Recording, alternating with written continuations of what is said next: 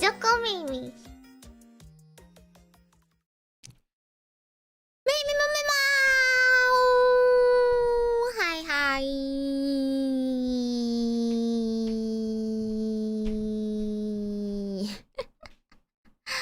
Hello.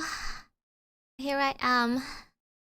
Trapped inside a cage of my own making. How is everybody else? I mean, you're trapped in here with me too, because yeah, we're just doing some joint window shopping. I may have gotten distracted today, just a tad. Oh, who trapped me in here? Myself, because I went out and forgot the time. Syntax, welcome to the Orbacle. Oh, why is it? Oh, it's because it's YouTube. You know, someday I'll figure out why the YouTube alerts are like muted for me. Thank you for 2 months of membership. You know, sometimes I look at Meimi and think, wow, she's definitely Meimi. Yep, that's, you know, that's better than me. Because sometimes I look in the mirror and I go, who is that actually? Did I always look like that? Like, sometimes it's just, up in the air, you know. You ever get that? That feeling of, like, not recognizing yourself? Or do you always, like... I used to stare at all, like, the surfaces when I'm walking outside. And I'm always, like, double-checking if I still look like how I think I should look. It's always a surprise. Every day I look kind of different, you know? It definitely isn't just because I dress differently every day. No, that's too simple of an answer. But anyway, I may have delayed my stream. I may have been late because I booked an emergency. A very, very, you know, big emergency, super, you know, necessary medical procedure. It was, you know, 10 out of 10 on the scale of definitely needed. I got an hour-long massage. Listen, please understand. It was very necessary. It was super necessary. I realized, like, I couldn't move anymore. My body was just in so much pain from nothing that, like, it was just like, you know, when you're like, there's no longer knots anymore. When like there's just like knots upon knots and the muscles becomes hard and inflexible. That's how it felt. Like I would just be laying there and I'd be like, man, my back hurts. So yeah. I was like, what did I even do to like do this? You would imagine someone as immobile as me would not like develop such insane muscle knots, right? You would assume. But then I was like, you know what? It's literally just stress, isn't it? Stress and also... Okay, it's a two-parter. First one, stress. Because when you're stressed, your shoulders tense, right? And then like you hunch. The more you hunch, I've been like mad hunching in front of the PC, getting my work done. Like that's on me. I've been shrimping. Yeah. And then like when I lay in bed to play like Switch or something, I'm also awkwardly hunched. Cause like I'm like leaning back into my pillows, which is not very good support at all. But I'm like leaning forward because I gotta go look at my Switch, right? It's very heavy. By the way, I really like the Switch too. I didn't think I'd like it that much, but you know, it maybe I just didn't appreciate like how bad the Switch 1 was, because every game has no more lag. No lag. Incredible. Like 21st century. Like I should exercise my right to be able to play games without lag. And Switch 2 has no loading time. No like scene transitions between zones and stuff like that. It's just immediate. And the graphics are great. I love it. So anyway, That's my plug for the Switch too. But so yeah, so that was definitely on me. But the second part, I realized, okay, so I'm pretty sure it was Villiers, right, who got me the this Teddy Ursa Squishmallow. So if you guys know what a Squishmallow is, well, like, multiply the size by like 3, because it's a big Squishmallow. It's a really big one. And because it's so squishy, you know, true to its namesake by being so big and soft, I keep it at my desk. I don't really have anywhere else to put it, to be honest. So I put it on my chair, and then I just like hug it, kind of, when I'm at my desk. But I realized it's so big, I've been hunching around it. Like, it's contributed to my shrimping. Because, like, there's such a huge gap in between me and my desk at this point. I'm like way back, and like in order to reach my keyboard and my mouse and see closer to the screen, I've just been like hunched over it. So that, combined with like the stress of managing the events and streams in the past week, have made it so that my lower back is just a realm of pain. Like, it's just a minefield. Like, anywhere you press, it's aching. And no matter what, like, you know, like, I think like what people say is like, oh, you should just like roll a tennis ball or something on there or whatever. Like, I do the same thing, but like with my knuckles. I usually self-administer like lots of different like massage techniques on myself. In fact, I like kind of learned like oh, what is it called? Reflexology is on your feet, right? So like there's this like one channel I like that like does reflexology. I kind of like follow them and just like do that in my free time as well, because it's good for you. And this was like beyond me. This is beyond my abilities. Like, sometimes I like just lean against a sharp edge, like an edge of a wall or a doorknob or something, to like try and administer a deep tissue massage. No, this was like, I need a professional. So of course I went to the greatest professionals of all, which is Chinese aunties. So I went to my local massage parlor. Yeah, by the way, the best way to get good treatment in a massage parlor is be Chinese. So she was so much nicer to me as soon as I spoke Chinese. I'm like never in Chinese mode, right? Because my Chinese isn't really that good. So I started being like, oh yeah, do you have like time for a walk-in today for an hour? And then I was like, wait a second, why am I speaking English? So I started speaking Chinese. And like, I have such a rudimentary knowledge of Chinese compared to, you know, everyone else. But yeah, they started all smiles after that.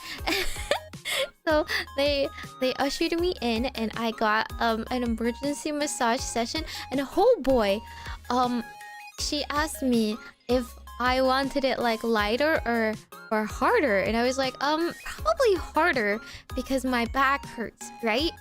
And she was kind of like, oh, really? Harder? And then when she started administering the massage, God, I think I was about to see my maker. Like, it was so hard.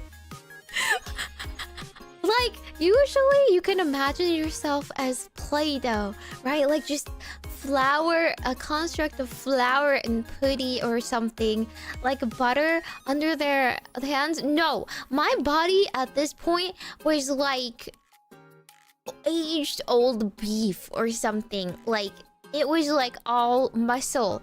And God, she was like a steamroller on my back with her elbow. she just kept going over some of the areas that were like really bad multiple times, and like I had no time to breathe. If she ever stepped away to get like oil or adjust a pillow or like something, that was when I was like recover really quickly. I was like, just breathe. But I was like, no, my mom didn't raise a critter. There's no way I'm telling her to go light her now. So I was just quietly enduring it all. It was awful. It was so hard. It was so painful. Like usually I can at least like start to disassociate a little bit and like my mind wanders. This time it kept getting like drawn back to the pain. It was I couldn't even compartmentalize this pain. This is how you know I could never stand an actual like tattoo or something painful. And there was some parts later on where she's like, oh, is this too hard? And I would just be like, could you maybe a smidge lighter? I was like, what am I flinching? Is it that obvious that I'm in like an immortal like terror of her elbow? The only way that Chinese know how to, you know, fix your back is through the age-old technique of brute force. And boy, the brute force is like effective, but like it is very much like you're bludgeoning the nail, right? Like there's a teeny little nail. Except like for my back, there's like a billion trails of nails that you need to put back in because it was that bad. But like, she is definitely like steamrolling it. The whole thing. Every single muscle. Just no need for finesse. She's just pushing as hard as she can. Her whole body weight into my back. Oh god. It was like a wrestling match. A 1v1 wrestling match, except I was greatly outclassed in weight class. But I was just questioning my own muscles. Like, why aren't you giving in? Like, why are you resisting? The more it hurts, the more messed up you are, you know? So I felt greatly justified about how much I needed this massage, but also greatly regretful that I booked an hour. I was like, oh boy, I think like I need like sessions. You know, tattoo people give you sessions. I needed like a break. But I gritted my teeth. And I had to tell myself to breathe all the time because it's not effective if you're not relaxed, right? I have to like try to unclench my fist every 2 seconds.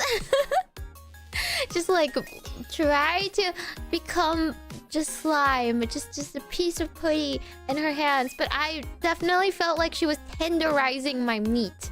It was very brutal.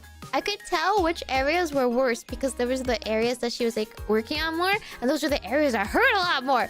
Like my left side was a minefield, and there was just too many problems with it, so she had to like sweep the whole thing through, which is to say, like, instead of just working on small areas, it was just my entire back. I am going to see bruises tomorrow. That's how bad it was. I will see bruises. I feel them already.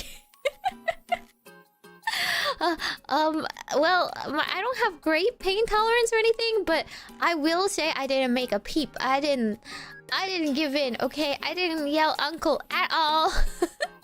I didn't even sigh or anything. I was just letting it happen and telling myself to disassociate. Yeah. It was definitely necessary, okay? Yeah. Like, I just don't understand. There were so many parts of my back where like, really? After like 5 straight minutes of like getting brutalized, the muscles were still knotted.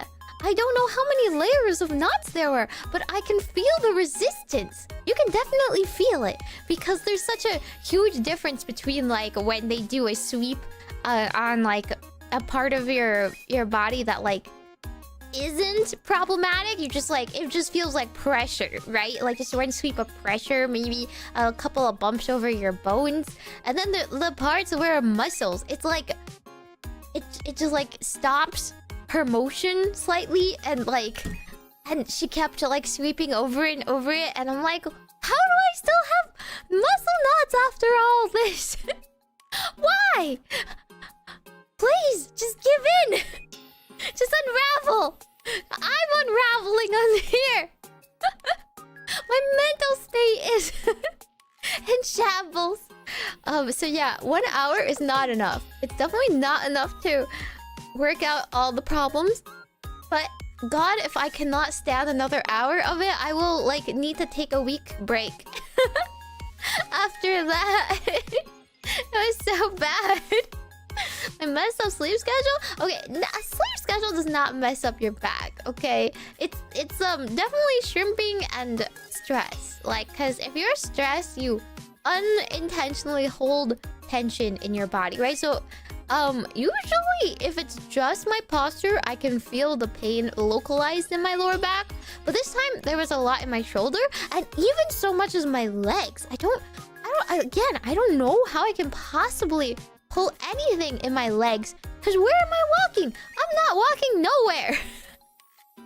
How am I still like... I found muscle groups that I didn't know could hurt under her treatment. Yeah. So I never know how much to tip for these occasions, but I feel like I tipped extra. She put her whole back into it. Also, you have to really like trust the person. It's very nice it's a Chinese auntie, because there's just no sense of shame with Chinese aunties, because I was very much laid bare. She was just like going over everything. Like my bare buttocks were under, you know, just like meat under her palms. Like she's like whatever about it, right? And at first I was like, really? Why there? And it's like, oh, never mind. She found some muscles that even there that needed treatment. She's like pulling my arm in unnatural angles to release some tension as well. I'm like, wow. They know what they're doing. I can't even imagine doing longer than an hour. Like on the menu, there was longer than an hour. There's like 75 minutes, 95 minutes. Please! 1 hour was my limit. It's so sad. Usually like, I feel like usually like the parts of the treatment, that are relaxing, even those parts are like... Just like the parts that are just like a little bit of service. Even those parts were painful. Kind of massage did you get? What do you mean? What kind of massage? Is there other different types of massages?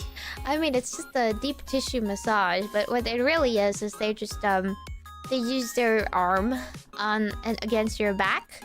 And it feels like 50 different wrestling moves. You know, pressed against all of your most vulnerable, weakest points while you're just lying there and you can't even breathe. You just have to inhale on your own time because she's knocking the air out of you as soon as she presses against the back of your ribs. So, well, yeah, I do recommend, because in Asia, massages are considered part of like your regular health, right? It's like, oh yeah, you get your teeth clean, you get your regular checkups, you exercise, and you should get regular massages, because like if something's wrong with your body, then you should fix it, right? And I have definitely been neglecting that because I haven't been exercising. It's cold out. I'm not going outside. But yeah. If you ever want to meet your maker, but have your body feel much lighter and have full range of motion again, I would highly recommend a Chinese massage. Don't go to the masseuses that are like, they're just a pay lip service and pamper you. If you don't actually have like a Chinese one near you, it's probably not legit. Like, I don't know what it is about the Western ones, but they just like... Maybe it's because they're girls, actually. I don't know. They like are afraid to press really hard, so they'll just like do a little bit. I've had like a massage where like I felt dissatisfied because like, I was like, no, I really need you to work it out, and like you're just like lightly rubbing my back. No.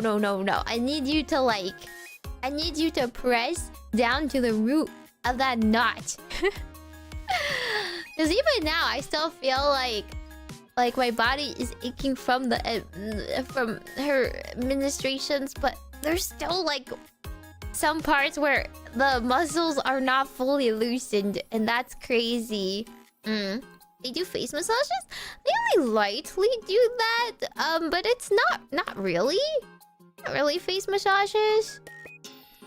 I think the only kind of face massage you would get is if you specifically get a facial. But that's usually for like you know, like lifting your face and stuff like that. Usually they do a head massage, scalp massage, you know, as part of their treatment. But full body is mostly focused on the back and the legs. And then if you want something separate for feet, that is reflexology. That's also painful as heck. But really good for you. Very, very good for you. Especially if you walk a lot. Yeah. So that was yeah. And then I went to go get boba. And then came home and I dissociated a bit with sugar too. To recover. I feel like the next thing I need to do is go to a spa where I can just like soak in a hot tub or sauna just to have my body, you know, like I feel like they need to tenderize a bit more, but with heat. The hot pumice stone on the feet massage, they do it for the back too. You get the hot stones at the end. But that's more just to like to feel good than anything else. I don't know if it helps or not. I feel like it's mostly just like a comfort thing. Again, it's more like the frills, right? Like when they like apply like nice floral oils or something on your skin. Like, sure, maybe it's slightly good for your skin, but you really need them to like use their full knuckles. If they don't actually dig in, and you don't feel that tender spot like start to release, then it's not actually helping you. I just felt like I needed it now because I'm like going to travel tomorrow, and I don't know how I will survive. Because travel, you know, is also not the most comfortable experience as well, and I would just be in pain forever.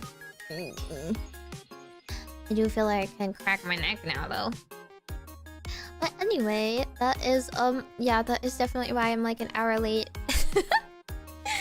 And then I got boba, so I got the Kung Fu Tea Pokemon collab thing that I wanted. First of all, I'm sad because they didn't give me the Pokemon cup. Like the whole point is that you get the Pokemon cup. It's not printed on. I did end up getting Tepig though, because I wanted to try it. It was like a coconut passion fruit flavored one. The coconut's a little bit strong, I would say. I'm not sure I like love the coconut and the passion fruit together. It's okay though if you like coconut. I'm just saying like the coconut power kind of overpowers the rest of the flavor.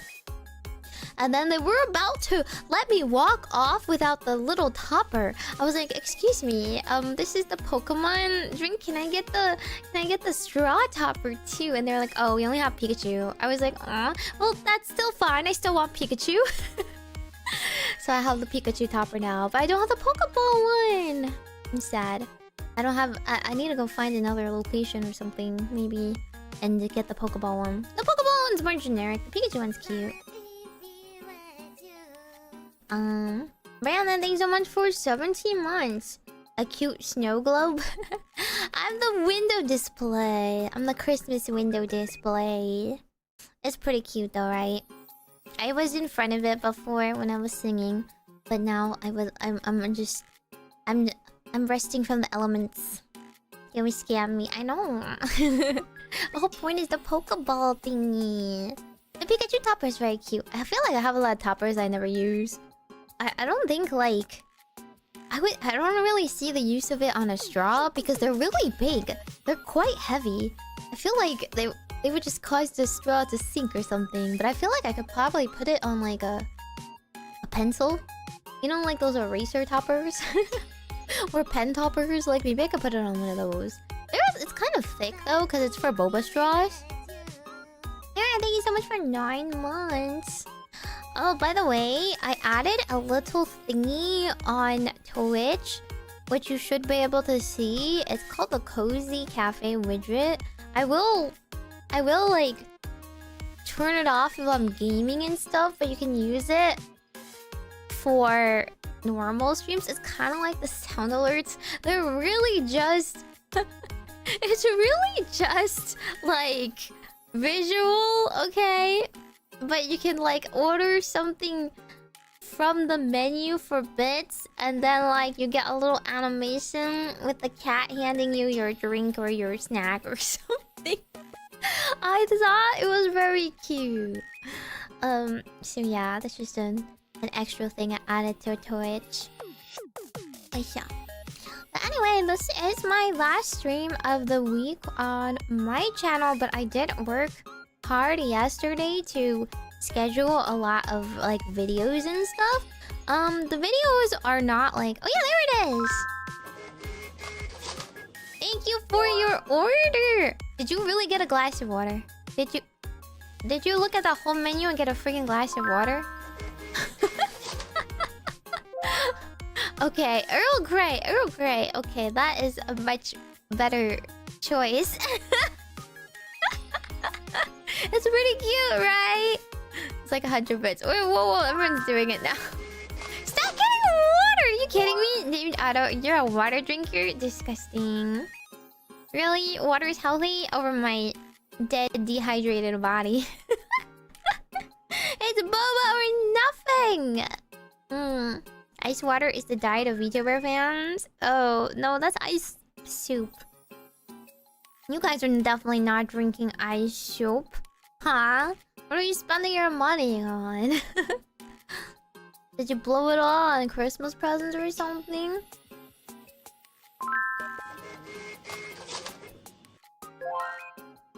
You got Earl Grey 2 syntax. There's more! There's like a couple pages of drinks, okay?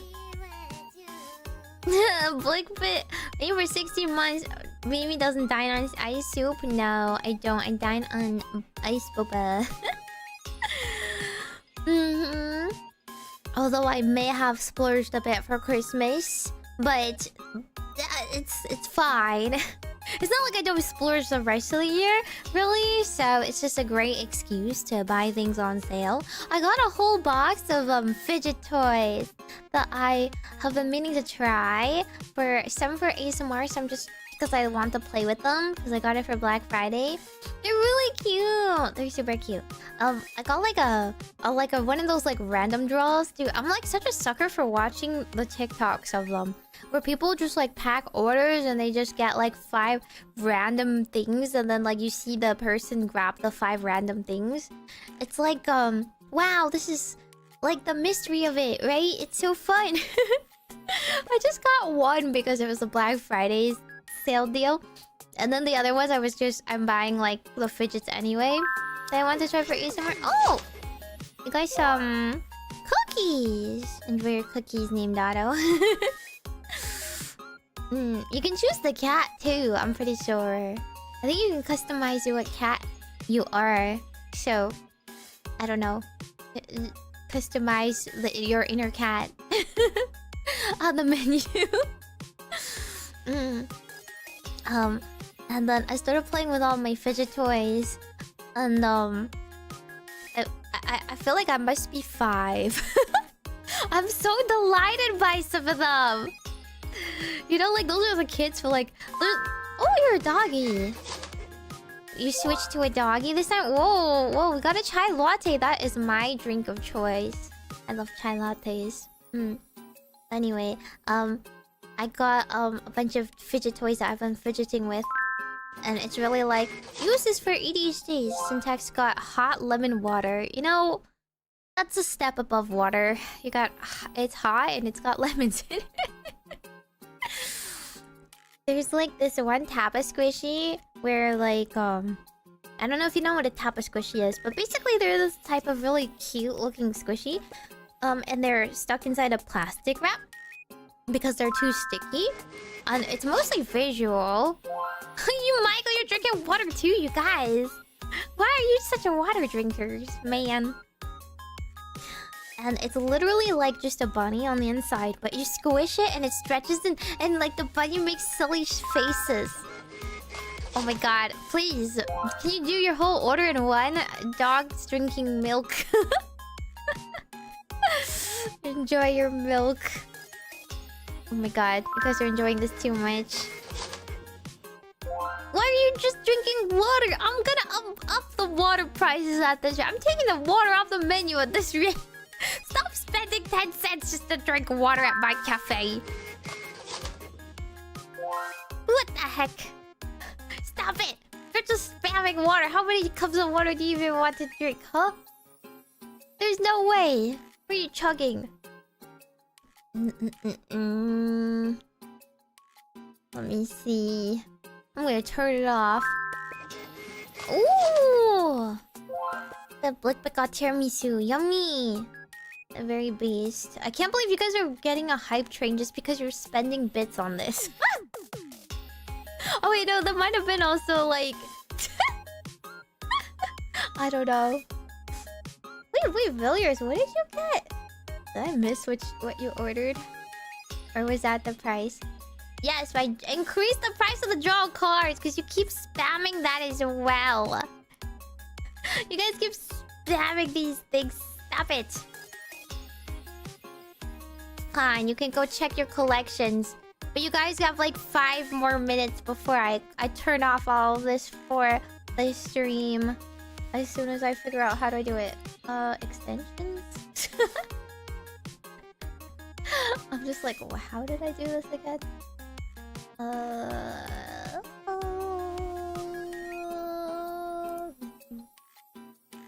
No.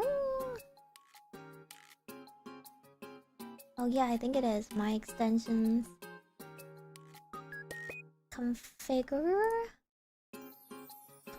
Okay, there we go. There we go. I'm taking out water. No more water. Liquid got an espresso. You drink your coffee black with nothing in it? You really? I'm taking out water. No water. No more water. You're not allowed to drink water anymore. Go to another establishment. What do you think this is? This is a cafe. Okay. This is not like a Starbucks where you get ice water and leave. Can I get my points tax refund? No. You spent it with full consideration.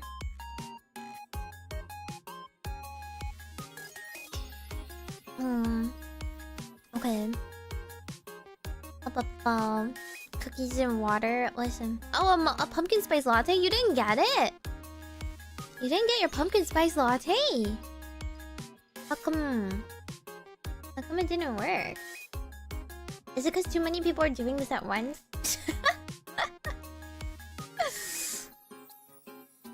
Let me see. I don't even think I can simulate it, can I?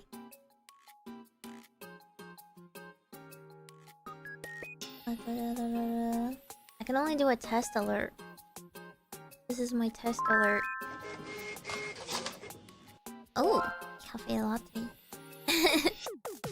Nice. I'm still waiting. That's like weird because your bits went through. I don't know if the pumpkin spice latte is cursed or not. Maybe it's cursed because it says your choice is basic. One of the water drinkers stole my coffee. It's true! They ran off with your drink. They were like, yeah, I'm Villiers. Bolted. You got 2 new cards last stream where it was hidden. Hey. I mean, I can't even issue refunds. It's a bit system, right? It's not like points. So I don't really know how. I also can't like test it myself. But yeah, this is a cute little system that I put up. It's new.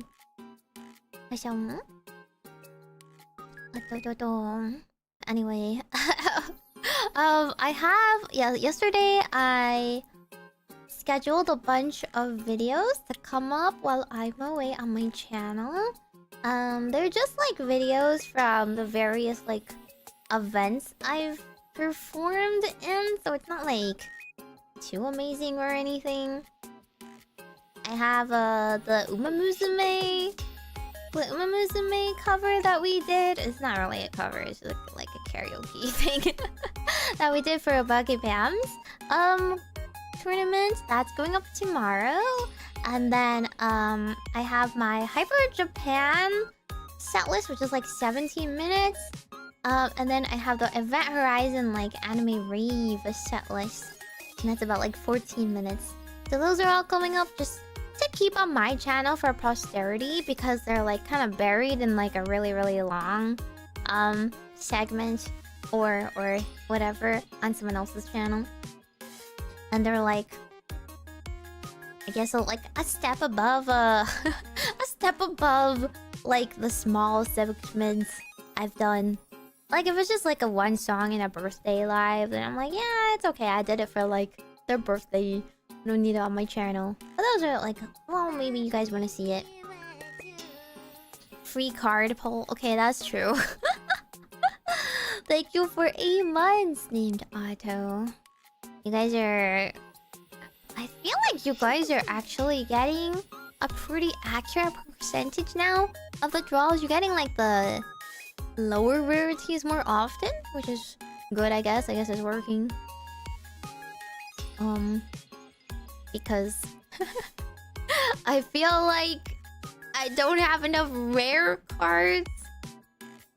I need more rare card art so that I can kind of bury it and make it harder to get. Let me see. But I will be at Nova's channel on Friday. I don't know what we're gonna do yet. I don't know. It's whatever off collab thing we want to do, I suppose. Maybe she'll break out her Beyblades. I'm actually really bad at Beyblades. Last time I tried it, I keep like failing. Yeah. And then as well, if anyone's going to Holiday Matsuri, I'm going to be dueling some people. I actually didn't know Maple was also going to be part of it, so it's going to be Virus plus Maple plus Nova, and we're going to be dueling people at 10 a.m. on a Saturday. God, 10 a.m. Yay, 10 a.m. Okay.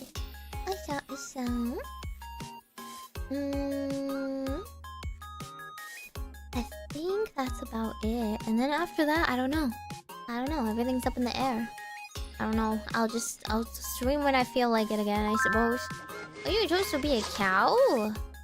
A cow for hot milk. Okay, Mr. Name Auto. Are you guys good now? Can I turn off? Can I turn this off? No more card collecting and no more of this for a little bit, okay? Okay? Get your last orders in. Mirai got soda. That doesn't look like soda. That looks like root beer, to be honest. And crave water? Well, too bad. Die of thirst. It's my channel. You're gonna die of thirst regardless. Wakes up before 10 a.m. on a Saturday. I wish I didn't have to. Boy, don't I. It takes like about an hour to set up for these con panels, because it takes that long to like set up all of our models together on their screens as well. So, yep. Okay. Anyway, I'm turning it off. I'm turning it off, okay? No more. What the heck? I'm turning that off too. Name Auto, I hate you specifically. I hope you're happy. Baka! Why was that so loud? Holy moly! That was so freaking loud. I feel like it was not as loud before. What was up with that? Pure evil, I know, right?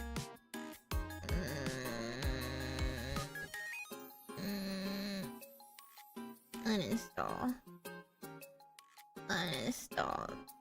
I'm taking away your nice things. Okay. Anyway, we're back to our regularly scheduled streams of Meimi has to learn things that are male interests and she doesn't know much about.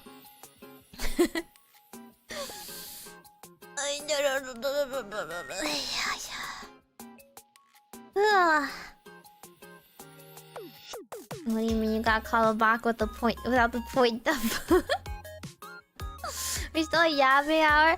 I'm done yapping. You guys don't deserve nice things. Bleh. Majokko Meimi. Okay, I'm turning them off, okay? No more, no more. No more.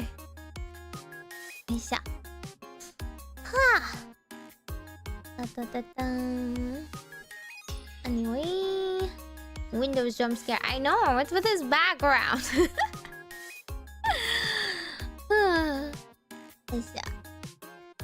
So I gave in. And I broke down, and out of much peer pressure, I bought the game of the year. Yeah, that's right. I did it. I purchased the game that everybody says to play, and I bought Total War Warhammer 3. So, in buying it, I was like, what the heck is a Warhammer fantasy? I barely know the first one. What do you mean it's not 40k? I also, it's been like ages since I looked up anything that is 40k, so I never actually watched this video, which was the updated video about the factions, right? Yeah, every faction re-explained, which is 2 hours, by the way. Man, okay, so the fantasy one, I have a different. It's not. This one's not bricky. Fantasy one, pancreas no work. Why does this pancreas no work? This one's also an hour.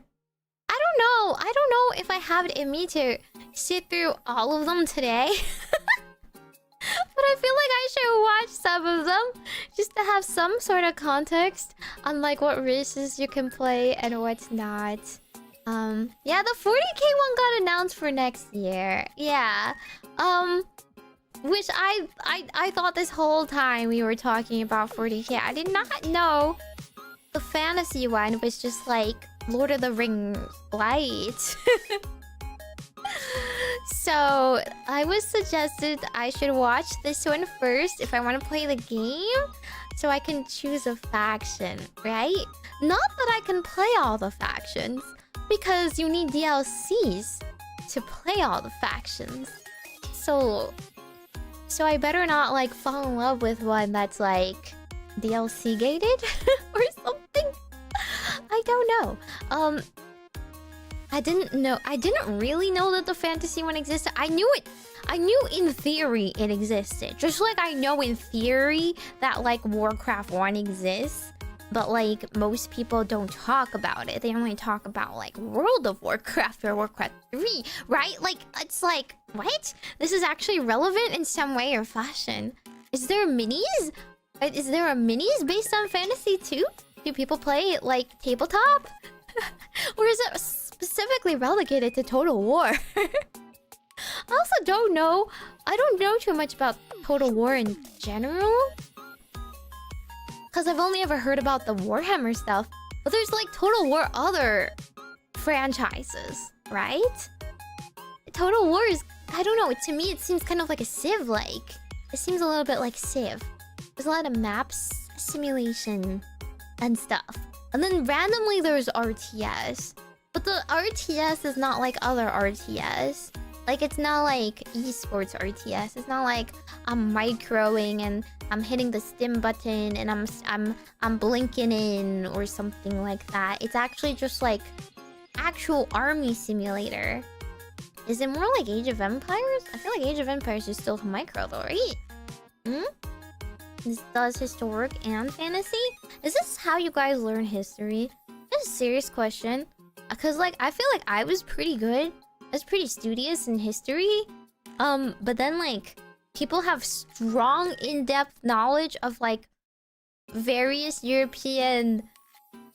Like, you know, just the whole continent, actually. You know, specifically where everything is placed. I'm like, this is literally just because you guys stare at map simulator games, isn't it? You guys just like maps, I bet. It's not that you know more history than me. I studied it formally. I just don't memorize geography. Paradox games are probably more to blame for that. What does that mean? If you made it less about city building and more about guiding armies and fighting goblins and rats and stuff, well, I don't know. Don't you always have to fight in Civ? A bit of unit micro, but not to the same degree as other RTS. Yeah, I only know fast-paced RTS. I only know, like, you know, send one group of people over here, one people group over there. This is why I play Protoss, guys. This is because I cannot, for the life of me, stutter step. I'm not good at stutter stepping my Marines. I don't know if anyone watched me try when I had to play Terran, but I was not very good at it. But here's the thing. I mean, this is a thing that I did tweet about, which is that I have a need to win.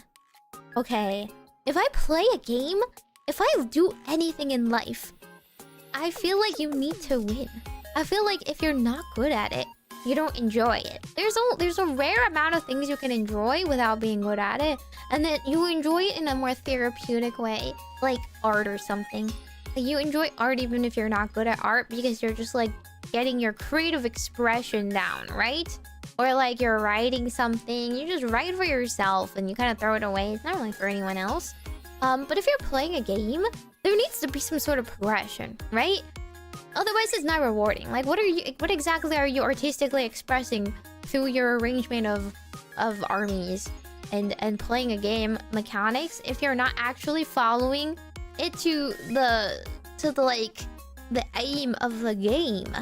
If you're not winning, if you're not like getting better. So, even if it's not a game that's like my preferred genre or whatever, I still feel the need to min-max in order to enjoy it. I don't enjoy games, guys. I'm like the art critic, the guy that's like art, right? That's me.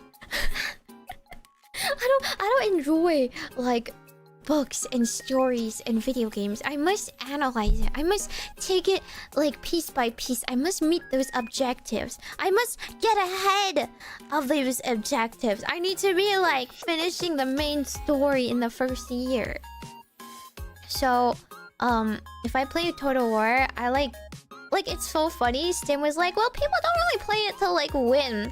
And I was like, why? What's the win comp? People are just like, whatever you want it to be. Like, what? That's such a foreign concept to me. What do you mean? I understand it's a very long campaign and you don't need to like win the whole campaign to win. But like, she's like, yeah, sometimes you just want to play your silly little race. I'm like, I do not comprehend. Do not compute. What do you mean? I have no particular attachment to any of these things. I need to know. I need to break down the functions. I need to read every single pro and con of every unit and build accordingly. I need my build order down. Like, I'm building a second CV at like 30 and like I'm going double gas and I've decided to go early factory and what do you mean I mess around and experiment and just see what happens? Warhammer 2 or 3? It's 3. What's Warhammer 2? What's 2? You know, I bought a bundle. I don't know. It comes with a lot of things. It was on sale, okay? You know, you go to a site and they just give you a bunch of things. There's like more than I can comprehend. I'm sure it came with other stuff. I didn't really read what it came with. It was just a deal. It actually did come with like a few extra things. What you consider winning? You can win the battles, then win the war? My whole life is the battle. My whole life is winning the war. Am I winning it? I'm not sure. Really? I feel like I'm like losing many battles. Or even if I win battles, I lose the war. Story over gameplay kind of count? No. I don't know. I don't know if I enjoy either. I think I enjoy achievement. Which is very, like, opposite of myself and anything else. I'm not an overachiever in school. I never was. I'm a Bijan. But I'm just saying, if I work on something, I don't want to have spent an hour on this game just to do everything wrong and be like fumbling and getting bullied by my neighbors, right? I better do it right the first time. I don't want to accidentally discover the right way. I want to know the letter to the letter. What's the meta? Exactly. Life is war. A card battler and farmer kind of gal. It's true. My Steam replay says that I am a farming sim and card battler girl. But my farming sim, I don't play it in a cozy game. That's like, people think I play cozy games. I don't. My, like, farm is, like, light years ahead. Like, I'm reaching perfection hours before anyone else. I don't fumble. I redo a day if I fumble. If I mess up, I'm save scumming. I beat the entire story of Rune Factory 5 in year 1 summer, and now I'm like, I'm trying to get anybody to answer my marriage calls because I didn't work on that enough. They all have access to main campaign map. I don't see. Okay, should it not? Does it? Wouldn't it? That's a wild concept to me, shouldn't it? Shouldn't the game give you that to begin with? Isn't that the part of the game? Make a spreadsheet to play farming sims? I don't make a spreadsheet, but I do like look up guides. I have like 50 guides open on tabs on my phone. You know, I'm like pausing, looking it up, like scouting out whose birthdays are next week so that I can like, you know, get their gifts on time and wrap them and stuff like that. But yeah, I don't know. I'm not a cozy person. If it was Fire Emblem, I have an entire like spreadsheet for sure for shipping. Shipping is, you know, big deal in Fire Emblem. So I definitely have a min-max like who's going to be whose spouse in order to have the best kids. A whole fantasy world connected? It used to be specific regions. What? Really? You wouldn't be able to get the whole thing? That's just wild to me. Shouldn't they just give you the whole thing? It's not like they have to put any extra effort. Like, it already exists. It's just giving you the access to it. This is like City Skylines, right? Well, you buy the base game of City Skylines. Congrats! You can play like 2 things. Now buy 50 billion DLCs so you can actually play the rest of the game. In a more like, you know, I don't know, non-linear format.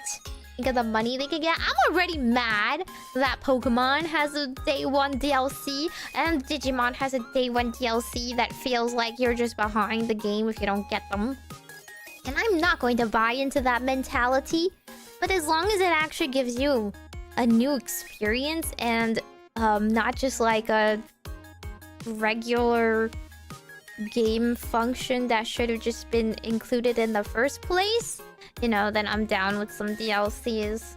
I'm not completely a DLC hater. It's just like, it should give you an extra game, like Monster Hunter, right? Their DLCs always gives you an extra story, extra campaign, extra like, you know, ending a whole new region sometimes. Gives you a lot of value.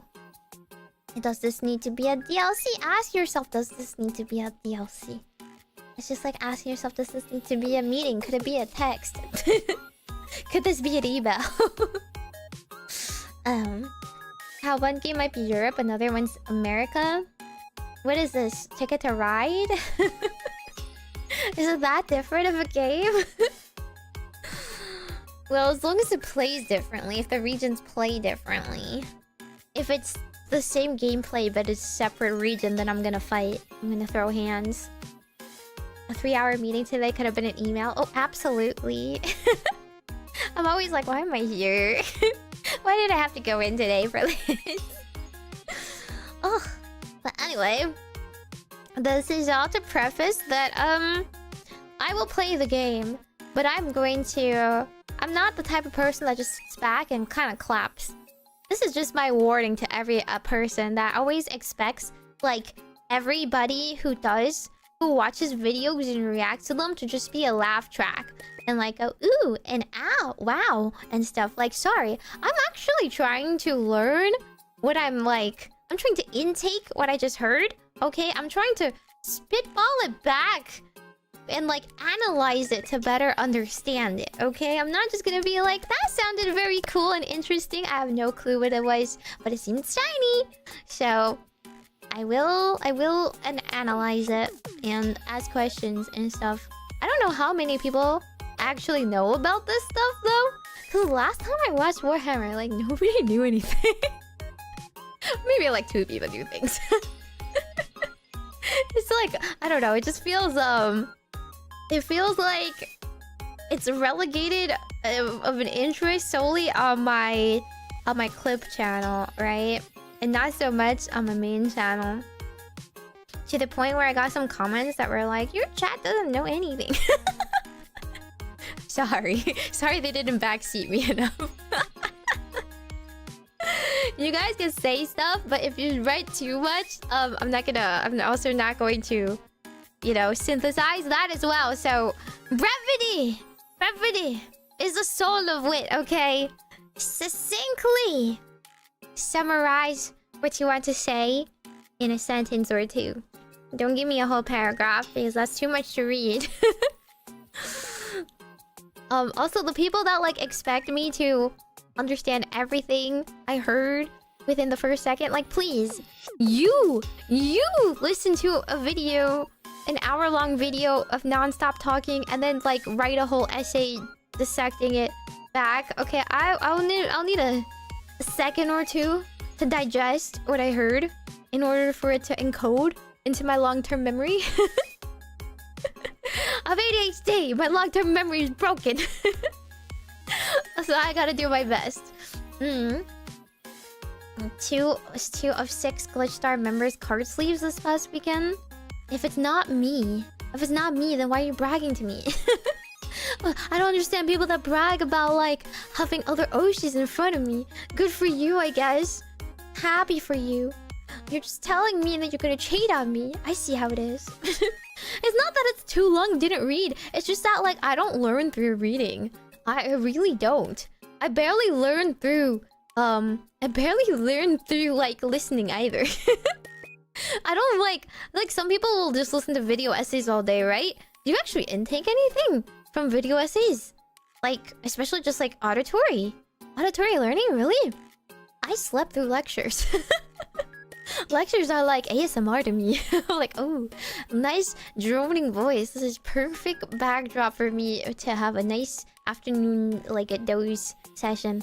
I need the visuals. I need to like stop. I need to like take notes. I need to like repeat what they said in order to like actually learn anything. This is why I'm a Bayesian. But you learn through vibes or I'm definitely a learn through doer kind of thing. That's why like if I play Yu-Gi-Oh, I just have to play it. I have to play the deck. I have to do it myself. You can show me the entire combo that you did first, and I'm gonna forget everything until I get to do it myself and repeat your steps. I just yeah, but my encoder, my long-term memory encoder don't work. Broke up there. I study for certifications. I used to learn all materials through YouTube videos. Yeah, YouTube visuals has audio and visual elements, and then like clarifications and comments and stuff like that. Stuff is wonderful. There's still like Photoshop functions and like video editing functions that I just like have to go back to the videos for. I need them to specifically show me their cursor going over to those functions, pressing the right buttons for me to remember it again, because I've already forgotten. Don't do it every day. I'm gonna forget that function. PowerPoints. Well, PowerPoints are okay, but I like, you know, like story time style editing, where like I especially like the videos where they illustrate everything they say, even if it's just like a literal, you know, when like they literally put a pun, but at least the literal pun lets me process the word they just said. Very helpful. So anyway, this is all to give you excuses for how I interpret things today.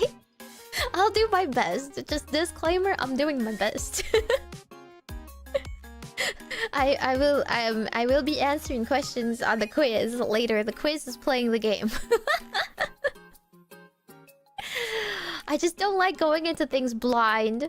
I don't like being unprepared. I need 5 guides with me at all times, so that I don't feel unprepared.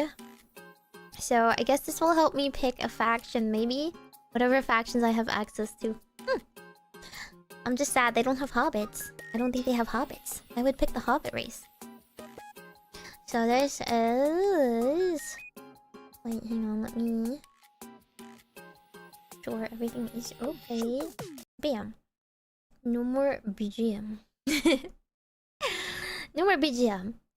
Let me know if the audio is okay for the video as well. I think it should be. I didn't change anything on my end. This is every Warhammer fantasy faction explained from Pancreas. No work. But why? Why the pancreas? Is that related to Warhammer? Before we start, can anyone explain? Is this related to Warhammer at all? Or is this person just have like... He has diabetes! That's crazy! He has diabetes! That's like me calling myself like ADHD VTuber. I don't know why you would advertise it. Or like Tummy Hurtice's VTuber. I should just put in like a celiac, Majokko celiac Meimi. Gluten hurty tummy. I guess that's a choice. That's a choice.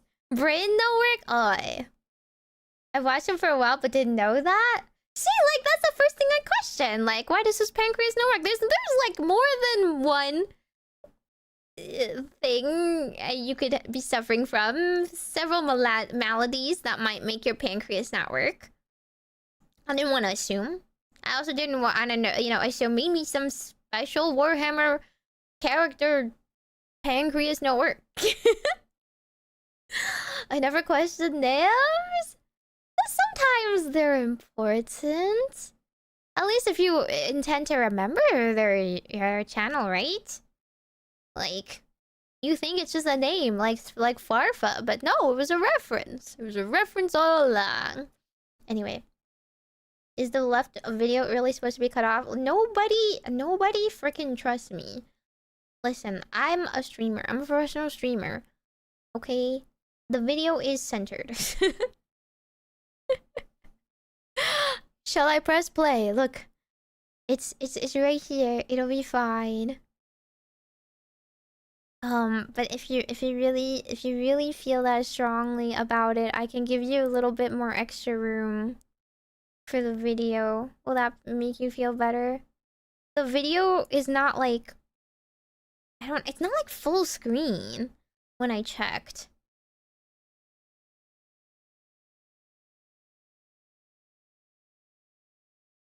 Yeah. Controversial statement. I like when people get into Warhammer. Wow. It doesn't. It's theater mode, guys. It doesn't. You don't see my. Oh, you don't see my cursor. Sorry. There's like this much room in between the edges of the video. Okay, but did you want to see the title of the video too? Does that make you feel better? Excuse me? 1 pixel is cut off? Yeah. Like, watch a YouTube video, I mainly just listen to what they're saying. See, that doesn't work for me, because again, I don't have auditory. I don't learn just through auditory. Yeah. You want to see the comment section? Listen. You want a link to this video or to do it yourself? Oh, what did I do? Okay, there we go. See, I had it this way. I had it this way so that I don't want to block too much of the video. Anyway. Let's actually watch it. Controversial statement. I like when people get into Warhammer. It's always a joy to have more people to play with and interact with in the hobby space. Is that very it's controversial? a new chance for me to try and convert someone, anyone, into accepting that the Eldar are actually really cool and interesting and please. This is an Eldar. He's an Eldar apologist. He's a freaking Eldar apologist. Sorry, we can't take anything he says. Seriously anymore. Seriously. How many of you are actually Eldar apologists in disguise? I thought we were all friends here. I thought we were among friends. I thought we have popular opinions like orcs good. Next thing you're gonna tell me you like Tyranids too. Convert someone, anyone, into accepting that the Eldar are actually really cool and interesting, and please, just for 5 minutes, stop saying elf bad. But speaking of elves, every time there's a wave of people that first learn about Warhammer, there's always one thing in common with them. None of them realize there's more to Warhammer than Space Marines, Tyranids, and spikier Space Marines. There's a whole other pair of settings that also exist, and they just fly right under the radar half the time. And this sucks, because the best Warhammer setting is right there. Yeah, GW ended it, but then it came back. And if you don't want to, you don't even have to collect thousands of dollars of minis to play with this one. Kind of. Warhammer... Okay. Oh yeah, there's a Vermintide and... If you don't want to, you don't Total even have War, to collect right? thousands of dollars of minis to play with this one. Kind of. But isn't it thousands of dollars of DLC? It's not the same thing. Warhammer Fantasy has been around longer than even 40k. It's had its ups, it's had its downs, it got blown up for a little bit, but thanks to Total War, Vermintide, and the constant nagging of the community, you can once again play in the old world. With elves, dwarves, and humans as standard, but also some more out-there races, such as magical frogs, rats, and Walmart shoppers. And not enough people know about them. Not nearly enough. And not nearly enough people learn that this setting is even a thing. Yeah, so I'm gonna be doing my part today. That was me. I'm gonna learn you all about every faction. Fantasy was first? Fantasy's older? Is it like one of those things where, like, the older thing was not very cool? Is not the popular thing? And, like, people didn't care about it until, like, the cooler, shinier new thing, the space thing came out? I have to say, I prefer fantasy over space, though, usually.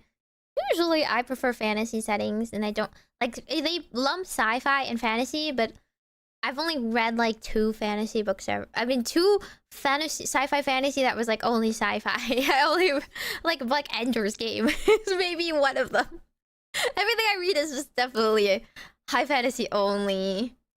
In Warhammer Fantasy, some of them had extensive army lists and plot relevance. Some of them languished when unupdated army books for years on end, and some of them until recently were relegated to about 3 pages of background lore.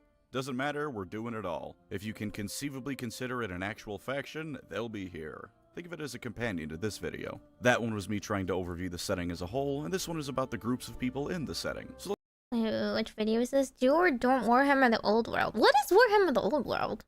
Is that like the first game that this came out in? Or something? It looks very old. This is this like RuneScape for Warhammer or something? A reboot of the tabletop? How long has tabletop games been a thing? Fantasy before it blew up. Interesting. Okay. Video. That one was me trying to overview the setting as a whole, and this one is about the groups of people in the setting. So let's dive into a world of fantasy and see what all that nonsense about them having the Warhammer is all about. Wait, is this picture fantasy? Is this fantasy Warhammer? I was like, I only saw these people and I was like, that looks like the... This looks like the sci-fi one. It still looks very Warhammer for fantasy, I guess. When I picture fantasy, it's usually like, I don't know, pretty, right? Like elves and dwarves, they still look very like, I don't know, sleek or magical or something. It still looks kind of grimdark to me. But you're about to start listening to me list off all kinds of factions. And do you know what you could be listening to me with? Raycon and their Everyday Earbuds, the sponsor of this video. God. Raycon's Everyday Earbuds. Oh wait, this video was a year ago. And they've got a new and improved So they version had just to go Raycons. that I was extra gonna be mile. like, let's just get right into the they features. had of these bad Raycons back boys. then. Multi-point connectivity, so if you and someone else want to share the music, you can with no problems. Active noise cancellation, Warhammer because sometimes Fantasy's the pretty outside dark. world just needs to take a step back for a Still. bit. And a new sleek ergonomic design to make them look and It's still feel better dark? than ever before. It's even got a cool protective case to keep them Wait, nice like, and safe. I've got them colored in a how nice dark? purple in a galaxy-themed case. It's got Darker a than nebula Lord on of it the and Rings? everything. It's nice. You can get them in other options, though. There's plenty of colors to choose from. You know what's Not better as than dark that? as The 40K, but 32-hour still battery dark. life that gets 90 minutes of battery per 10 minutes of Is there charging. something I as forget bad to as charge the my headphones Eldar? pretty often, and combined with my complete and guess- utter lack of patience, that's usually a bad thing. But the Is it Everyday like Earbuds got my back. You can just charge them up an for a little bit, and they're alternate good to realm? go.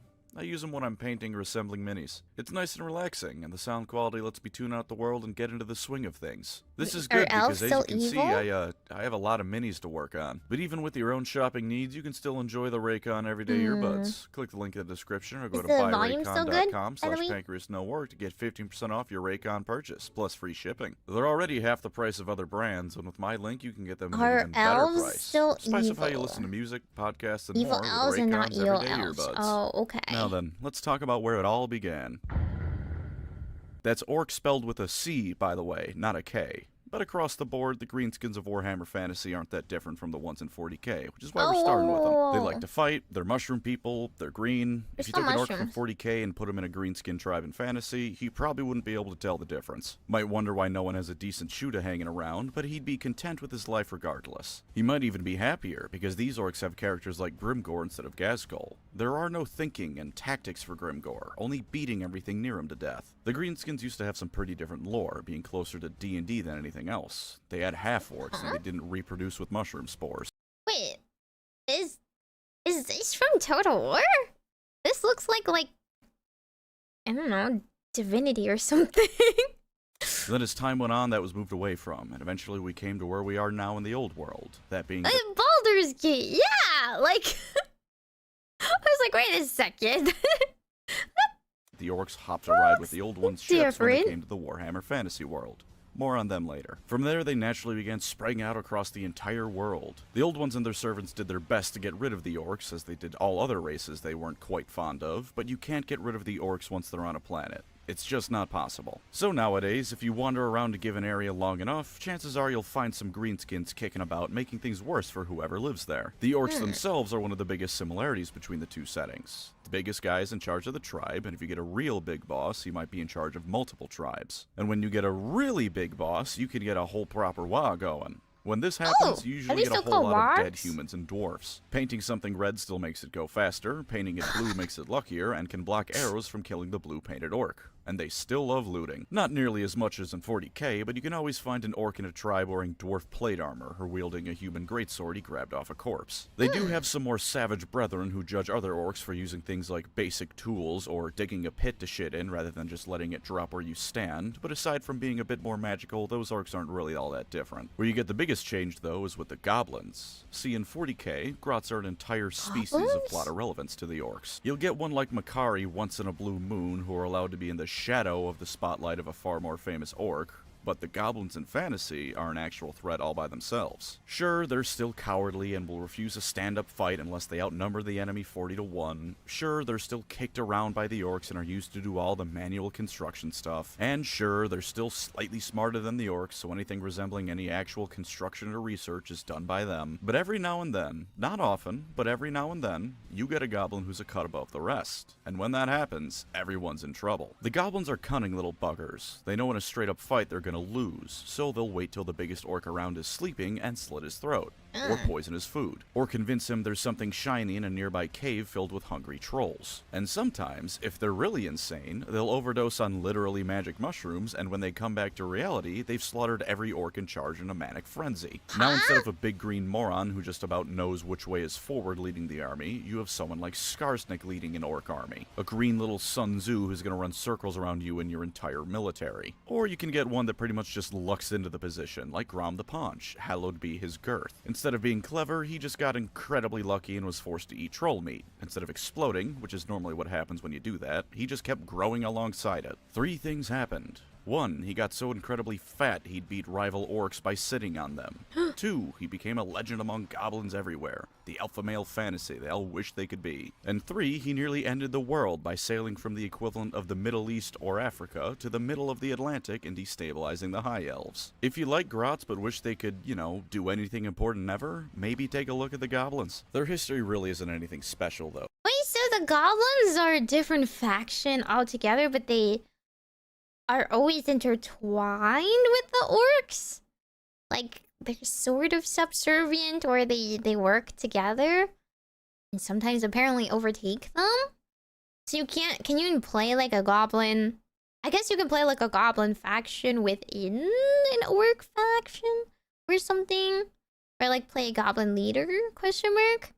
Same faction but separate species. Yeah, they're really just like reunited because they're green, huh? Oh, mostly because they're greenskins and what you see is what you get. Usually, they beat each other up. Every now and again, one of them beats up enough orcs that he convinces them all to go beat someone else up instead. This continues until that war boss is killed, and then the orcs disband and go back to beating each other up again. Some evil dwarfs like to use them as slaves, and when they tried to make bigger, stronger, and smarter orcs to use as slaves, they immediately learned why that was a bad idea when the orcs revolted. If you like being mean and green, you'll like the orcs. And one crucial thing I nearly forgot, they love to dance. Wurzag may be the prophet of the orc gods first, but he's a hell of a dancer second. Now let's get out of the realm of similarities. And He kind of reminds me of the Legend of Zelda race that also like dances, Garudas or something. If they were evil. Some things fantasy still really go does walk. different. When the old ones showed up, the planet they arrived on was ideal for creating the ultimate weapon to fight chaos. Of course, they still had to create it. So to do that, they started... Wait, what? What? This is sci-fi? This is sci-fi, not fantasy.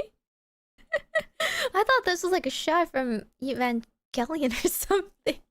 Huh? I didn't realize I was slightly scrolled down. My bad. Creating the ultimate weapon to fight chaos. Of course, they still had to create it. Final so to Fantasy? do that, they started by moving the planet closer to the sun to warm it up, which pissed off a lot of things on it, like the... They moved the Earth closer to the sun? Are you sure this isn't sci-fi?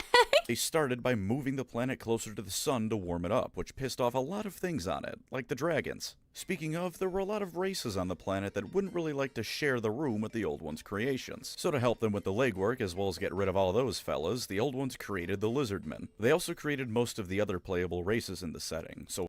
Okay, so the Old Ones are the gods. And the gods just create species whenever they want. Apparently, the elves already existed, and they were like, "Hey, okay, we'll just make some lizard men too. Maybe they'll listen to us." The Old Ones created the Lizardmen. They also created most of the other playable races in the setting, so unless otherwise stated, assume all these factions started out as the test tube babies of the Old Ones in one way or another. The Lizardmen were not this ultimate weapon against chaos, although they were still pretty good at fighting. You know how I said the orcs resisted extermination by the Old Ones? That was just them who managed it. Everyone else fell under a tide of angry lizards, dinosaurs, or angry lizards riding dinosaurs. With that small little bit of genociding out of the way, the Old Ones set about making the world fit their needs. The lizard... You know, just this image of lizard people riding dinosaurs, isn't that like if humans were riding apes or something? Or like smaller monkeys are riding bigger monkeys. What is this? Why do they have to ride the dinosaurs? Aren't the dinosaurs sentient, or are they like horses? Do you trade like higher intelligence for your for lack of size and greater use of limbs for thumbs? For opposable thumbs? Is that what it is? A tide of angry lizards, dinosaurs, or angry lizards riding dinosaurs. With that small little bit of genociding out of the way, the old ones set about making the world fit their needs. Also, who doesn't genocide? I feel like the list of races that don't genocide is shorter than the ones that do. Lizardmen were their chief assistants, and to be the best secretaries they could possibly be, the old ones made them in several different flavors. All of them with a dash of Mesoamerican cultures thrown in, because if you have the option to have Aztec lizard riding dinosaurs, you have no good reason not to take it. First you have the Slan. The Slan are the best wizards in all the world. They may be big fat toad people, but the first generation ones were the ones who changed the entire planet's orbit, moving around where it needed to be in space. Moving down the generational line, they did get weaker, but that's highly relative. Second generation Slan could only cause entire mountain ranges to suddenly appear at the drop of a hat. These were the lizardmen who directly worked with the old ones and delivered their messages and will to the rest of them. Next you have the Saurus. Lizardmen apostles. That was like Lizardman, like, I don't know. Just one of the like first few worshippers or something that directly got to talk to God, right? It's like Lizardman Moses. and then they got to use some of the powers for their faith. Except the old ones are like kind of evil, and or I mean, I guess they're not evil. They're neutral. They do whatever they want. They're more like the pantheon of gods, right? You worked with the old ones and delivered their messages. What do you mean our lizard men furries? They're scalies. Please, everyone knows that. And will to the rest of them. Next you have the Saurus. Stupid people might think that since the lizardmen are a Bronze Age civilization at best, they're not much of a threat. Then an 8-foot-tall monster from the Cretaceous period clubs you to death with an obsidian axe, and you find out just how the Saurus were able to depopulate an entire planet. These were the generals of the lizardmen armies. They were bred for war and only war. They're pretty straightforward, and all their characters have the same background of bred to kick ass, but this is Warhammer. That's a feature, not a bug, and they break it down to its simplest possible form. Next are the Skinks. They're little chibi gecko axolotl things that do to the day-to-day management of lizardman society. You need a building planned out or to do basic diplomacy, you send the Skinks. They're also skirmishers. When the trees start speaking great planese, it's the Skinks doing it. They've even got their own god all to themselves, Sotek. It was a bit of a controversy when he came around at first, but the rest of the lizardmen seemed content enough to let him be worshipped. Finally, we have the Croxagores. They're alligator men. They build the buildings and gator death roll all over enemy armies. That's it, but that's all they need to do. When Chaos first came and the Old Ones fled, the lizardmen had to figure out how to not only survive, but continue the Old Ones' work in their absence, which... Oh, that's the thing. This doesn't explain the timeline, so I don't know why Chaos appeared in this world, right? It's like there's still Chaos and it's still kind of the same, but there's no like king or gates or whatever. So I don't really know. Like, what is this? Is this a meteor that killed the dinosaurs? Like, what is Chaos doing in this world? Same old, same old. Like the Eldar didn't. Did the Eldar cause Slanesh to appear again in every universe? Is that still the same? Chaos has always been around, but like, it has not always shown its face, right? That's not what he's referring to. When Chaos appeared, it rears its angry face and tries to tempt people or whatever. The gates the old one used to enter exit the world collapsed. Lots of chaos energy leaked in. Is it always the old one's fault? They're just bad. They're bad at maintaining order or whatever. Slanesh is always around in fantasy? Really? Slanesh didn't have an origin story? Interesting. I guess we can't just blame it all on the elves this time.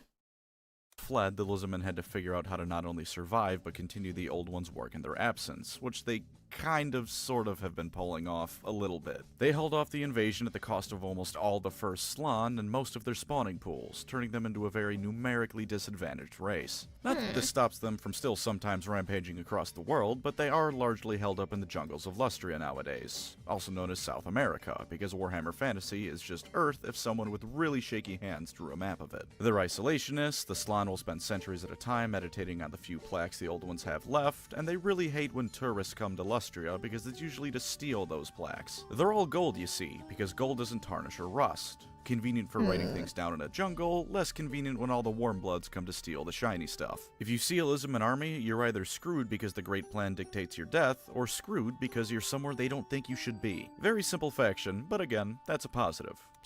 Oh, so they're just like brutalistic, ancient worshippers. Like, their god just says everyone else should die. And who are they to question it when they're very happy to do that bidding? Yeah.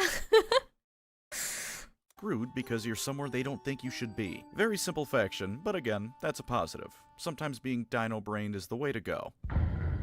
Empire of Also Man. known as the Imperium, but not as awful. These guys are the default protagonist faction. They're the strongest nation of men in the world, and that's no meaningless boast here, because there's actual competition they have in that department, unlike the Imperium. They formed about 2,500 years prior to the setting's modern day, when a pretty cool dude named Sigmar was born. Sigmar had a dream, uniting the scattered tribes of barbarian into one unified nation of mankind, to drive back the darkness and bring peace to the land. He did this chiefly by beating up everyone who disagreed with him, but in fairness, most of them deserved it. If this sounds familiar, let me just remind you that this guy was here first. Plus, Sigmar realized that outright killing everyone just because they disagree with you is perhaps a bad idea that will lead to problems later down the line, so he settled for only beating them up. Sigmar didn't just beat up people, though. He also beat up a lot of orcs. Like, a whole lot of orcs. So many orcs that the dwarfs swore eternal friendship with mankind, because if Sigmar is so kick-ass, surely the rest of humanity can't be that bad either. He united most of the tribes of man in the area, and you better believe I'll come back to the most later, and formed the Empire of Man. 50 years later, he just up and left. A little bit after that, he became a god, and the Empire soon worshipped Sigmar as the chief god of their pantheon. The Empire is pretty unique. Okay, so we also have a man that reached godhood here. At least they are following his wishes, and also don't have him entombed on a throne. God, and the Empire soon worshipped Sigmar as the chief god of their pantheon. The Empire is pretty unique as far as fantasy factions go. Usually a fantasy set. Wait, that's the Warhammer? When I asked before, where's the hammer? It's his? It's Sigmar's hammer? My god. It all connects. It finally makes sense. He's a bit nicer than the Emperor. I mean, I don't think the Emperor was mean. You know? I kind of agree with who he killed.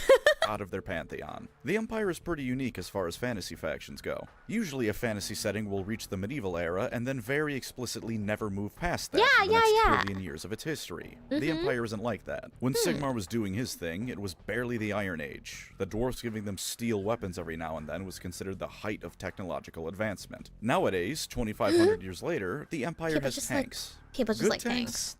Yeah. People just Look, like for tanks. a Renaissance age civilization, tanks are pretty damn impressive no matter how good they actually are. They have factories, mechanical horses, and countless other things that make you wonder if the book you're reading was put in the fantasy section by mistake. They also have wizards who scam people out of $50 for the thrill of it, politicians who constantly need to be wrangled by the one competent guy in the entire government, and enough floppy hats to arm the entire Holy Roman Empire with. They're still normal people, though. The three things that make the Empire great aren't genetically modified super soldiers, or lost technological secrets from the Golden Age, or even the direct intervention of their gods. It's faith, steel, and gunpowder. A whole lot of each. Give a man a halberd, a cause to fight for, and his friends by his side, and it turns out you can push back even the most determined of evil murder Vikings time and time again.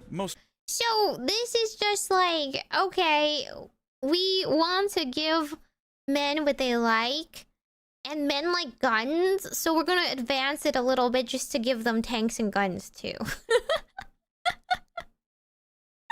Well, we can't have a war without some guns.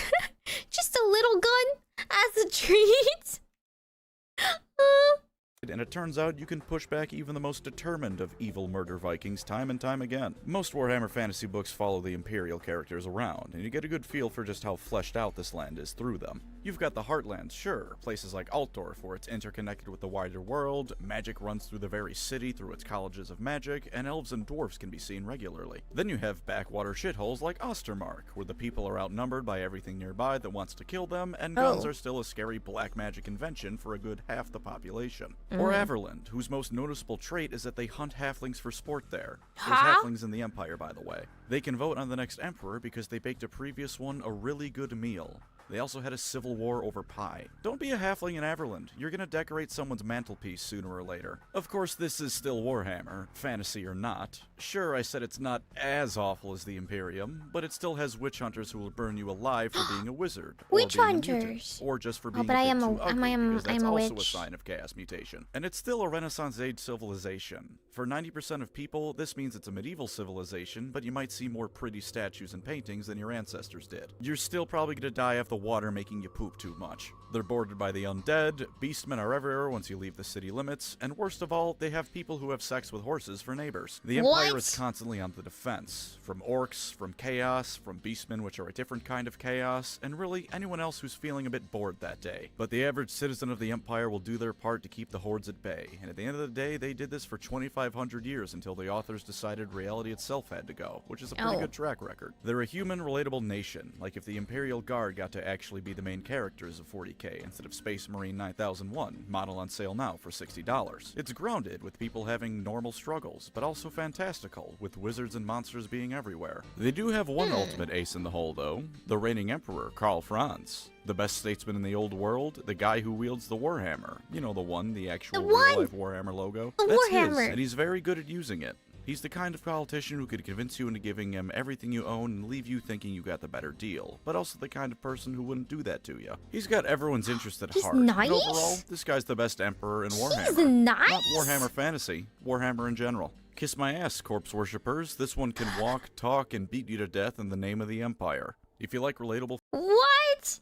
Whoa, that's in my Warhammer. He's nice. He's a good leader.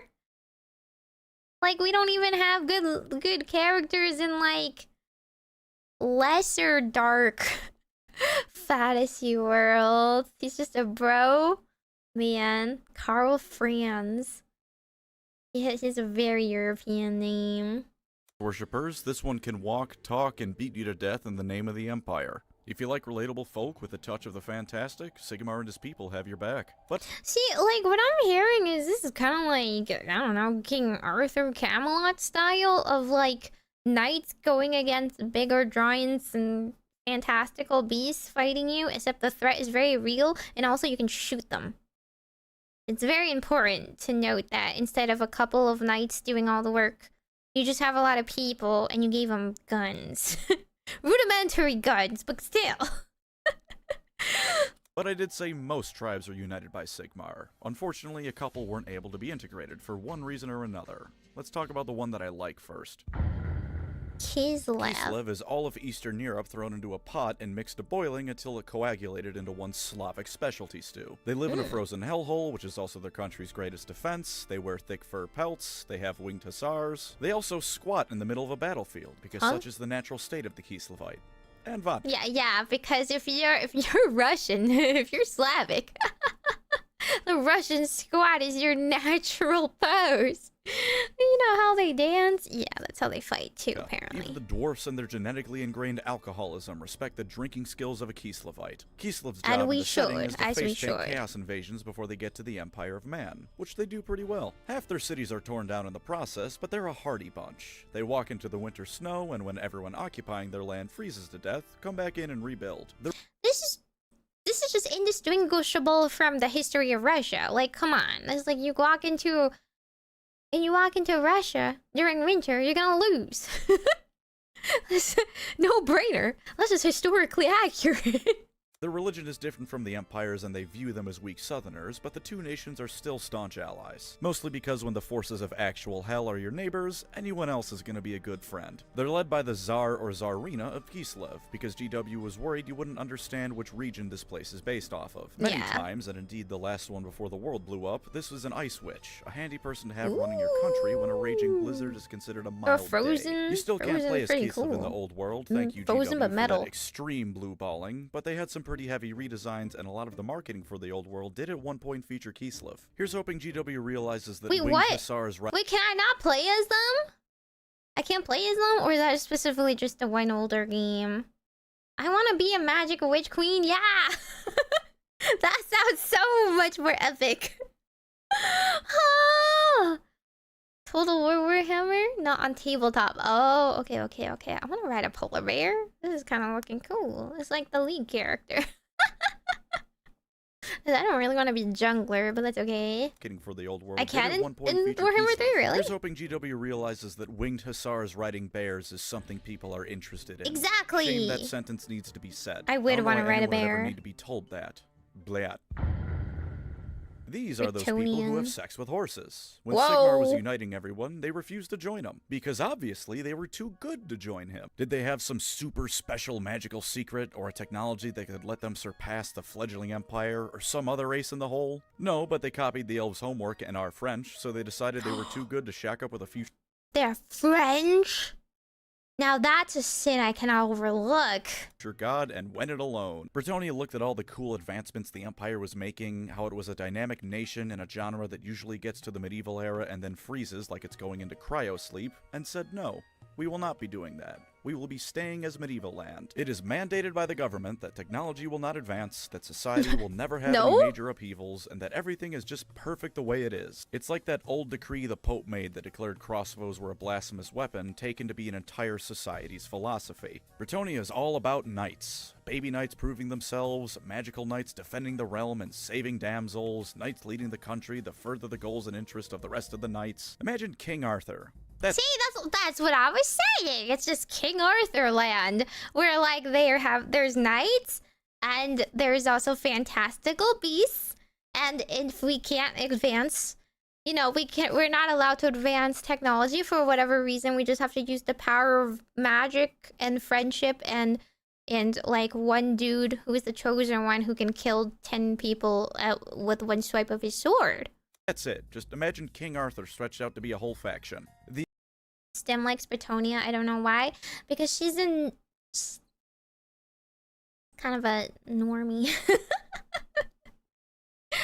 Isn't this just the, like, if you go into an MMORPG and you pick the human faction, like, you're a human. You could be a cat girl, you could be, like, a dragon, you could be, like a panda or an undead, a vampire, but you choose to be a human. You can't hate them, but it's also kind of boring, isn't it? A little vanilla. I feel like there's just a lot of worlds where you can be a human, right? Why not? Like, it's like you want to be a human in Lord of the Rings. Sorry, like, I would not want to be a human. I'm a human the rest of my, I don't know, other lives and games. Although I am a witch. Imagine King Arthur. That's it. Just imagine King Arthur stretched out to be a whole faction. The in-universe justification is that they saw high elf cavalry and just ran with the concept. Out of universe, it's just King Arthur and every medieval stereotype thrown together. You could, admittedly, say the same thing about the Empire and the Holy Roman Empire, or Kislev in Eastern Europe, but those are eras and places fantasy writers don't usually copy wholesale, so they get a pass from me. Bretonnia is the land of almost every fantasy setting ever conceived since Lord of the Rings, and it shows. Unfortunately, Like most people who are like have never cracked open a history book but wants to write high fantasy, bam, King Arthur. We're all knights now. They just like look up the order of like, okay, Duke, Baron, and then just copy that and then we're good. That's all they know. They can afford to do all of this fantasy stasis, because an elf goddess is playing them like a fiddle. Their precious Lady of the Lake, also known as the elf goddess of magic, chooses— Did they literally have a Lady of the Lake? That's literally copying the homework one for one. Playing them like a fiddle. Don't tell me they have a Merlin. Precious Lady of the Lake, also known as the elf goddess of magic, chooses some super special knights to become Grail Knights. They sip from her chalice of bathwater, and when the now Grail Knight emerges, they're like supercharged D&D paladins. Bullets are an inconvenience, their armor is magically toughened, and their mounts never tire. So until the Empire invents the Gatling gun, they're able to keep being regressive backwater dickweeds. In older lore, they were tolerable, but in modern lore, someone must have felt they weren't angsty enough and made them nice and extra oppressive. The peasants are honored if the noble allows them to have 3 pennies a week instead of 2. Ladies who aren't magical are property because medieval times, and social mobility is a punchline. I hope you like medieval medicine. The Empire's medicine already isn't that great. Bretonian medicine is the kind of thing that has a 300% fatality rate. And horses. Everyone has a horse. Even the lowliest peasants have a horse. A horse that more often than not eats and lives better than they do. I like horses, but I don't like them that much. If you've ever been to medieval times and made that your entire personality, Bretonnia is a good faction for you. Because God is Just real really and like hates me, horses. they're also one of the starter factions of the old world, so getting into Warhammer Fantasy nowadays is pound for pound fairly easily done with Bretonnia. In all honesty, pick them if you like them. It is on some level cool, because for as much shit as I was giving them for being generic and bland knights, knights are cool. There's a reason every 5-year-old wants to be a knight and not a Landsknecht. I mean, for God's sakes, just trying to say that word is difficult. Wait, what did he say? Landsneck or something? I mean, I kind of want to... I would want a Pegasus. I'm not a... You know, I'm not above the horse girl propaganda of wanting to ride a Pegasus, but... that is very normie of a setting. The other army GW has refused to put onto the tabletop despite already having a direct hand in reworking them for Total War. Did you know there's a fully fleshed out Cathayan army book for GW developed? What's you can't have it Cathayan? because fun's not allowed. This is a shame because Cathay is awesome. Dragons are also awesome. Cathay agrees because they're ruled by Is this Mongolia? Cathayan? by immortal Mongolia? dragons who the Cathayans follow at every whim. Fantasy China is a magical place and one of the few This is places like in the Genghis entire Khan planet that era might not be a China, terrible one to live in. right? Every now and again, it does what actual China used to do and implodes, and sure, those ruling dragons get along like all siblings do, i.e. barely at all, but in day-to-day life, not a bad place. And it always comes back together after imploding, usually after Mommy and Daddy Dragon come back to kick everyone's heads in until they start behaving again. It is, like I said, just fantasy medieval China, but that is a compliment. You know those terracotta soldiers? What if they were animated by magic and also That's 100 feet tall? cool. Are you That a is 40k cool. fan? Imagine if the prime Is it like too obvious if like I play this? Chinese girl plays Chinese race. I don't even know that much about Chinese history. The history is too long. Oh wait, look at those mountains. I've been there before. I'm just a walkie-talkie stereotype. if they were animated by magic and also 100 feet tall? Are you a 40k fan? Imagine if the Primarchs weren't utter morons and failures almost to a man, because that's Cathay. Again, for reasons I will never understand, They're not we don't failures? have them yet in tabletop. But Total War does, and by God, Apparently it's fun they to play do as now. Cathay. The Silk On Road was tabletop. prosperous in real life, and it's prosperous in Warhammer. So if/when they finally come out, prepare to show the world why China was for a good 1,000 years the most prosperous country on the planet. It's even better here, because this Great Wall has magical dragon ladies guarding it. Oh, Cathay is also near... Magical dragon ladies. Are we that simple? Are we that easily won over? Do they look like... Do they look like the World of Warcraft ones? Because those are pretty cute. Those are pretty cute dragon ladies. Am I just that simple? I do like dragons. the countries of Nippon, Ind, and Koresh. Nippon is Japan, Ind is India, and Koresh is Southeast Asia. I'm not giving them their own spots because no one cares about them, and I can't bring myself to either. That's it for the non-chaotic... Okay, this is true. You know, the rest of Asia likes to gripe and moan, but in the eras when China was dominating, the other areas were just a footnote in history. But I do feel like the one dragon they showed, it was breathing fire? That's not very accurate for Chinese dragons, but I suppose maybe we have different elemental dragons. Their own spots because no one cares about them, and I can't bring myself to either. That's it for the non-chaotic living humans, but that doesn't mean we're done talking about humans. The next few ones just don't have a heartbeat. Or skin. Wait, this still counts as human? Vampires as human? I like how they went over the Cathayans in like 2 seconds. He was like, I just think they're cool. That's it. This is China. That's pretty cool. They're dragons. Moving on. He didn't even say anything about, like, do they have a history? Do they do any warmongering? Are they evil? We got any specific people in there? No. Just, like, kind of cool. That's it. Yeah. These are undead. How are undead considered humans? Undead should be their own, like, segment. They're not humans. They defend the wall. They have civil wars. We did have a lot of civil wars. That's what I mean, Mongolia. The Mongols, they reigned quite a long time. Well, I mean, it could be different eras, I guess. warring factions, the warring kingdoms. It wasn't very fleshed out. Oh, I see. The history of China is too long to go over anyway. These are the bad guys when chaos is taking a break. Imagine Dracula. See, like this is the faction. This reminds me of like the Marine faction. That like I was like they're the bad guys, right? And everyone's like, no, they're actually good. They're like not good, but they're not bad. They're not chaos. They just like killing people. Which in Warhammer 40k is still considered good. No, not the Blood Angels. The Batman people. Death Knights? They're not that either, right? The Batman people.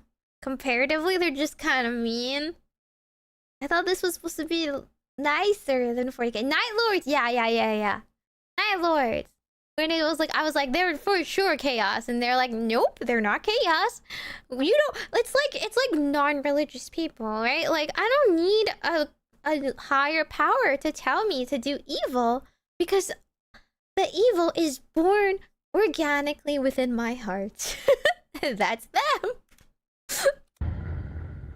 These are the bad guys when chaos is taking a break.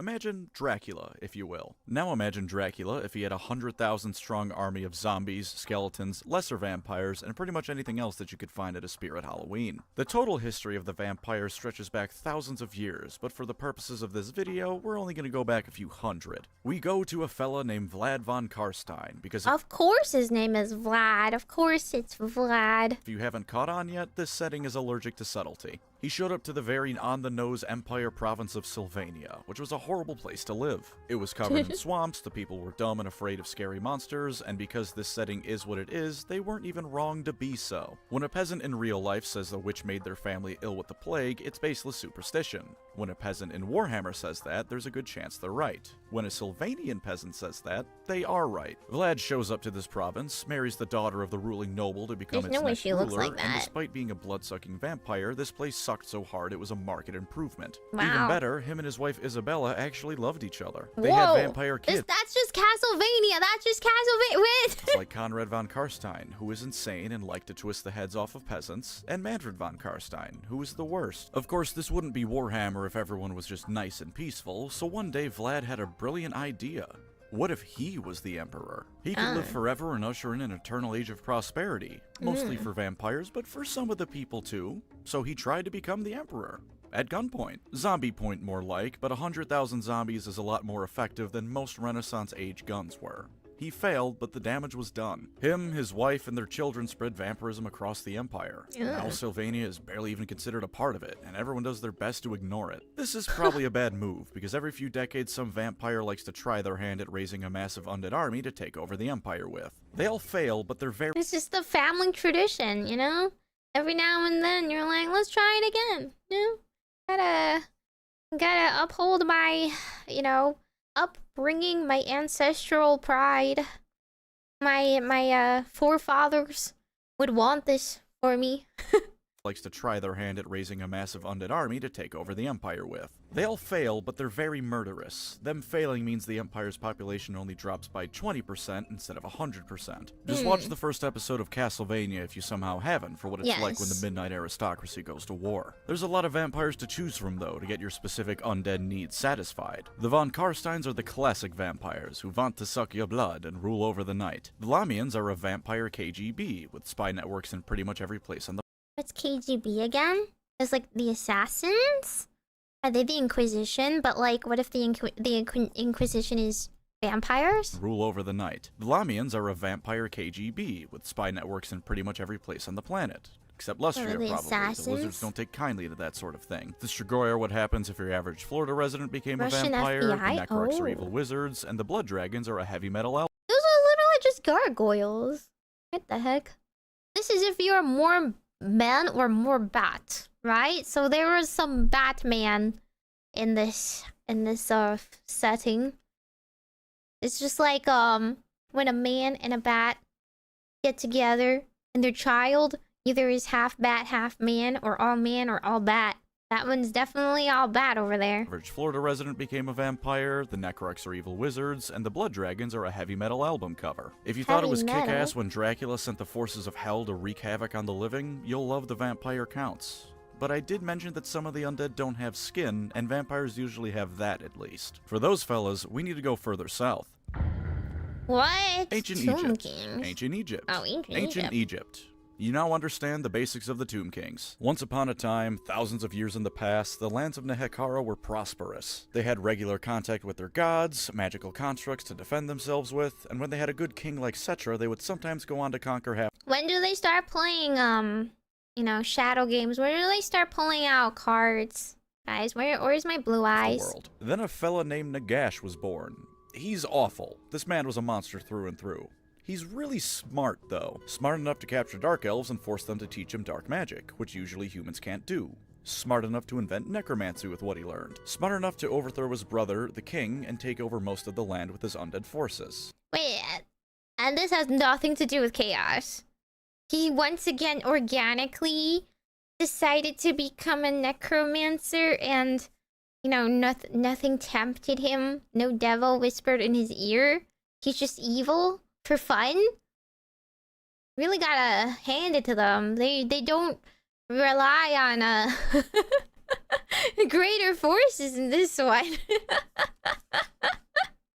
Nobody cares about chaos. There's already enough chaos in their hearts. They don't need a higher reason to be evil. Learned. Smart enough to overthrow his brother, the king, and take over most of the land with his undead forces. And he's also quite powerful with his magic. He was eventually overthrown and cast into the desert where he died, but he invented necromancy. Death is a suggestion for him, such is his power. When he inevitably came— So is he, what are those undead people called?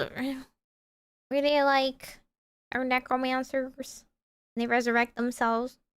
He becomes a god in end times. He's a lich. Yeah. Is he the Lich King? Is he Arthas? Did necromancy. Death is a suggestion for him, such is his power. When he inevitably came back, he discovered someone had stolen his research notes and used them to make vampires. He made those vampires his generals, and no, they didn't have a choice in the matter, and then decided ruling just Nehekara with undead wasn't enough. So he formed a plan to kill everyone in the region at once, resurrect every corpse on the planet, and take over the world with his World War Z undead army. Part 1 of the plan went off without a hitch. It was only through the intervention of the Skaven, who I promise you will love, and the last living dude in the region, which kept most of Part 2 from happening. Then everyone in Nehekara promptly stood back up, realized their hearts were no longer beating but they were still standing, and things got messy. Imagine Game of Thrones before it became horrible, with all the political fighting over who gets to be king. Now imagine Game of Thrones if every single person who was ever the rightful king was now alive at the same time fighting over what was their throne. I can't believe undead have politics, huh? So instead of resurrecting zombies without brains, they have too many brains, and that's a problem. This is why zombies need to be brainless. Not they believed it to be their throne, or they wanted it to be their throne. It was the throne they sat on once upon a time.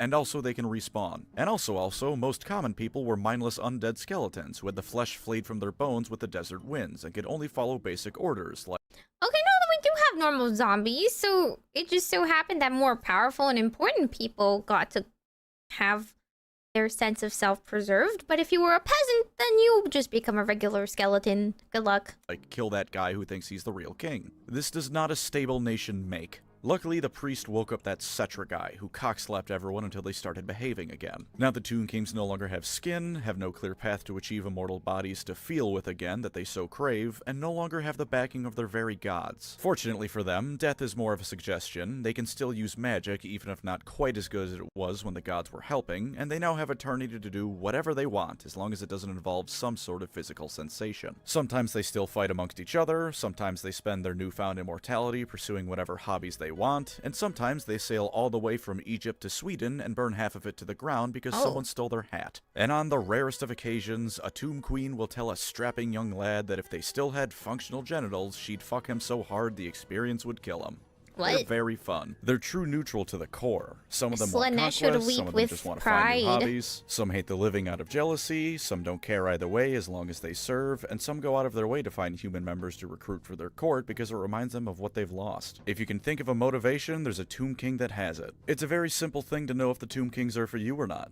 Do you like the Mummy? Do you like ancient Egypt? Have you ever wondered what it'd be like if the Sphinx came to life and started crushing people like Godzilla? Tomb Kings are perfect for you then. And hey, look at that. They're the other starter faction for the...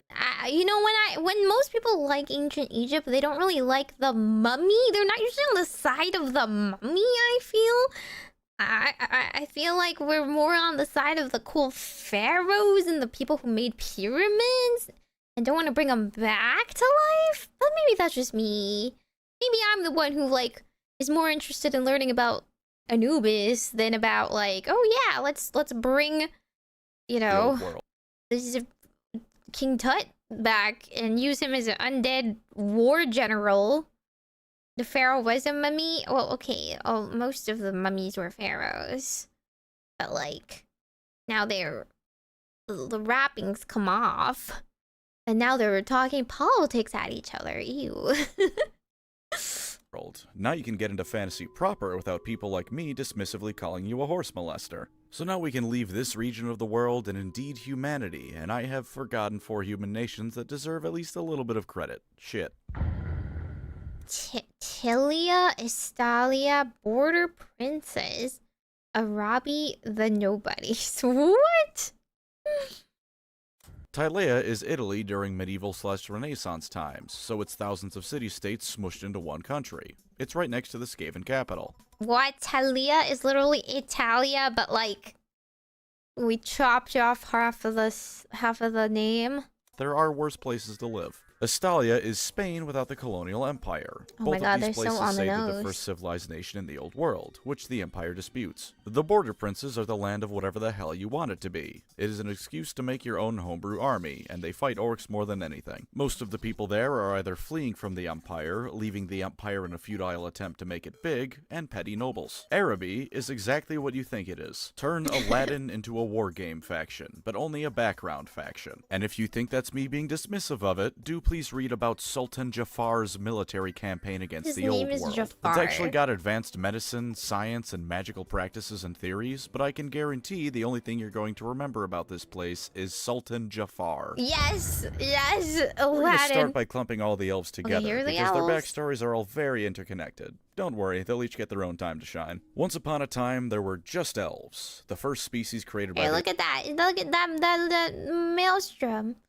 Isn't that from Warcraft? the old ones to fight chaos. They were made to be elves. Arrogant, long-lived, and short of the Slann, they're the best wizards around. Then chaos descended, the old ones pissed off, and the elves had no idea what the hell to do. Eventually, a cool elf named Is that this backstory of every elf ever? They're like, we listen to the old ones. JK, we're too old. Well, nobody remembers them anymore. Where did they go? Where'd they go? Elves. Arrogant, long-lived, and short of the Slann, they're the best wizards around. Then chaos descended, the old ones pissed off, and the elves had no idea what the hell to do. Eventually, a cool elf named Kalidor made a magical vortex, the chief cool elf Anarian grabbed a cursed sword that killed a whole lot of demons, and then everything cooled down a bit. Anarian disappeared. They look very opposite of what I expect elves to look like, at the very least. I don't usually expect them to look like Valkyrie armored people. Or kill demons, to be honest. But they elected a new king, so all was okay. His children with his first wife even showed back up to be a bloodline of legendary heroes, though they're also cursed because of that sword. Then Anarian's second... What's with people picking up cursed swords? Everybody's just like, okay, but this cord is so sick, though. Oh, but it's like, you know, cursing your entire bloodline. Oh, that's just a side effect. That's just worth it, you know. Somebody's got to put on the cursed sword/crown. Second wife told their son Malekith that he should be king, convinced him with her boobs because family trees can be shaped like Christmas wreaths if you don't mind being a freak, and a civil war broke out. Malekith walked into a sacred fire to prove his worth, whereupon their chief god lit him on fire. Him and his mother kept trying to take over the home continent of Ulthuan. They nearly unmade it when they realized they couldn't, and then the newly formed Dark Elves were forced off of it to go live in Canada. Wait, what? Something Dark Elves came out of all this. thought I was just hearing some family drama. Him with her boobs because family trees can be shaped like Christmas wreaths if you don't mind being a freak, and a civil war broke out. Malekith walked into a sacred fire to prove his worth, whereupon their chief god lit him on fire. Him and his mother kept trying to take over the home continent of Ulthuan. They nearly unmade it when they realized they couldn't, and then the newly formed Dark Elves were forced off of it to go live in Canada. The High Elves... So, was that all the Dark Elves? Were they all just like that? That was just all Dark Elves? Or did Dark Elves specifically come through a combination of incest and walking through fire? Malekith's followers specifically? Huh. Okay. They realized they couldn't, and then the newly formed Dark Elves were forced off of it to go live in Canada. The High Elves, those who stayed behind, Canada, a fate worse than death, once again got to rebuild the shattered remnants of their home. At least they still had their firm friendship with the dwarfs. That's a good thing. Oh, wait, that got ruined too. But there's no setting in which dwarves and elves are friends, are there? Because they're like just the opposite of each other. Don't feel too bad. The High Elf King ruined that one for them himself by being the worst. That one wasn't an unfortunate tragedy. It was a self-imposed unfortunate tragedy. The dwarfs and the High Elves fought Fantasy World War I, and it was pretty miserable for everyone involved. Picking a victor is sort of meaningless because both groups were pretty thoroughly wrecked by the event, and the High Elves had to return home when the Dark Elves began the first of many invasion attempts to retake Ulthuan. Some High Elves didn't go home and sheltered in a magical forest called Athel Loren instead. Now we have our third group of elves, the Wood Elves.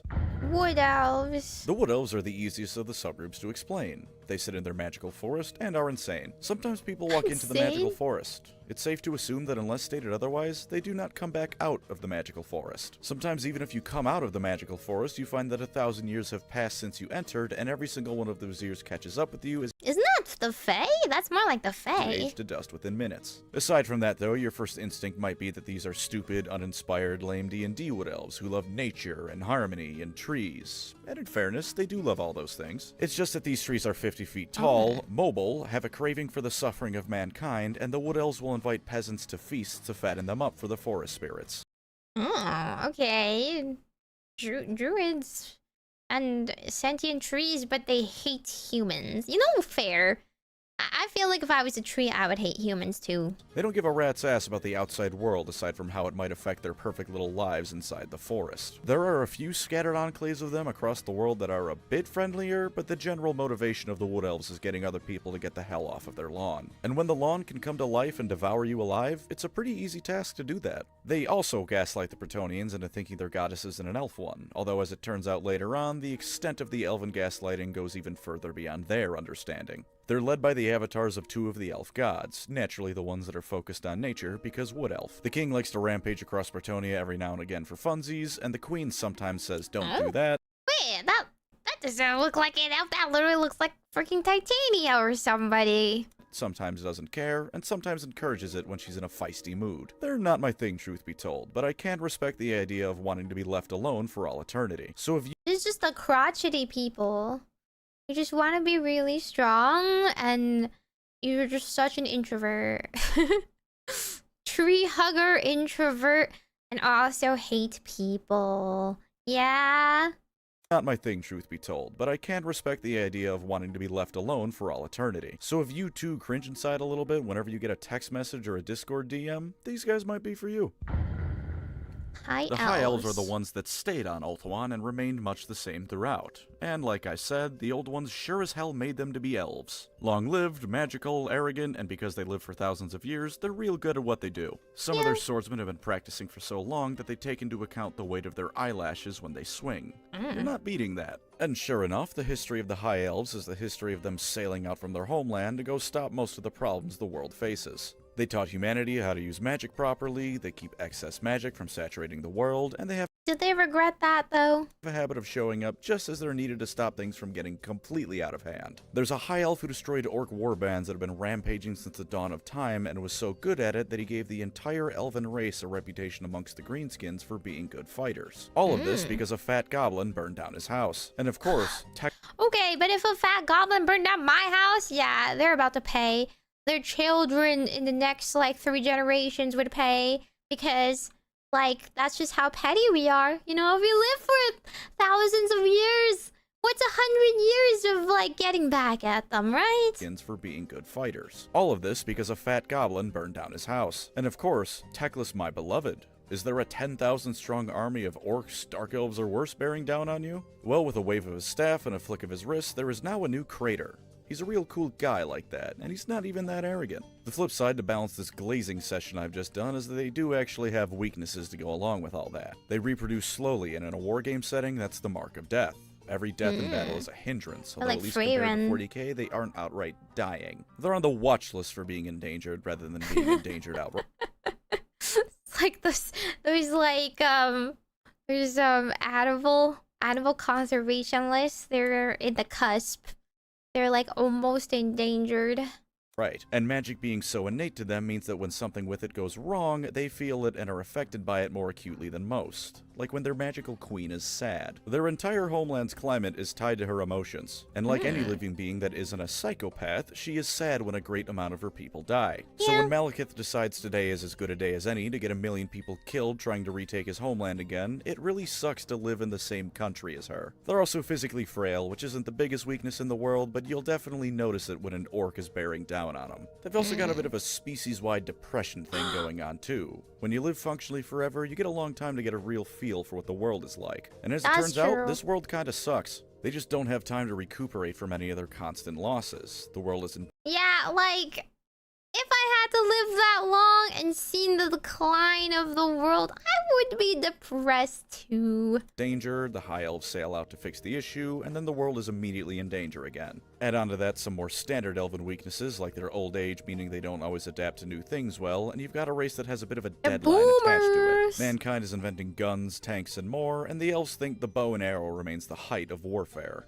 To their credit, though, they're damn good with that bow and arrow, especially when it's a magical lightsaber bow and arrow. And dragons. The High Elves are best friends of almost every dragon that isn't from Cathay. Dragons are scary in a fight, and let's be honest with ourselves. If a dragon declared your hometown to be the best thing ever and made sure to always visit and help out when it was in trouble, you'd have an ego the size of Mount Everest too. Overall, if you like elves, you'll like these guys. Even if you don't like elves or only associate Warhammer's elves with the Eldar, the High Elves' ability to actually put their money where their mouth is might win you over. And if nothing— So they're not chaos elves. Are there evil chaos elves?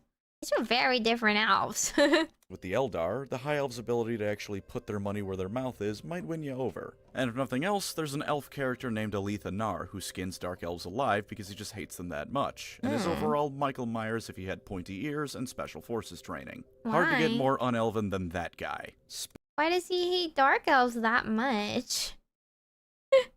Why is he a serial killer? Speaking of ego, though, dark elves! take the stereotypical elven arrogance, or if you're not a big fan of the race, elven racism. Now jack it up to the logical extreme endpoint of the concept so that they don't only think they're the best, they think of all other races as vermin that should either serve them as slaves, be hunted for sport, or outright eradicated. Welcome to Nagaroth, friends. It only goes downhill from there. Warhammer North America sucks. It's home to the Dark Elves after they got kicked out of their old home, and the entire thing is either a frozen hellhole, a desert hellhole, or a frozen hellhole bordering actual hell. There's something called the Altar of Ultimate Darkness inside of this place. Do you think anyone that lives here is gonna be nice? Sure. Who called it the Altar of Ultimate Darkness, man? Altar of Ultimate Darkness. If I was called that as an altar, I would be dark forever too. Inside of this place. Do you think anyone that lives here is gonna be nice? Sure enough, the Dark Elves aren't nice. There used to be some human tribes that lived in Nagaroth, and then the Dark Elves killed or enslaved them all. They have cities built into mountains they use as ships to raid and enslave others, they kidnapped High Elf children to raise as Dark Elves, and the entire society looks like what would happen if every single Decepticon was Starscream. Murder and treachery are only illegal if you get caught, and if you're powerful enough, not even then. They're led by Malekith and his mother Marathi, the same two elves who formed the Dark Elves 10,000 years prior. Marathi's kind of just always awful, but sometimes if you squint real hard, Malekith can almost sort of a little bit resemble a noble elf hero he once was. Then he does things like instituting the elven god of murder as the head of the Dark Elf pantheon, uses demons as auxiliaries when he invades Ulthuan, and starts the Warhammer Fantasy Triangle slave trade. In spite of failing to retake Ulthuan every time he tries, he's a damn powerful wizard and warrior both. He's just Darth Vader, actually. He's even got the suit of armor that helps keep him alive because he was severely burned. And who can forget his mommy issues? Although I don't think Anakin ever piped his mother, so a little bit different there. There is... Piped his... Odysseus? Is this Odysseus? His mommy issues. Although I don't think Anakin ever piped his mother. Listen, Anakin didn't have daddy, like, mommy issues, but we're gonna talk about, his son? Kylo Ren, though. So a little bit different there. There is no height of cruelty that Dark Elves don't aspire to. Acting nice gets you killed because it clearly means you're weak. Admitting you're a bit tired or injured gets you killed because if you were strong, you wouldn't be injured. So clearly you're weak and someone else more fitting should take your spot. They don't have as many dragon allies, and the ones they do are corrupted by dark magic, so they just grab whatever monstrosity they can find in the Midwest and put it in chains until it's time for battle.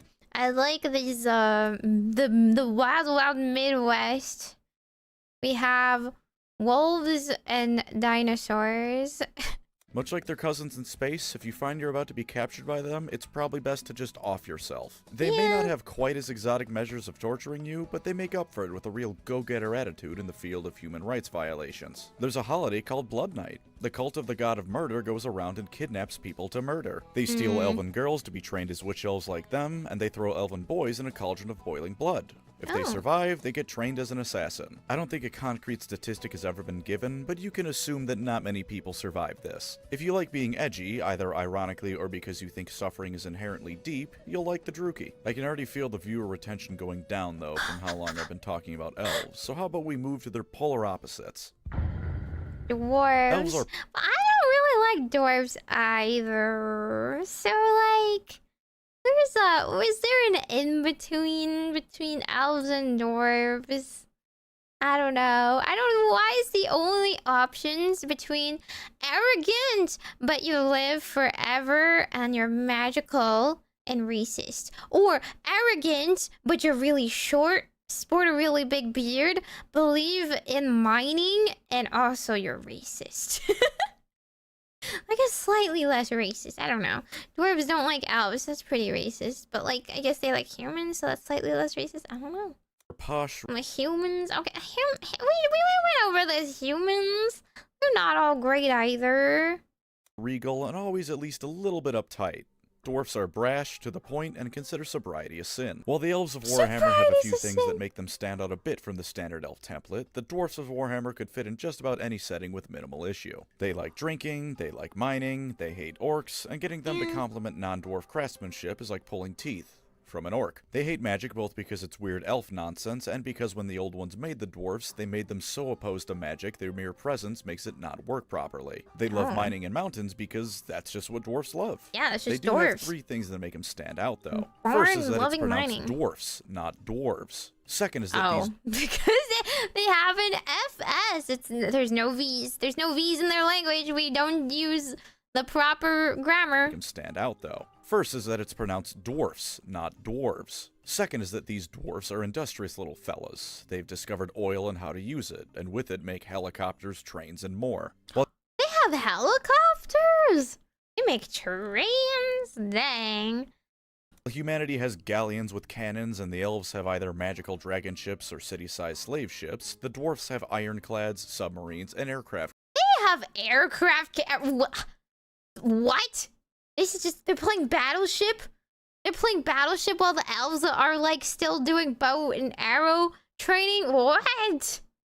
Okay, like, dodge this, shoots, like, a whole, like, helicopter cannon worth of, like, bullets at them. Carriers. They hate using them because no proper dwarf would ever be happy with anything but solid earth under their feet, but they have them. They're slow to change to the point that anything less than 500 years old gets you complained at if you suggest using it, but at least some of them understand that the 20-barreled artillery piece is nice to have even if their ancestors might not approve. The second is that these dwarfs are the embodiment of the word spite. They're bitter that the other races won't just conform to proper dwarf ways. They hate orcs and goblins for... See? That's right. What I said. What did I just say? You're just racist and an elf, or racist and you're a dwarf. What's the difference? Ruining their once great cities. They hate the elves for that war they got into thousands of years ago. A war that ultimately started, mind you, because the dwarf diplomat forcibly had his beard shaved. There were some other factors leading up to it, but that was the final straw.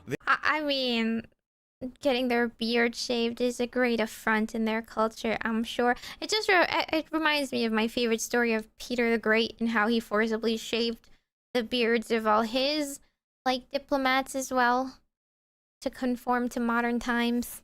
Had his beard shaved. There were some other factors leading up to it, but that was the final straw. The average dwarf doesn't know about the lizardmen much, but they'd certainly hate them too if they knew the Slann were involved in shifting some mountain ranges around that destroyed a whole lot of dwarf holds. Have you ever wronged a dwarf? Into the book you go. The Great Book of Grudges, that is. Every single thing that is in some way wrong the dwarf race is put down in there. Most dwarf holds have their own personal ones for slight against them in particular. Some dwarfs have their own personal book. Even if they don't, they have photographic memory. If you've wronged them, they'll remember. It doesn't even need to. They're crows. They're just a murder of crows. They just tell like all of their other dwarf family, like, yeah, F that guy in particular forever.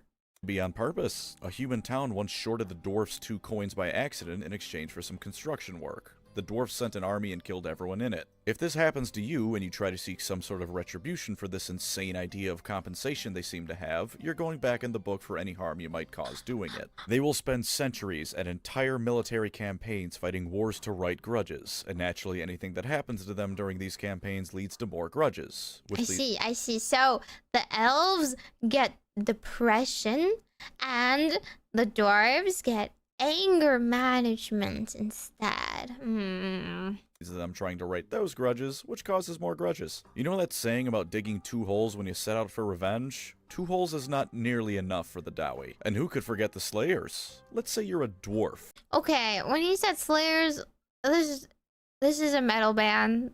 He's just looks like a Viking metal band. And you committed some seriously dishonorable action. Maybe your negligence led to other dwarfs getting killed. Maybe you fled at the height of a battle. Or maybe you just lost a bit too much money on a bet or had your beard shaved against your will. In any of those cases, there's only one option available to you. Kill yourself. Take the Slayer Oath and die in battle. There's no redeeming yourself in any way but death. There's funerals held for those who take the Slayer Oath before they even leave to find something to kill them, because for all intents and purposes, they've died and the message just hasn't gone through to them yet. If you want some great books that explore Slayers, dwarfs, and the Warhammer world, read Gotrek and Felix. Read Gotrek and Felix anyway. Do it. Now, while the dwarves certainly have their work cut out for them, they've got some good stuff that makes them cool regardless. They can't use magic like wizards, so instead they grab it by the balls and hit it with a hammer until it works perfectly how they want it to with their runes. The longer their beards are, the more respected they are, and there's even a military unit called Longbeards. If their beard can touch the floor, they get equipped with some of the best armor dwarf money can buy. They've got the finest weapons in the setting, the finest armor in the setting, and while they may be slow as all hell, if they catch you, it's game over. They just compare beard lengths, huh? It's just a beard length comparing race. What if it's not about length? What if it's a... Wait, have you ever thought about, like, maintenance, right? What about, like, quality of beard, huh? If you like facial hair, hate change, and despise other people for being different, take a look at the dwarfs. I think that's, like, the opposite of it. I hate facial hair. I like change. Chaos dwarves. A dwarf, but with a gun. Other people for being different, take a look at the dwarfs. Imagine dwarfs without that silly grudge ideology. You've committed a wrong and have to make up for it, but you can right it without causing your own death. And what's more, you can properly use magic. Fireball and lightning and all those other lovely spells they can do magic? Without the shackles of tradition or even their own biology holding them back, they can produce... Are they even dwarves anymore? You take the spite out of a dwarf? You take the blacksmithing out of a dwarf? Is it even a dwarf anymore? Wonders of both magic and industry. Unfortunately, they replace stupid grudges with one of the most horrific slaver cultures around, and they forego tradition to worship actual demons and dark gods. And being able to use magic isn't necessarily a good thing, because it eventually turns them into stone statues. These are the Chaos Dwarfs, and they're horrifying in a way the more human followers of Chaos can only dream of being. Saying they take the best of the dwarfs is sort of overstating it, because the best of the dwarfs is their willingness to stand by both the letter and spirit of their word. They'll have your back no matter what. Plus, while their incredible stubbornness does hold them back from a lot of progress they can make and gets them into some stupid conflicts, it also means they're not only going to accomplish whatever they set out to do, but always stand by your your side. If the dwarfs say they're gonna help you, they're gonna help you. And if a human, dwarf, and elf are all fighting together, the dwarf is gonna be the last one to break. The Chaos Dwarves take these traits and have molded them in a way that is best suited to being an evil bastard. The craftsmanship of the dwarves makes weapons, yes, but also architectural wonders and genuine pieces of art so good it can make a man weep. The Chaos Dwarves make hell factories that are 2000% efficient and make the most brutal weapons Chaos has to offer. They take the runic magic of the dwarfs and use it to bind demons into their weapons and armor. The demons aren't happy with this, but the Chaos Dwarfs are still dwarfs. Demons aren't happy about this. What does your weapon run on, demons? They're so good at what they do that more often than not, the demons are powerless once the dwarfs get their hands on them. They aren't numerous, and they aren't even terribly expansionist, but when the Chaos Dwarfs do go to war, there's nothing that can truly equal it. The finest weapons and armor just like the dwarfs, only now bolstered with the power of Hellspawn. They even have the closest thing to a nice chaos god to worship, which give them all sorts of benefits. Hashut. Sure, he's called the Father of Darkness and is the god of tyranny and is overall exactly as evil as you'd expect from that, but he doesn't screw the dwarfs over. They want power, he likes it when tyrants are in power, so in exchange for them using their dwarf talents to enslave others, he gives them power. The most commonly seen use of Chaos Dwarfs is as artillery crewmen for the Hell Cannon unit, as well as frequently selling Chaos Lord's weapons and armor. This is because of both their isolationist nature and because they don't really have an army. They do have legacy rules for the old world, and they have had an army, unlike Cathay, but their status as properly playable is a bit all over the place. Still though, if you don't mind legacy rules and finding either old minis or third-party ones to use, you can field the Chaos Dwarf army. So if you like the dwarfs but wish they were horrendous in every way possible, check out the Chaos Dwarfs. If you like dwarves but hate that they're nice, and you like Eldar but hate that they're elves, we have Chaos Dwarfs for you. The worst of both worlds. Used to people calling them chorfs. Not the most dignified nickname, that one. The ogres were the last race the old ones made before pissing off. They're resistant to chaos, tough unlike the elves, capable of changing things up quickly unlike the dwarfs, and are as ambitious and fluid as mankind. Unfortunately, the older ones couldn't quite get them to stop eating everything in sight, and never properly finished them before they left, or their homelands for that matter. When chaos invaded, the ogres were left unfinished in this state, and many became nomadic after they ate everything in whatever their first homeland was. They also ate the ancestors of the modern-day giants, who were a whole lot smarter, wiser, and powerful than the inbred alcoholic morons that giants are in Warhammer today. Things were made worse for them when they decided to migrate into Cathay, because the Dragon Emperor dropped a meteor on their homeland and blew it up. Now they had nowhere to I would too! I would too! Good on them! Just, you know, send a message with a meteor. But also this looks disgusting. What is this? Is that alive? Why does it have so many spikes? Is that a maw? Is that a mouth of a giant worm? Return to, we're still really hungry, and that meteor made a big hole called the Great Maw. Did I not just say maw? See, I know this terminology. I know what fantasy people like to use. Return to, we're still really hungry, and that meteor made a big hole called the Great Maw. It's a big hole in the ground with teeth, and the ogres throw food and people into it to get magical powers. They also worship Is it alive, though? a volcano and drink its lava to get fire magic. Neither of the past two... They drink lava? They're like one step above intelligence of orcs. How do you get fire? Well, lava is fire. I drink the lava, I get the fire. I guess they're kind of right, though. They also worship a volcano and drink its lava to get fire magic. Neither of the past two sentences were made up by me. I love this setting. They're vaguely based on Mongolia, but I don't think Genghis Khan ever ate an entire city's population. Oh, they're Mongolian? That's a little savage. I feel like the Mongolians weren't that savage. Maybe it's just me, because Genghis Khan kind of did keep a pretty big kingdom running and did not worship a volcano. Based on Mongolia, but I don't think Genghis Khan ever ate an entire city's population. Yeah, that's what I'm saying. Killed everyone in it, sure, but I don't think there was mass cannibalism. The ogres, though, do exactly that. Everything about them revolves around food. Their social hierarchy is in large part determined by how fat you are. They have a race of goblinoid slaves called Noblars they employ as equal parts pack mule, assistant chefs, and snacks. They go to war to eat other races' food and or the other races. Are they just the Tyranids of fantasy, or like fantasy Tyranids? Like we can't use aliens, so we're using these abominations or whatever?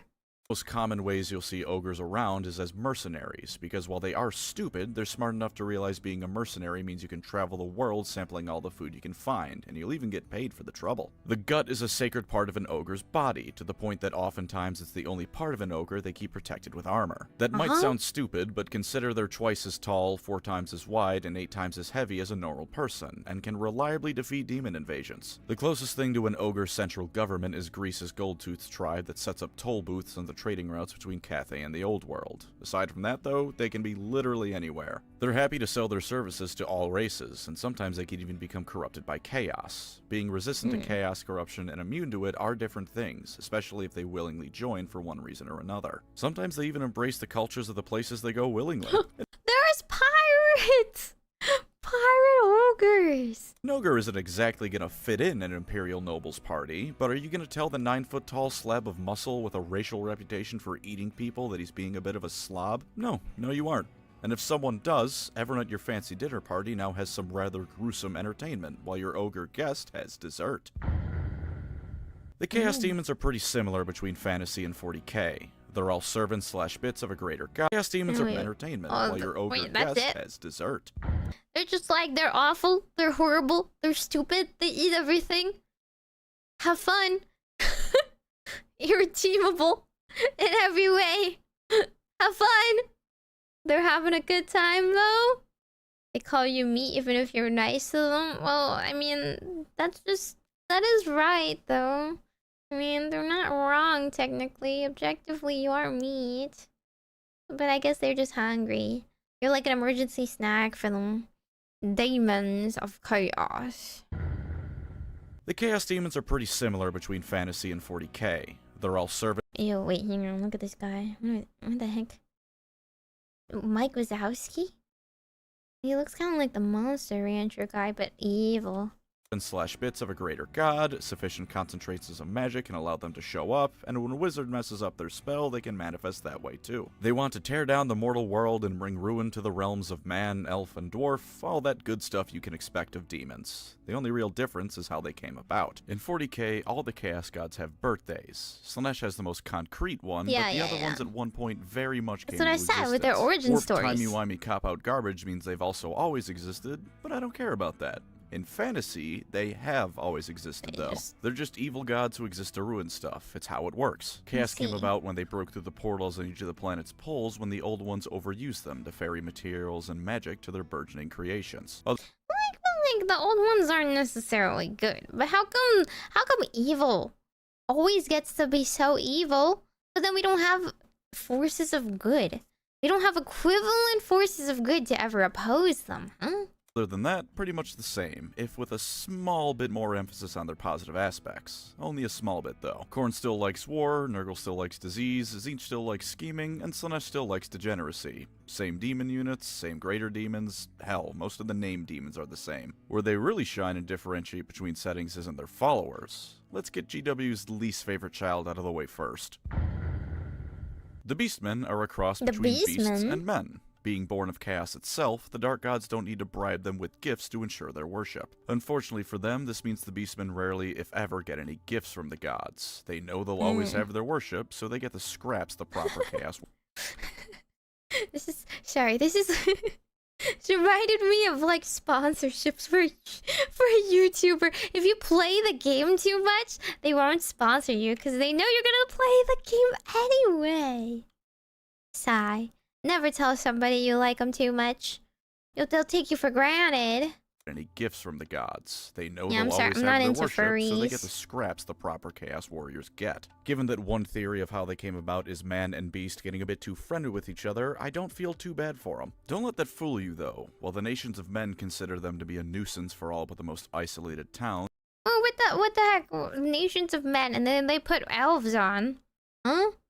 And the dwarves view them similarly, the wood elves know the true danger they represent. In the forest of the world, millions of them lurk, and when they go to war... So basically, Only the wood elves know that they're bad? Wood elves know the true danger they represent. In the forest of the world, millions of them lurk, and when they go to war, entire swaths of the country are trampled underneath their hooves. They defile nature with their every step, and won't stop their savage crusade until the civilized peoples of the world exist in a constant state of being hunted by their bestial overlords. But like, you know, that sentence is also fair for half of the other evil races, right? Didn't we just say that about the orcs in the beginning? Didn't we say that about the undead? Didn't we say that about some of the, I don't know, some of the vampires too? Like, isn't that the whole driving force and ambition behind most races? That they just want to take over? Civilized peoples of the world exist in a constant state of being hunted by their bestial overlords. At least that's what we're told in between lore blurbs of them being butchered like the cattle they look like. For the love of God, at least the Eldar are powerful on the tabletop more often than not. The Beastmen usually suck on tabletop and in the lore. I'm trying to be a hype man for the factions here, but while I wasn't for Bretonnia because I hate them, I'm not for the Beastmen because I pity them. For what it's worth though, they are incredibly dangerous to the average person in this setting. Villages at the frontier of almost every faction are regularly under assault by Beastmen raiders, and when they gather in force, they'll be wiped off the map at a moment's notice. These are just level 1, like, enemies, right? Like, if you were a peasant, sure, that level 1 slime is going to take you down. But, like, this is just, like, leveling fodder for the rest. And since they're all part animal, they have incredibly sharp senses. If you get in a fight with one while you're traveling, it's already game over. You can probably take that one on, but the 20 or so more beelining it in your direction because they heard a fight is a different story. The Beastmen are a savage race to the point that things like intact walls drive them to frothing rage, such as their hatred for civilization. All they do in their free time is get into brutal fights amongst each other, sometimes involving one challenging another for a position in the hierarchy, but usually just to assert dominance or for fun, hunt people, and drink. They do have some forms of worship for the chaos gods, and their shamans both help construct effigies and are— Okay, but like, look at this guy. He's goth. Look at this, like, death metal goth beast man. He's all dripped out. What the heck? He's got wings. He's like, he must feel so good about himself. He's got, like, fallen angel dark wings. Are actually referred by other beastmen as something above their common squabbling, but for the most part, they're every stereotype of barbarians squashed into one. Aside from those shamans, they have no desire to form their own culture, civilization, or cities. They just want to hunt like the beasts they are. The beastmen may be a bit of an acquired taste, but for what it's worth, I don't think I've ever seen people address beastmen players with anything but some measure of respect. Well, the beasts of chaos are no— yeah, but isn't that respect, like, out of pity, once again? Like you mentioned? You know, like, it's like, at least you didn't choose a normie pick kind of deal. Like, okay, I respect your really niche taste, and also the fact that you're a furry. No more, the OG beastmen of fantasy have returned to the tabletop. If you like the idea of being the savage force of nature that just wants to ruin, all the while being backed by the dark gods, the beastmen might be for you. Just, don't expect to win all that often. Part of the respect Beastmen players get is for sticking with an army that Games Workshop seems to hold in utter contempt. Yeah. Yeah. That's like okay, you don't play for meta, you play for passion, but also you want to be evil while doing it. Warriors of Chaos. Is this the human races? I know I'm incredibly biased, but I do not care for the motivations of most of the traitor legions. They strike me as like listening to a story about me and my siblings not getting along when we were kids. Which I'm sure is at least partly intentional, but that's not the kind of motivation I want for why someone sold their soul to the forces of hell. But like, so they don't have the Primarchs here, but that's also the Primarchs. The Primarchs were like, Daddy didn't love me as much as the other guy. So I'm going to betray the entire race and you know, start worshipping a death god. At least not on a faction-wide level. By contrast, let's look at the Warriors of Chaos motivations for worshipping chaos. I'd say there's two blanket ones you can say. The reasonable one is that they live in the barren, icy lands of Norska. Aside from the southernmost regions, permafrost covers the whole land. No crops can be grown, and few animals are around to hunt. Because of the proximity to the North Pole, where the realm of chaos intersects with reality, a lot of those animals are heavily mutated, if not outright demonic. What? You could just go to chaos in the North Pole? Also, is this world, like, round? Just wondering, is this a flat Earth, or, like, is it round? of these people are also almost explicitly forsaken by Sigmar, as a lot of the ones who live there now are the descendants of the ones Sigmar forced out when he was forming the Empire. This is like Northern Australia. We had to force out the evil people, and now they're resentful. Earth is a donut. Oi. The ones who live there now are the descendants of the ones Sigmar forced out when he was forming the Empire. With all that in mind, I think it's at least understandable that these people would turn to the Chaos Gods for protection and worship. If the only option of worship is the guy who's all about plague, you might as well hope he's in a good mood and will keep the plague at bay in exchange for a few sacrificed Southerners. The other motivation, while less relatable, is also much more fun. Just wanting to be an evil, powerful overlord. Why do you worship the Dark Gods? Because they give you ultra-powerful cursed armor you can use to give them... Because being evil is fun. You heard it here, folks. Why be good when we can be evil?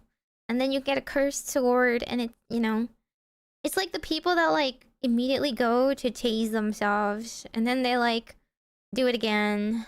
Them more sacrifices to gain more power with. Why do you slaughter in the name of the Blood God and all the others? Because it's fun. Who gives a damn about morality? That orphanage made the mistake of being in front of you, so it obviously had to go. If the Blood Dragons are a heavy metal album cover, the Warriors of Chaos are every heavy metal album cover combined into one. Kill for the Dark Gods at every possible moment. Let loose your darkest desires onto the world, because you have the explicit backing of the powers that be to do so. The Norskins who live in the frozen north will make pilgrimages to the northern pole and realm of chaos to become true warriors of darkness. If they're unlucky or unworthy, they'll turn into chaos spawn or demon food. If they're lucky or worthy enough, they'll become mighty chaos lords. And if they're really lucky and get just the right amount of attention from their gods, they can become demon princes of chaos, immortal beings with the blessings of the gods themselves to pillage across the world in their name. Are you prepared? You are not prepared. Is that what you turn into? You want to turn into a gargoyle? You want to get like sick wings? I don't know. Look at this dude. He has 4 weapons visible alone, and his armor looks like he just grabbed every single bit of scrap metal around and had a demon turn it into something almost coherent to look at. If you want to play the bad He does, but I feel like everyone in 40k looks like that. I feel like that's pretty standard. I've never seen a guy with less than like 2 weapons. It's ugly? You don't want that?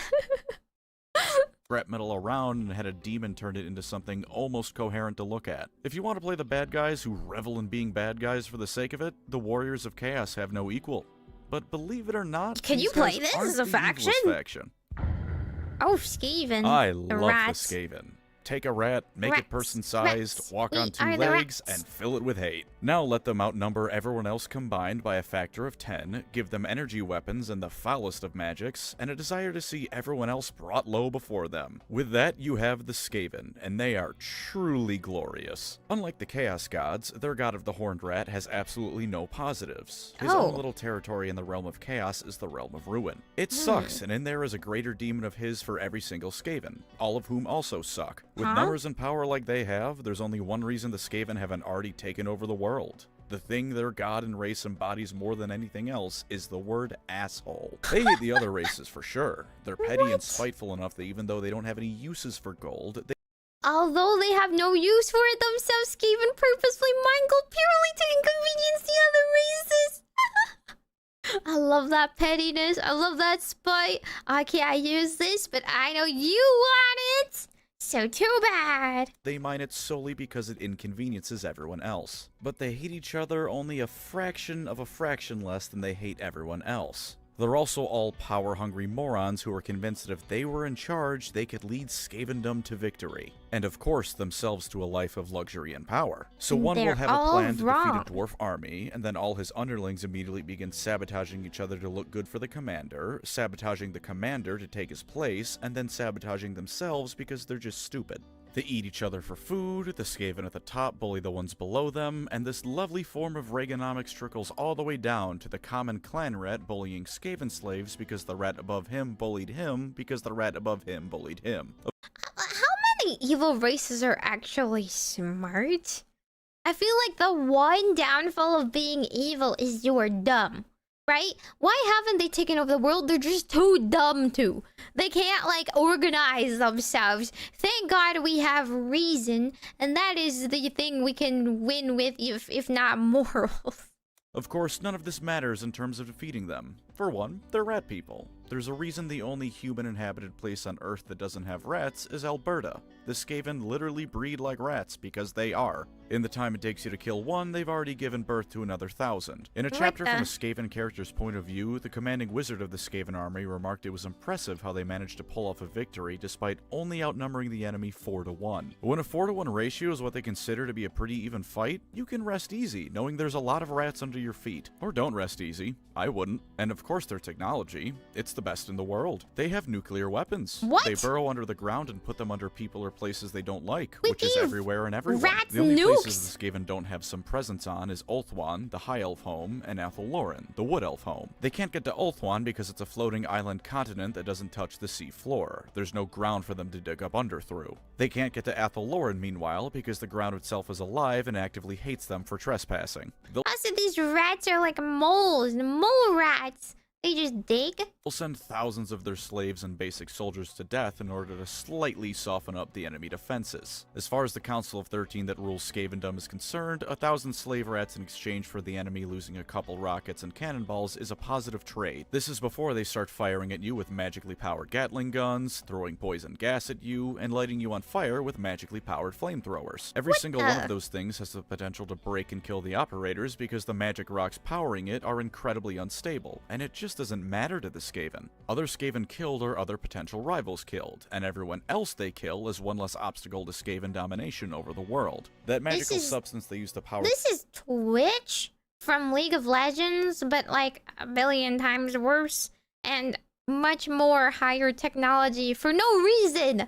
Their weapons is a rock called Warpstone, by the way, and the Skaven covet it above all else. They use it to power pretty much everything that isn't manually powered by treadmills of slave rats. Other uses for it include using it to boost their magical strength, boost their physical strength, as food, and as a cocaine equivalent. Everyone else that touches the stuff either mutates or dies on the spot, and for the Skaven it's nose candy. If they sound goofy, it's because they are, but consider what it's like on the other side of a Skaven invasion. You're walking down the street, things have been a bit rough with the goings-on in the town, but nothing that can't be explained by natural causes. Then all you hear is explosions, the sounds of the most horrifying mutated monstrosities ever conceived, and right as you turn the corner, all you see is dozens of beady red eyes staring at you with full intent to kill and eat you.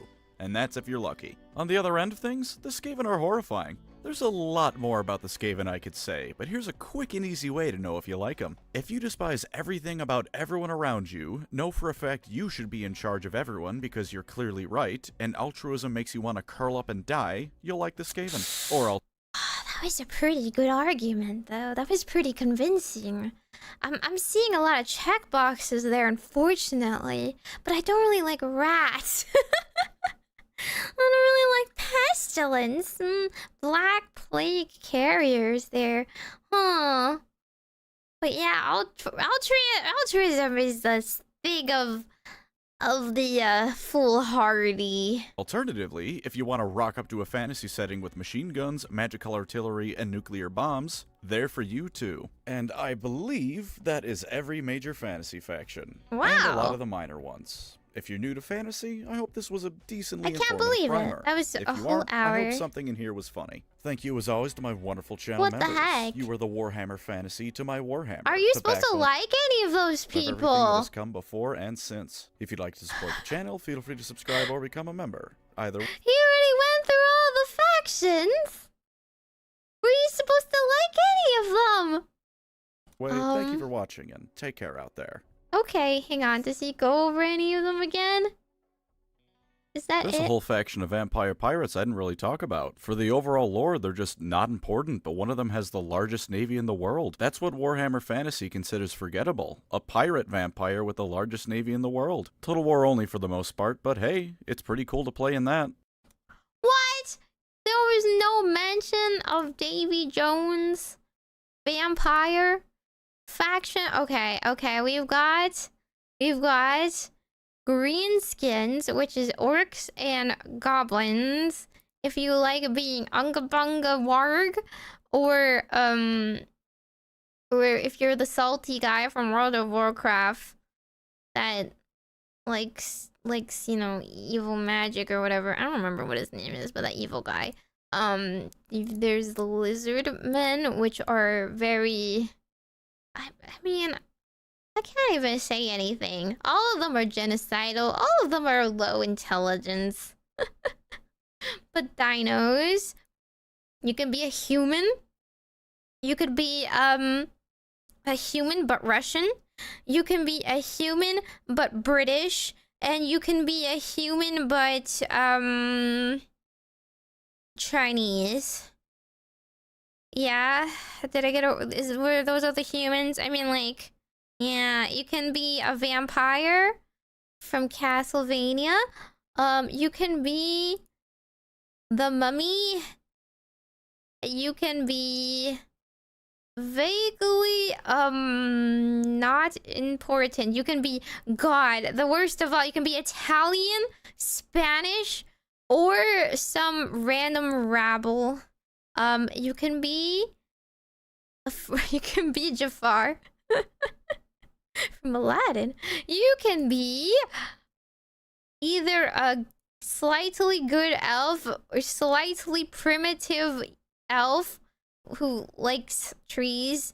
You can be I don't even know. I guess the high elves are like elves but with depression. You're like the guy in Lord of the Rings, Elrond or whatever from Lord of the Rings, but like he's more altruistic, I guess. You can be elves but evil and incestuous, I guess. You can be a dwarf, stereotype, but with tanks. You can be a dwarf, less stereotype, but I don't remember what the... This is just the Chaos Dwarves, right? Yeah, there's only Dwarves and Chaos Dwarves. There's only 2 types. But they trap demons in their weapons and are even more hateful. You can be an ogre, which is usually just enemy fodder, but you could do that and then, you know, worship a volcano and throw things in here for some magic powers. You can be a beast man, which is just really just like really just being, I don't know, a target practice. It's like you want to be a sentient cattle, really? They get butchered? You can just be a normal defactor. You can be a trader and worship chaos, but fantasy. Which is to say, I feel like the chaos people get less cool perks in fantasy. The 40k people, the chaos gods are like, they kid them up. Maybe it's because there's like evil Primarchs that gave them cooler powers as well. But these chaos people are just, I don't know, the same thing but evil, right? Sometimes they drink the evil juice and they turn evil looking too. But most of the time they're just human but evil. Or you can be a rat. And that about covers most things. That's like everything, yeah? Old Fantasy Age of Sigmar is slightly different and has more factions. They have more factions, really? I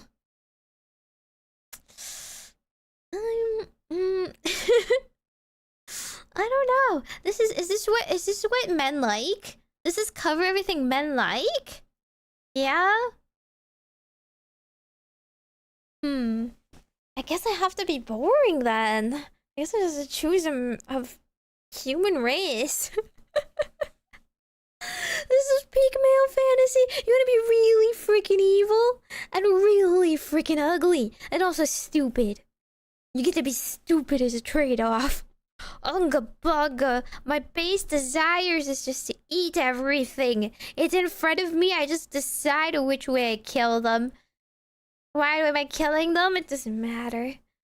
All the motivations come down to it. If it's in front of me, I'm going to kill it. The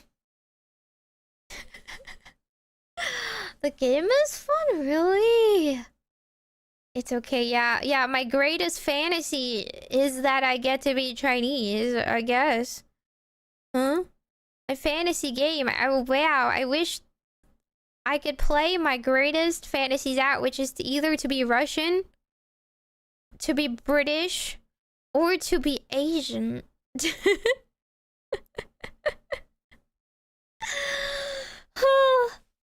I never play because the art's ugly. That's usually why I avoid things, because I only play anime things, right? I only like anime. That's why I never played Expedition 33 either. I thought it looked ugly, and also French. But like, I don't usually like Western style art. I don't like weapons. I don't like vehicles. I don't like dinosaurs. I don't like evil, ugly things like ogres and rats and stuff. So, am I just relegated to being boring? Because I like dragons and horses slightly more than all the other things? I guess. I don't know if I really want to be an elf. An elf is a very, like... It is very, like, self-fulfillment-y. I gotta be magical, and I get to be altruistic and live forever, and also have depression. Depression, it's just like if I was me in my normal life, but like they gave me so many powers and responsibility for that, so I get to do wish fulfillment to like savior like stories. You get to play as a big ruling dragon if you play Cathay, you know. That's a pretty good sell. I can't be very evil though if I get to be Asian, huh? Tabletop game fantasy is the most fun? Really? Why? Is it because 40k has too many... They have too many options of evilness?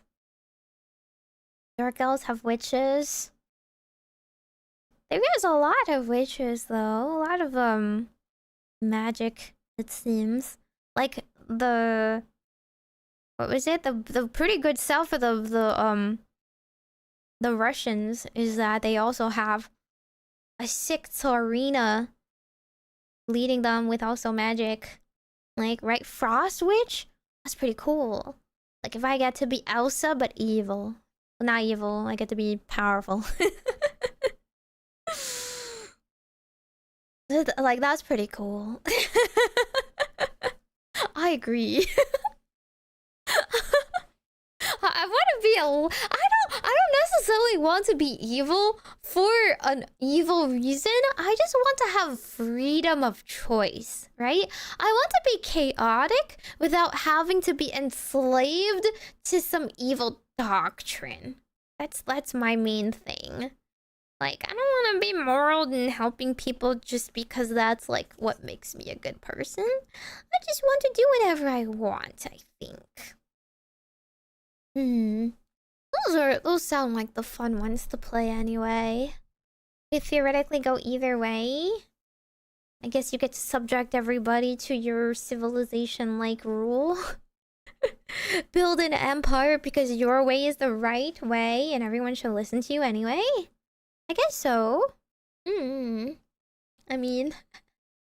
I guess the game is however you want it, but if you're role-playing with the intention of accuracy and the setting, I don't know. No depression if it has true love.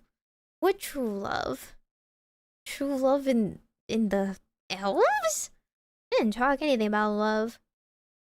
I don't think there's love to be found in this desolate wasteland. Unless, of course, you are propagating an entire race of dark elves. But yeah, I guess that's what I've learned. I've tried my best. I've taken all the notes. I don't think there's anything big I missed. Vlad has true love? Oh, the vampires? That's kind of true, Vampires are lovers and fighters. There's a few love stories, but you need to dig deeper. It's okay. I'm not quite interested in their love stories. This is a war game. We gotta keep our eyes on the prize here. The good guys are generally capable of being assholes. Okay, well, I don't know if that's good. Isn't that just hypocrisy? Nurgle loves you? Hey, that's not Nurgle. I don't think Nurgle truly loves you. He loves your worship, that's for sure.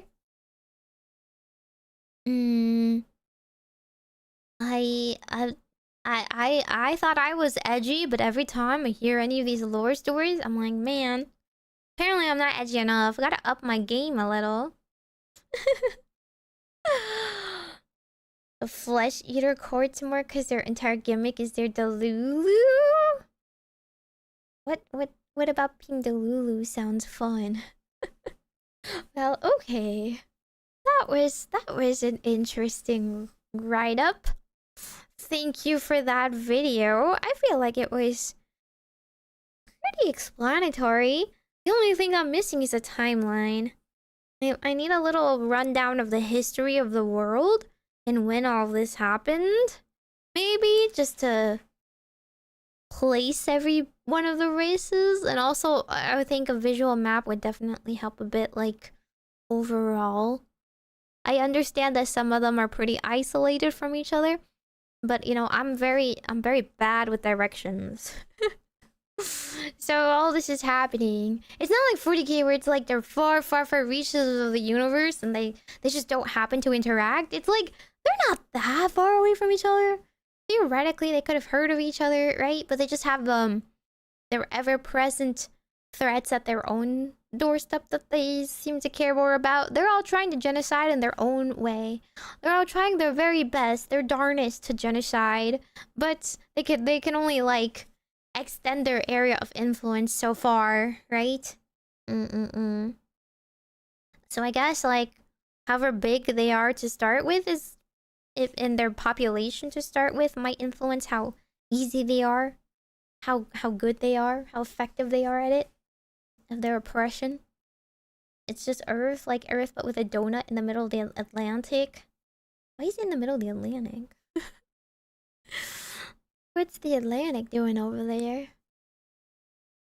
The Reggie has good videos playing Total Warhammer. Instim are the ones who got me into it in the first place. Oh my god, I can't believe they're influencers. That's crazy. They're actually influencing people. What? Wow. No one plays games because I play them.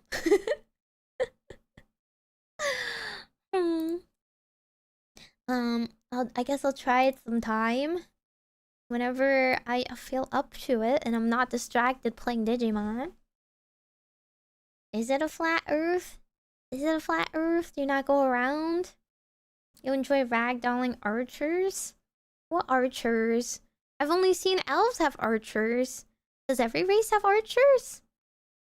Influences me to be a worse person? Oh, wait. How am I influencing to be a worse person, huh? I want you guys to be a better person. You just guys need more critical thinking sometimes. Most races have archers? Aren't there gunmen? I guess only a few of them have guns in comparison. Like rats have rats with machine guns. No, yeah, that's what I'm talking about. Like, I can see them being ranged, but I don't see them being like all bows and arrows, right? We're not better people yet. Not quite. I haven't seen enough evidence to point to that. And we're all works in progress. Ragdolling guys when they get hit by giant monsters is always funny. How many giant monsters you gotta even control? That's like Dynasty Warriors. Well, I guess maybe that's like rolling in I don't know. I feel like I'm more used to like a Colossus. Again, I've only played Protoss style RTS, so what I like to see is the enemy melting. I like to see them getting blitzed out of existence. I don't really like violence. I don't like blood or gore. So I just want to see them very neatly eviscerated. Like Just turn them to ash. Just dust them. Almost every race has giant units of some kind. Well, I guess the dragons are pretty self-explanatory. What do the Russians get? The polar bears? The giant polar bears? They just chomp? Lizards get space lasers on top of their dinosaurs? Dinosaurs with space lasers? This really is peak male fantasy here. They want their dinosaurs to be more effective. Quick, give them technology. Incinerated? Yes, that is also a synonym. Terracotta Colossus. Yeah, that also makes sense. Giant ice bears and giant ice snakes. Oh. Blood is a DLC? What? Does that mean you don't normally see blood? You pay for a DLC to see blood splatters? Huh? Visual effects? Giant frozen wingless dragons called frost worms. Aren't they just worms, like with a Y in that case? Are they actually worms? Mixed sneakers. Nurgle get some fat demons. I don't know if I like fat demons though. I suppose I'll see. I gotta brush up my RTS skills. Is there our APM tracker in the game? I'll be very embarrassed if my APM is low. Okay. Well, you don't really get too much choice. You gotta stick with one and you're stuck with them for many, many hours, yeah? You get nasty in the game, you'll hate demons. Oh no! Oh no. No APM required? But I like wanna show off a little though. I wanna show off my RTS a little. Unless you're Batodia, are they the Marines? The Stutter Steppers? Okay. Well, that's interesting. I'll give them a try sometime. Next time you'll see me. I wonder if there are more videos about Fantasy Warhammer, because I only ever hear about War 40k, so I didn't know too much about, like, the fantasy side. I guess there are their own fans. And this is like 1 year ago, so it's pretty recent, right? Maybe, it's just the Total War fandom? Or they're just their own self-contained niche fandom that really care about Fantasy Warhammer compared to everything else? Or maybe it's just that, like, they have a game. I feel like it's because they have a game. I feel like because 40k doesn't necessarily have as many games, they want to, like, talk about lore more through videos and stuff. But if you have a game already, then you just play it rather than discuss it, maybe? Other part from the tabletop, of course. But, like, tabletop is hard to play. Like, you build your little minis on your own, but you don't know that many people in real life to play it with. You don't get to have a free exchange of your thoughts and opinions and analysis and your own little stories, right? You don't get to talk about your own your armies and OCs and build little war campaigns that well. Lots of okay games. Fantasy just has 2 good ones. Yeah. Well, 40k has, like, Space Marines and what? And Space Marines. oh, Mechanicus, I guess. That's, like, different factions, though. Warhammer 3 and Vermintide are the only 2 games that focus on fantasy. But I always hear about those. I also didn't know Vermintide was fantasy either. I had no clue. I also I only thought... I just thought that it was Warhammer et al. But like... Left 4 Dead. 40k of Dawn of War? See, I tried playing Dawn of War. I tried playing the original one. But it was like, okay, it's a little janky. I guess they recently had a new anniversary version, so it's a remaster or whatever, so it's like more playable. It's a little janky. Not many people seem to care about it. It feels like they already played it or something. The Age of Sigmar games aren't that great. Oh, that's rough. 40K gets a spin-off of every genre. Fantasy got some weird mix between XCOM. Yeah. The actual best Warhammer game is Blood. What the heck is Blood Bowl? I want to play the Chiefs games. That's the only one I want to try. The Blood Chiefs shooter thing. But that's not very serious. That's not like a story, deep lore kind of game. It's just that it's 2D. Gotta reward them for a 2D side scroller. Please have more games in 2D. Please, my motion sick, self cannot handle Vermintide or Space Marines. Why does everything have to shake when you shoot? Have they considered not doing that? A rugby American football, but with orcs and dwarves and lizards? I don't even know how football is played. I'm not of the outdoorsy, sportsy type. In fact, I'm allergic to sports, sorry. Actual fantasy football, but okay. I suppose. Is he an elf trying to tackle an orc? I don't feel like that would go well. Is that just me? I feel like that would not go well. How would he even fight back? Huh? Okay, but are you sure that's not just a ploy to get nerds into football?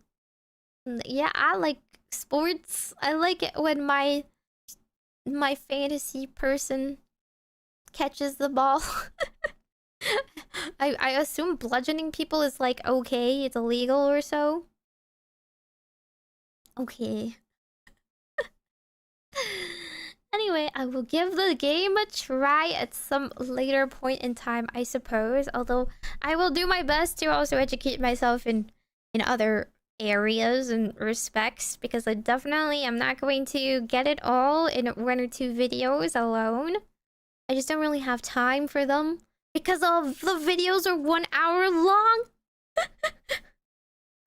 And after you watch 1 hour or 2 hours of a video, you're desperately learning and trying to soak in all the information. Your brain starts to autopilot. It starts to it's a chalice with many holes poked in it. Okay. That's my one video of the day. My one. I did my best. Okay, you'll never know what I was doing while all this was happening. I had this running in the background. I literally had Rid running in the background. Who am I now? A very good multitasker is where I am. I did not realize, or maybe actually I did realize, I just like never did it. Oh wait, I'm stretching the game. Whoa. Oops. That like they just had an auto battler for you. That's so convenient, isn't it? I come from the realm of gacha players where I had to like refresh everything on my own for Grand Blue Fantasy and Fate Grand Order, and it just comes to a point where you're not able to do it anymore. Grand Blue, thankfully, it does have auto nowadays, but it doesn't have this, where it's like a multi-battler. Not only does it like complete, not only does it complete battles for you, but it also has an option where it's like, oh hey, if you max out level for some of your chosen champions, you have backup champions. Granted, they didn't actually get to use them because I didn't max out the levels, but I was just shocked. Unfortunately, it seems like it did get stopped at this point because I died. That's like pretty bad random chance. That's pretty bad luck. But that's on me. So you have like 200 multi-battles available to you? And I should have just checked this, which is continue multi-battle even if when Oh no, this is all hit max level. Continue multi-battle even if you lose a battle. That's the one I should have used. I have plenty of energy. I should check these too. Okay, maybe I will. Because I mostly did the dragon because I wanted the gear more so than leveling. The leveling definitely helps though. Hang on, let me turn the audio back on. I just didn't want it to bother the video and such. Is that too loud? It should be okay, right? By the way, if you joined the clan, please join the clan and let me know. Once again, there's just too many people. There's too many people joining the clan with no username. I don't know if you're a real person. If you're actually here or, you know, not a rando, please let me know. NASA, please play. Please play the clan stuff. Brr. This is your reminder. I'm your slave driver clan leader. I must start setting quotas. Actually, the game sets quotas for me. See required contributions set at minimum 1,000. You get Xenomorph for the first legend? You actually, I didn't realize, but you get like a... Where is it? This one. After 14 days, another week, you get the perfect soul for him. So you actually get to like make him even stronger from just logging in. Which is like, thank God, because he is carrying my team so much right now. I would love if Master Duel had a clan. It's not really PvP. Or, you know, PvE. Like this game. This is Raid Shadow Legends, by the way. It has both PvE and PvP parts. And I need you all to join my clan or else I'm suffering here. I can't do this alone. The clan boss thing. We have 4 hours more. And this is 76 health. Oh no. Okay. Hang on. Ooh. Wait, I actually clicked it too fast. Okay, so... Oh! The amount of damage we do gives us different chests. Wait, this is important. This is important. Oh, wait. 2 of you did fight it. Okay, if you join the clan, you have to be level 17 to do this. You gotta pull your weight. Okay, pull your weight. I can only do so much damage. You have a new key. Okay, use your keys. Maybe this will be better. I did improve my team since... Oh, I did get new drops! Thankfully, my dragon spamming has given me new drops. Give me some more speed, baby. Let's see, what does this give? Accuracy? Accuracy might help.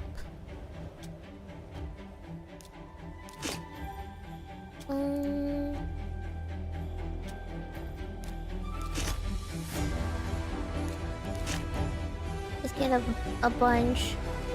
Freeze debuff. Destroys max HP. 40% of damage. Wait, this is so good. Damage dealt? But it doesn't affect poison, right? This poison kind of chip damage. Is Xenomorph in raid? Yeah!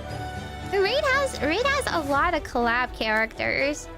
Well, first of all, they have a lot of characters that are based off of like just like other stories and myths and stuff like that. So once again, my big recommendation is you signing up with my code so you get to use the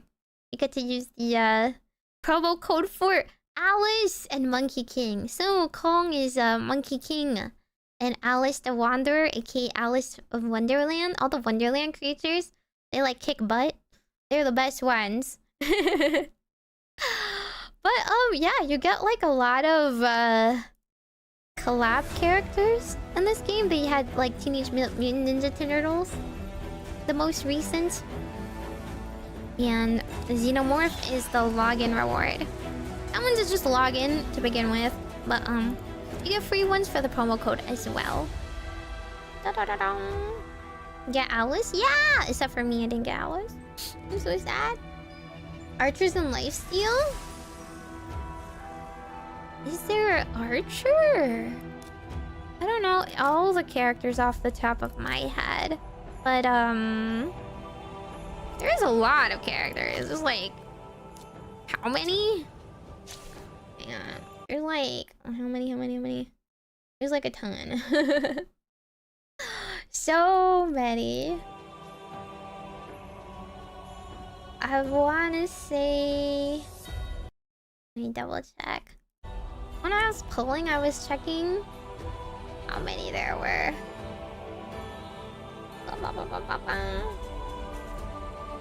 I think there's like not yet 1,000, but almost at this point. They're like nearing that. You can kind of like check here, but this is mostly like their names and stuff that you can pull. Out of the ones I got, I have like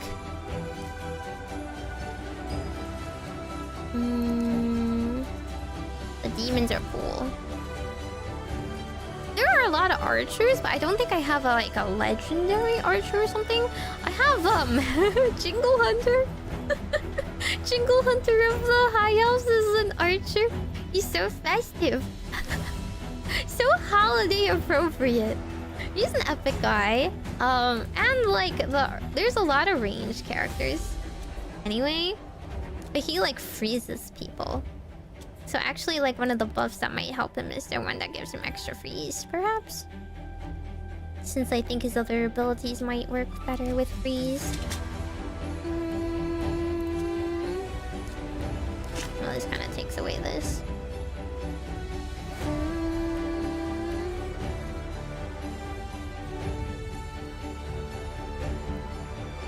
I don't remember. I think I was using him for... I still don't have helmets. Oh my god, what is the helmet drop?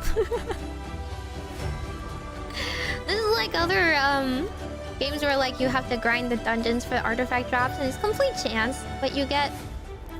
I swear, I just have a terrible time getting helmets for some reason. I personally like mages the most, you know? So... I guess in the way I chose the Dark Elves, I sided with the Dark Elves. But Kale is like the best starter in the game anyway, because he poisons people. Oh wait, I ascended him! I ascended him, but I can't like... I don't have an extra accessory. I think I gave it away. Yeah, I gave it to Mr. Xenomorph because he's also considered a Dark Elf. I find that pretty funny. There's a lot of the same fantasy factions, actually. There's like orcs, undead. This is the good people, high elves. The Sacred Order is like the closest, like the good people, the humans, and stuff like that. But I just think it's cooler to be evil. I like the evil people. I'm definitely not biased in any way. I don't know. I don't think the Dark Elves are that evil. They're justified in what they do. The Banner Lords are like also the good people. The Knights. This one's scary, the Knight's Revenant. He looks like a zealot, doesn't he? Orcs. I pulled a lot of orcs, actually. Mr. Man, Barbarian. Look, there's dwarves too, but I didn't pull that many, surprisingly. I think I pulled way more elves than I did pull dwarves. And then Mr. Man-Bat. We have them all. See, we have like archers. She's an archer. Something about elves, right? Something about elves that they're like... You would never imagine an elf with a gun. They're always going to be using like archery. Yeah. Very similar medieval setting here. Does look like something a Dark Elf would have as a pet? Really? You're top hero in Dota 2. I've never played Dota 2. Unfortunately, I only was indoctrinated into League. She is very pretty. She's very pretty, but she's a rare. So you're likely to get her, if anything. Although there is like a huge amount of champion selection. I just happen to like my hot orc lady. I like using her. I always try to make it work, but I feel like the better characters are definitely the undead and the evil people. I have enough to give her something. I'm gonna start using her. Okay, let me kit out my main people again.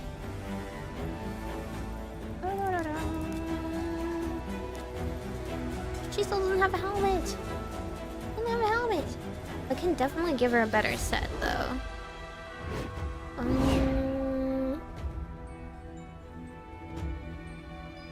Is this the same set? No, it's not.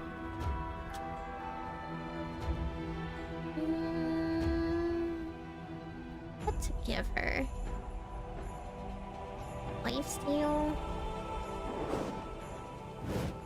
I see. Lifesteal's only good if she actually does damage. She's a supporter. So I'd prefer her to have accuracy, I think.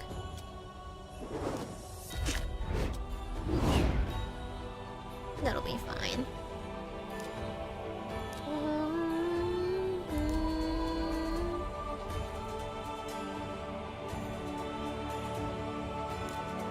Archer like Gilgamesh, yes. Sometimes you just have to throw daggers and swords at them. And then it works. It does work. I'll just kit her out because I like her. Okay, I wanted to put Mr. Royal Knight. Where's Mr. Royal Knight? Mr. Royal Knight! I want to give him extra bonus.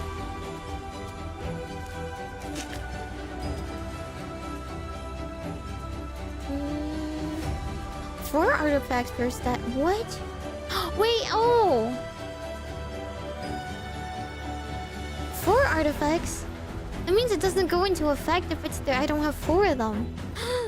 No, that's so sad. Okay. I will chill on this set then. I think it's still better stats than the one he has though.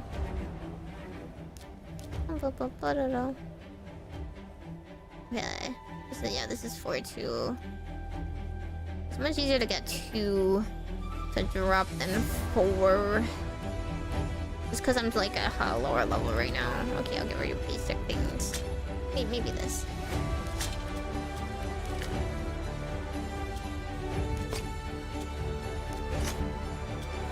Okay, there we go.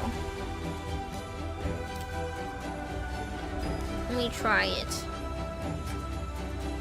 Let me try the clan boss again.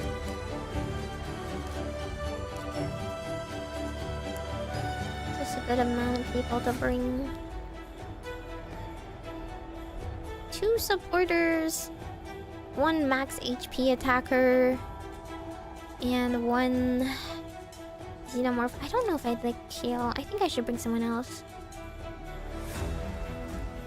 I wish I had someone that's tanky though. Do they resist defense down? I think he does. Oh yeah, this one is like good in arena battles, right? Right. I think he does resist cold. What about you? This one's shield, sleep.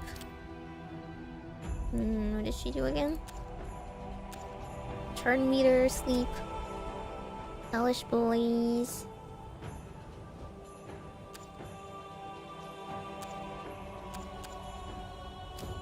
Just bring her just cause. Oh wait, no, you know what? She's level 1. Just don't want to really.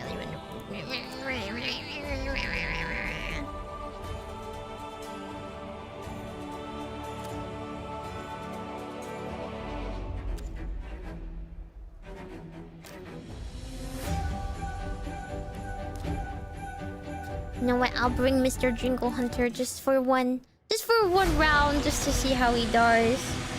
I said my heroes, listen, I'm trying to. I swear. It's hard to raise all their levels. Okay,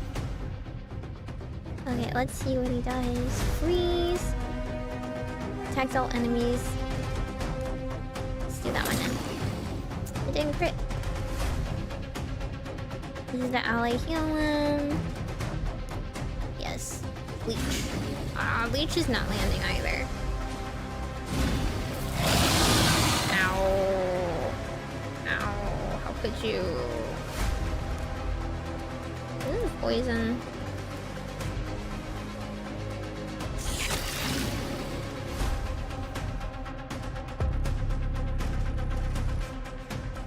Yeah, that does not work.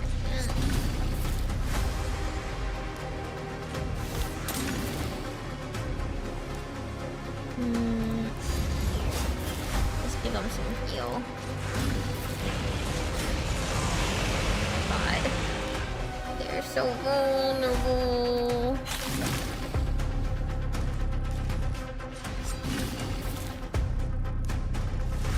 But I do need another shielder or supporter.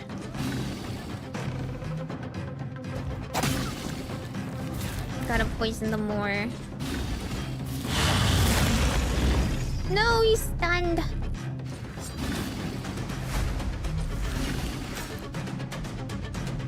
It's mostly a turn-based strategy game. But sometimes I definitely RNG into who dies. It's always like, oh no, please don't kill them. That's my supporter.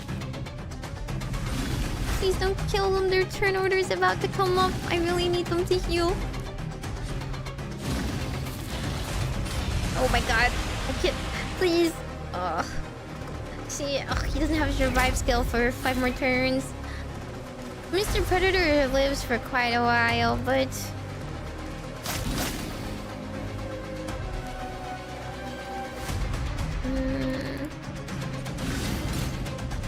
Oh! The fence down, nice. Poisoned him a lot.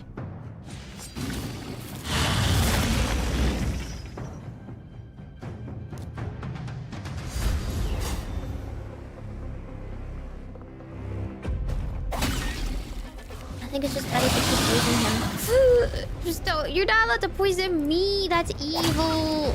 It's evil and not allowed. Oh god. I don't get my heal in so many turns. Heal, my res, my heal. Oh, nope. Oh god. And his poisons all fell off. How? He had so many turns of poison. This is sad. Okay, poison him one more time and then hit this stack. It did do a decent amount of damage. Oh. It's over. Here we go. Wait, that's like so much more damage than I did last time. That's pretty okay. Right? I think that's pretty good. I definitely need to switch some people. Royal Guard is doing his best, but look how much the Xenomorph did. He did 2 times the next highest. The Xenomorph just literally carrying. Okay, what if one more defense? I mean, one more supporter. One more shielder. I just don't have anybody that will like tanks. Maybe put... None of them have an aura that I can use, yeah. No, I don't have Ascension. I wish I had Ascension. It's not my fault. It's not my fault I don't have Ascension. I don't have any dupes of them. Okay. Oh, see? It even warns you.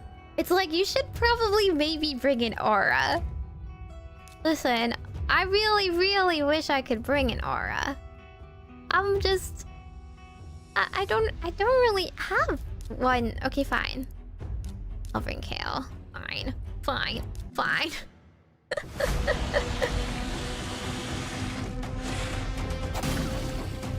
many collective?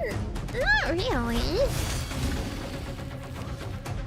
It's pretty easy to get pulls in this game. You can you get like a lot of the lower pull drops. This is so many poisons. So many poisons. I hope it works. Resistance. Ew. Please, please do big damage. Is that big damage? I hope that was.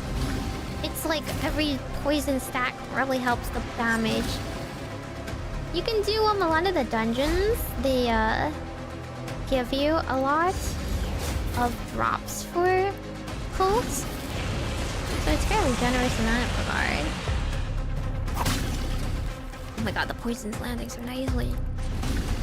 Stack it.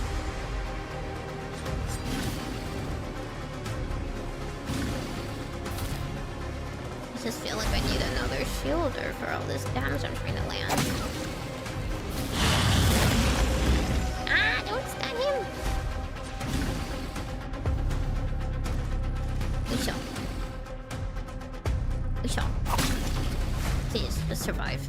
Survive until I can heal them.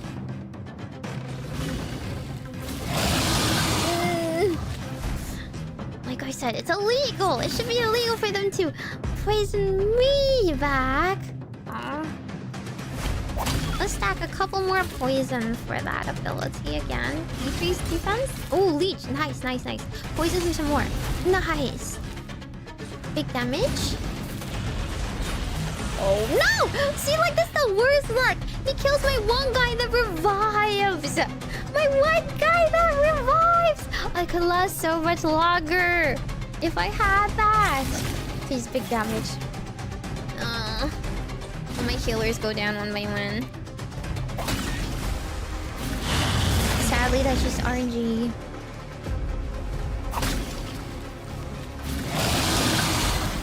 Uh-oh.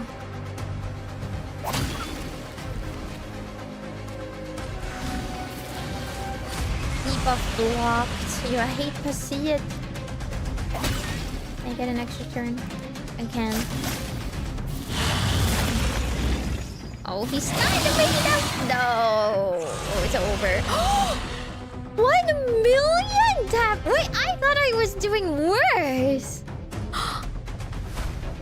Okay, Kale is the way! Kale Xenomorph synergy! So Xenomorph again, he has his last ability, the most strong one. The damage is like multiplied basically by every poison stack. So you use Kale's ability to also poison him a ton. It did so much more damage together. Oh my god, his poison damage also did a really good amount because the poison damage is like a chunk percentage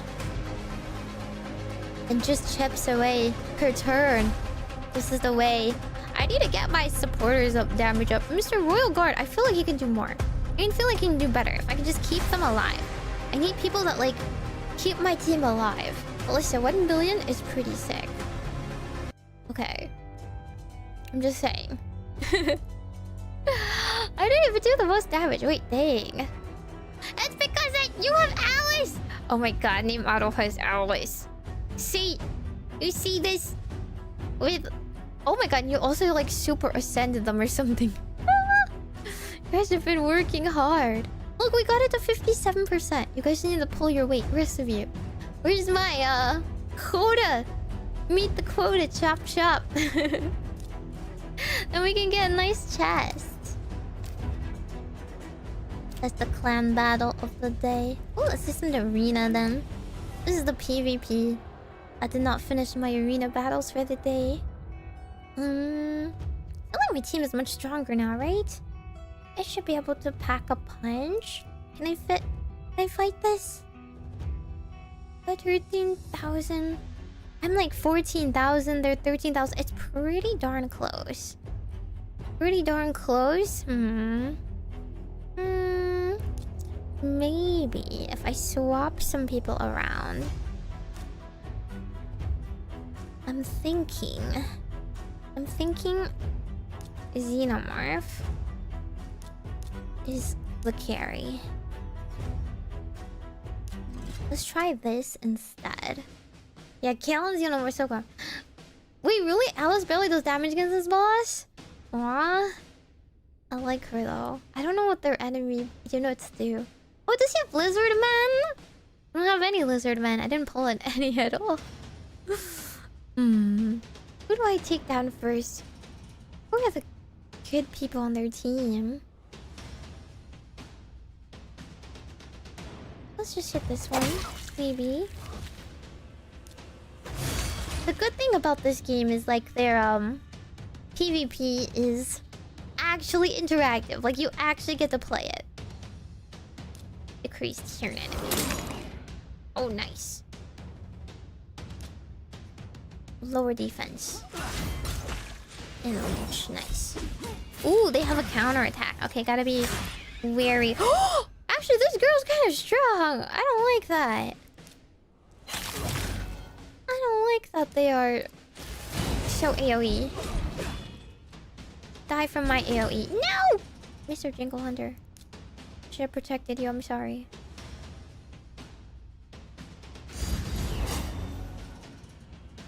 It's okay. They're about to fall. Fall to my wrath.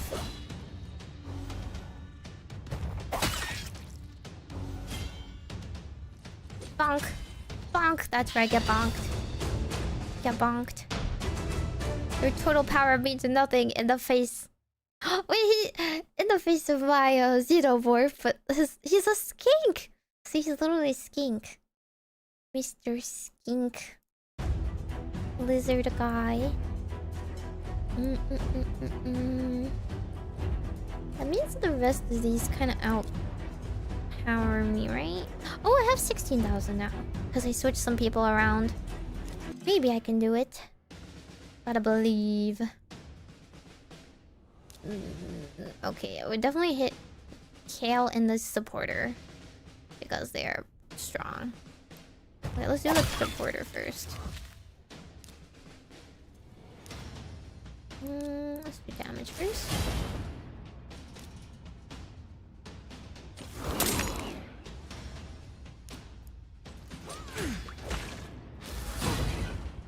Oh my god. Oh my god, he did so much damage to me. Oh my god! I hate that. Infect them! Infect them! Ouch. The counterattack hurt. But it's worth it. It's worth it. You're alive. Stop poisoning me. Literally my same unit, but still. Ah, my bad guy. It's okay. It's fine. It's fine. It's fine. It's fine. Oh, but I don't have poison. They shrug themselves with poison. Hit the AoE guys. Hit the quick AoE guys harder.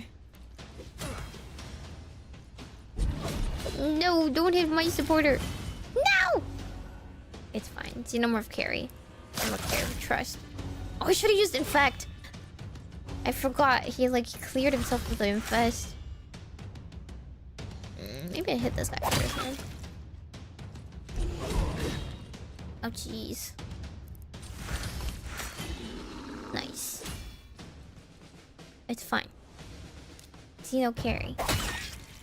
Poison him. Lower his turn order. Infect him. Oh! Perfect! That dwarf ain't nothing on me. Okay, 16,000. I'm just... I'm like literally the same thing as them. Okay, but I believe they don't have Mr. Xenomorph. Haha, you didn't switch up your defense. Although I don't think I updated my defense team. I should use that as a reminder to update mine. Okay, always attack. Always attack the supporter first.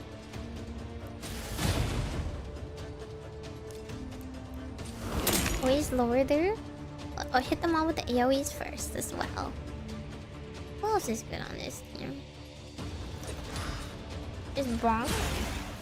Oh my god, they just one-shot my person! That's illegal. How could you do that? It's illegal. Don't die, don't die, don't die. Nice. You see? The chest burster happens. If you infect someone, they blow up. And everyone else takes AoE damage from it. That's the strat. That's why he's so good as the legendary. Nice. Okay, I think I need a refresh. We get the free refresh every 15 minutes. Once I play through them all. Okay, let's hit the weep people first. You get like 10 coins, so that's so many. Everyone has a little war piece to heal themselves with. Bum, bum, bum, bum, bum. Yeah, exactly. You never update your defense team because it's a separate team, right? Bonk. Stop that. Stop that. Stop it. Stop. Stop. No! Stop hitting him, seriously. Well, whatever. You're about to fall to my wrath anyway. Easy. Okay. Let me check my defense team. Yeah, my defense team really needs updating. Actually, I like, you know what? Kale is fine as the leader because he's good at AoE. But we're definitely putting in my best guy. Do I need to update this?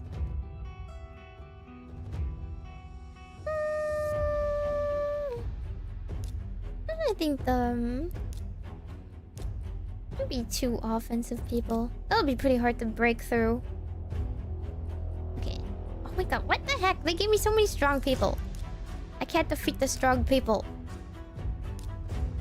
Let's check what they do. This team also has a xenomorph, which is worrisome, but he's a lower level than me. He's a lower level. I can do this. Maybe attack him first. He's the problem. Poison them. Lower their turn meter. Lower their defense. Stop that. Stop that. Oh my god, they hit Kale before I can use my AoE. The sadness. Okay. Kill. There can only be one. There can only be one. Oh wait. Did I fear? Did he fear me? Oh my god, I can't hit him. Fine. Ha! You still got hit. Ha!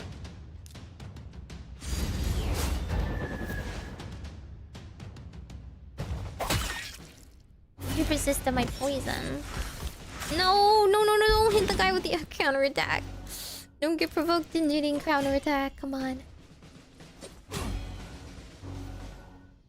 Yeah, someone has my Michelangelo. He eats the pizza! That's just canon. As was foretold. Oh, I hoped he had frozen him. It's fine. The poison will surely take her.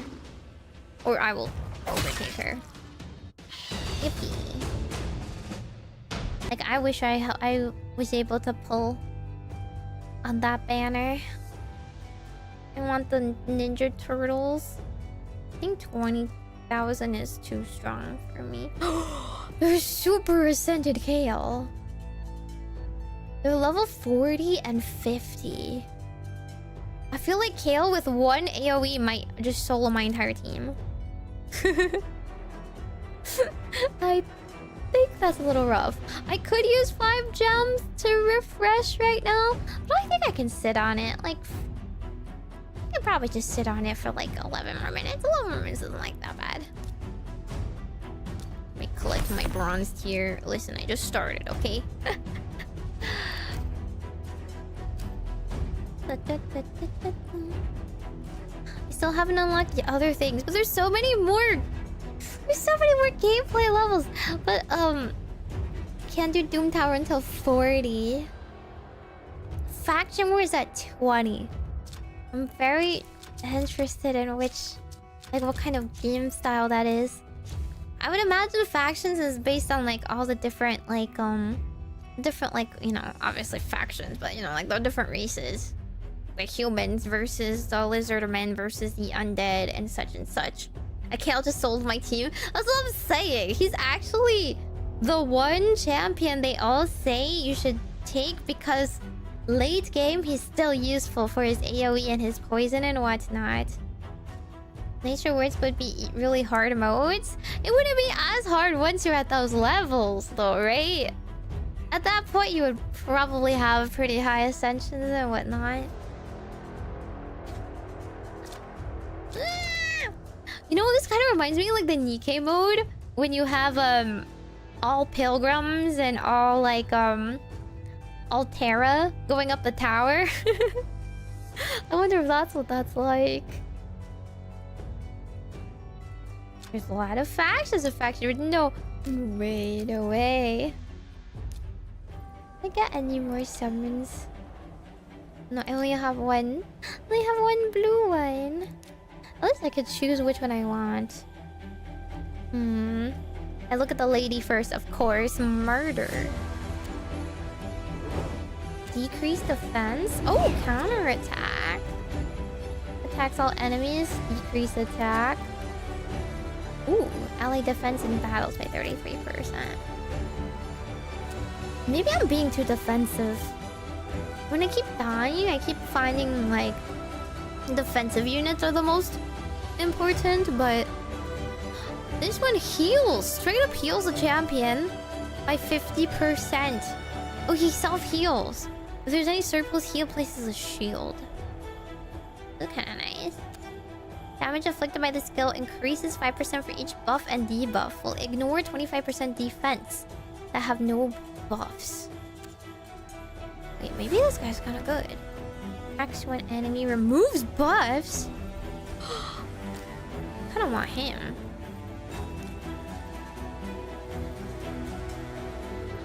Vault Keeper Vix will. He looks like a mad scientist.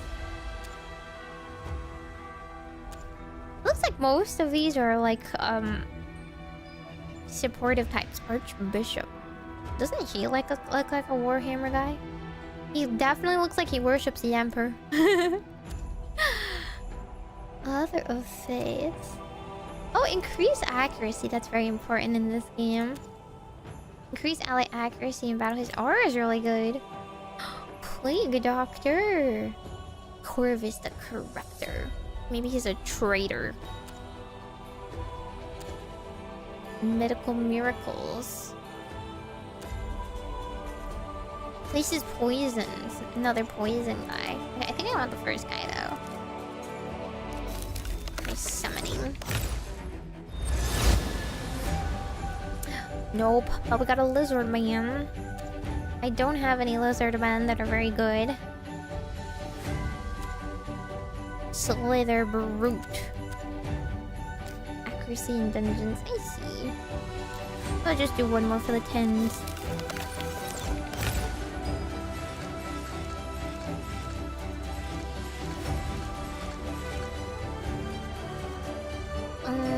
Only two 2-stars. Sadly.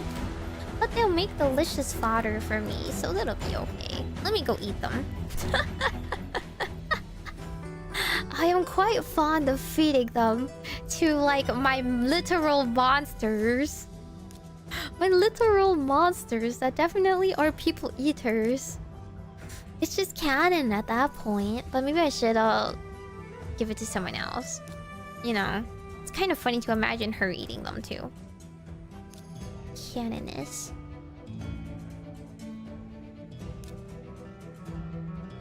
Would it be evil if I feed it to the royal guard, you know? It just feels like it goes against his code of honor.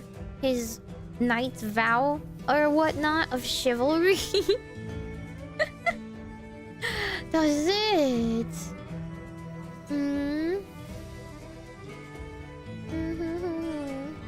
Learning about Warhammer because there's 2 of them. There's a few more than 2. Listen, there's fantasy and there's 40k. That's the 2 I learned about. I don't know any more beyond that. Let me give some to... I give it to somebody that I don't really want to train. You know?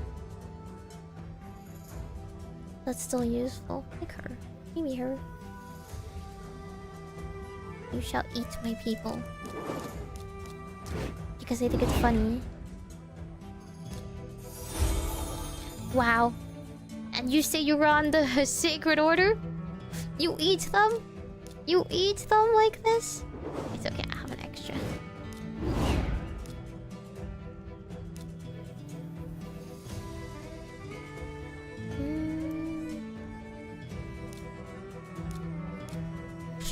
Surely these rares, the 3 stars are expendable. Oh wait, hang on, you have dupes. You can eat the dupes then. That's good. You know, you gotta clear up the queue. Gotta clear up to pull later. Who do I have tomes for? I guess I already used all my tomes. Maybe I should go get some more. Only if they're max rank can I upgrade their rank. And then Ascension is like if you have the same rarity, right? Would it work?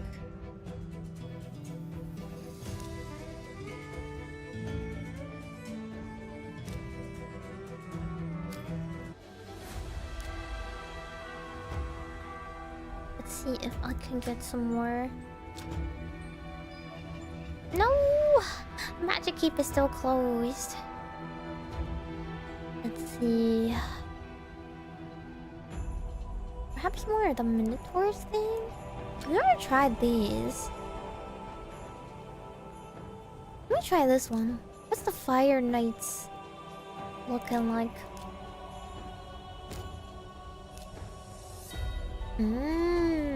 Super raids is you just... It speeds time, I see. Fire Knight. Fyro. Tackle enemies. Decreases my speed. He has a defined shield. Shield reduces damage by 80%. What? The shield cannot be removed by skills that remove by buffs. Decreases the strength of the shield. Okay. When I break the shield, I have to hit it enough times, but it regenerates every turn. If he starts the turn with the shield active, he'll attack all enemies one time. This attack will destroy each enemy's max HP. Oof. Also heals at the start. Oh my god, he's a self-healer! And he's immune to so many. He sounds really hard. I need multi-hit people. So you all really need a very colorful cast of, like, champions, right? Like, I feel like all of mine I kind of picked for either campaign or arena. I don't know if I have any multi-hits. If my first skill is multi-hit, that would be super good. Huh?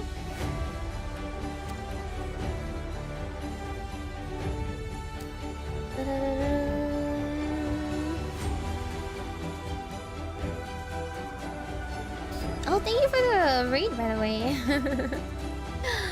Welcome. For those of you who don't know me, I'm a little fortune-telling witch from GlitchStars Virus. Majokko Meimi. I hope you guys saw my raid. I hope you guys saw my raid alerts. It might not have shown. I don't know if it actually showed. Oops. I don't think it did. Let me get it out. Where is it? Shade, raid.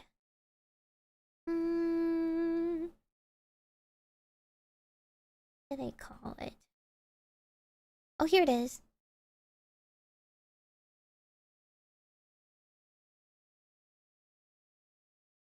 Wow. Isn't that cool? So informative. So nice and shiny. The graphics. You love it. I'm a variety streamer that mainly plays a lot of TCG, but also like turn-based games, roguelike games, strategy games, and such.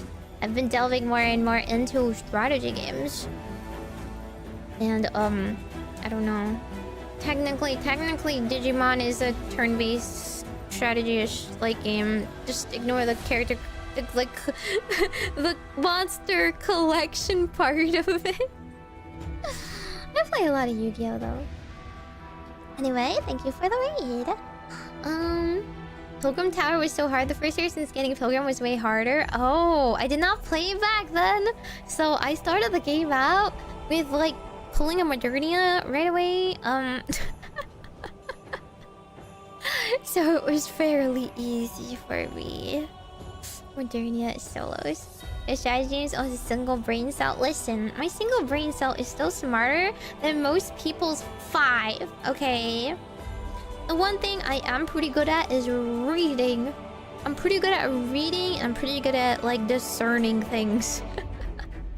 I'm actually very good at gacha games and such because I will like follow the guides and whatnot. But I have been putting Uma Musume on a break because the upkeep for those kinds of games is a lot. So you can only play a few gacha games at a time, you know? So it's always fun to do like the beginning of most games. When you have the most like curve, I guess learning curve where you're still like discovering new things. And you're like, wow, I can do this kind of strategy.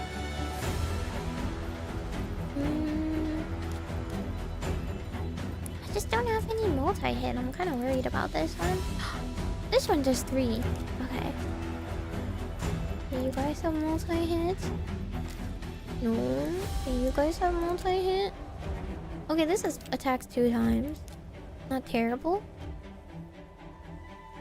This has absolutely no supporter. Let's bring a supporter.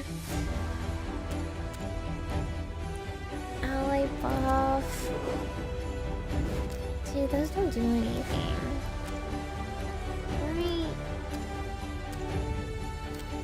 Maybe I'll bring him then.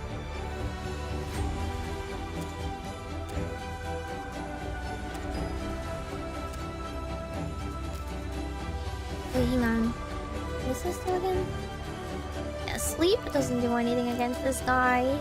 Sadly.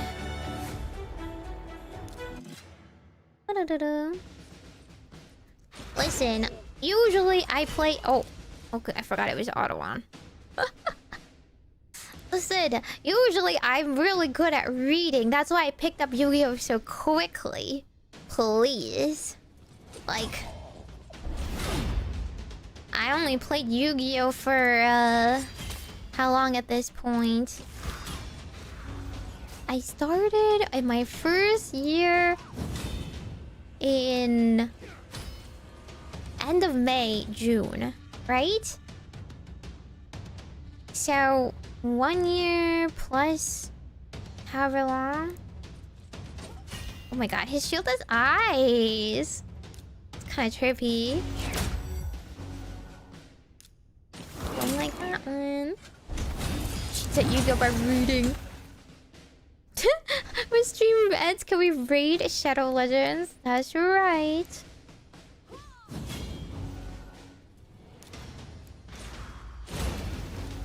Ooh. That's a good amount of damage. This is the first level, though. Oh, he heals. Okay, I see how much he heals now.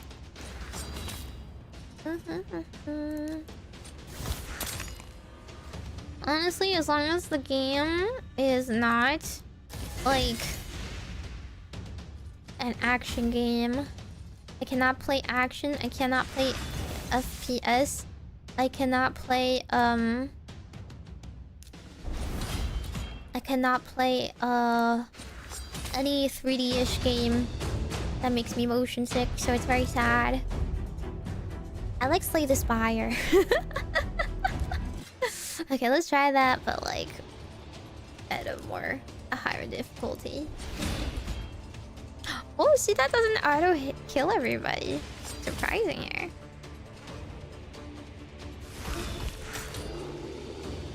Stealth. Listen, the stealth game is an action game.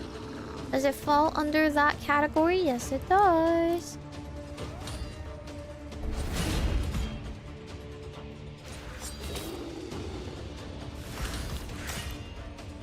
to kill him? That's so rude. Do I have an AoE? Yeah, I do.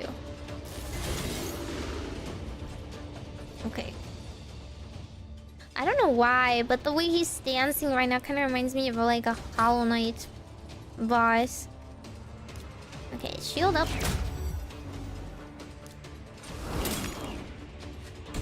Oh. Oh! His turn came so fast, though. Okay, I need to do multi-hit. Attack 3 times. Oh, it didn't even hit 3 times. So when he puts it away, that's when his shield is broken. Ouch. Never mind. This regen is over here, right?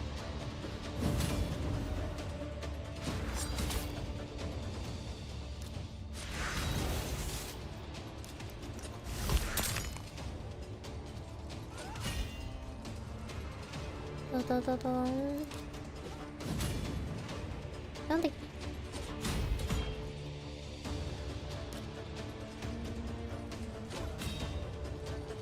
Okay, I'm just hitting him while his shield's down, so that's good. We got to 20! Okay, let's try Faction Wars. Yippee! Unlock new thing. Oh, hi, Mochi! Hello, hello! Wait, I definitely didn't see my raid message go off. Why isn't it working? My little raid. Okay, I'll just manually do it. Unless I missed it and it did go off. I don't think it is, though. It's not working. Hi, hi! How is your... Oh my god. Hello? How is your undertaling? Is she still genociding everybody? Is she still, like, ruining her run forever permanently? Look at this. Wow, look at this new alert. Whoa. Wow, so cool, so informative. Guess what? She's a VTuber. I like this message because it shows you what my model normally looks like. Because I like putting on outfits so much. It's so cute, right? Yeah, it's so nice. I just got it. It's my raid message. Well, not my raid message. It's my raid welcome. I know, it's so cool, so informative. Definitely worth money I spent on it. Wow, did you know I'm a little fortune-dealing witch? That's your sassy idol, a TCG and variety gamer, a VTuber as well. You know, did you know that Raid Shadow Legends is a turn-based strategy game, which falls under my, which does fall under my, you know, I don't know, specialties? Question mark? If it could be called that. I feel like I'm pretty good at turn-based games, even though I don't get to play a lot of them. We finished the Warhammering, so we're on the raiding now. But yeah, if you're interested in raid, you can sign up with Mochi's code too. You can sign up with mine. And then I've got some cool rewards for people who sign up, but you do have to use it within, you know, 48 hours, and you can only put in one code for, you know, per 24 hours. So you'll want to get the coolest ones. I personally like Alice. Alice from Wonderland, but she has like a heckin' mace or something. With Get Alice. Or Sun Wukong is also really good. Carrie. MONKEYKING. I'm dumb and I didn't manage to get mine in time, so I'm very sad. You should also join my clan! Join my clan! It's called the Orbacle. Orbacle. But you have to like kind of tell me. You gotta name yourself and kind of tell me that you signed up, because a lot of people have been just randomly applying. Fortune telling theme goes well with the gacha. Now that I think about it, did you just get that? Did you just get that? Maybe Meimi is a good luck spell to give you good fortune for your day and your gacha pulls. Have we not discussed that part of my lore? I'm literally a lucky witch. I'm always lucky. I always win my 50/50s. I always pull incredibly lucky in any gacha game. Except for Honkai Star Rail, but we will not talk about that. And yeah. So maybe Ooh, real luck, good luck spell from a real 123-year-old witch and trading magic and witches are real. You've been throwing your whole life by not using magic powers to get ahead. Oh wait. Anyway, if you are factionless, if you're clanless, you should join my clan and reach Shadow Legends, please. I just unlocked faction lore, so let me see what it is. Crypts led by demonic crypt keeper. Each faction's crypt has been taken over by factions from warring alliances. Form teams of champions from each faction. So yeah, I do need to pull more from like each faction. Reclaim power for glyphs that can be used to improve artifacts. I see. Okay, let's try it. I'm gonna try it. Wait. Each faction must liberate their own crypt from the crypt keepers and reclaim the powerful glyphs that lie within. Take your crypt keys and head below ground, if you're brave enough. Wait! I don't have them all unlocked in the beginning. They're time gated. Right now only the Banner Lord crypt is open. I see. See, like, I don't own any dwarfs. Ogren trap. I don't think I have any Ogrens. I mostly have undead. I've got undead. I have a lot of orcs, dark elves. I do. I don't have a lot of the other ones. I might be struggling. I think I have some banner lords, so it'll be okay, right? Not as many as I thought. It's because some of them are secret order. Oh. No. Many of these have something. Oh, this guy! This guy has an aura. Increases defense and faction crypts by 27%. Okay. I didn't, like, level any of these guys, though. Oops. Oops. What do you do? Basically, we'll slot them in and read. At least you can bring quite a few people. Ooh, hang on.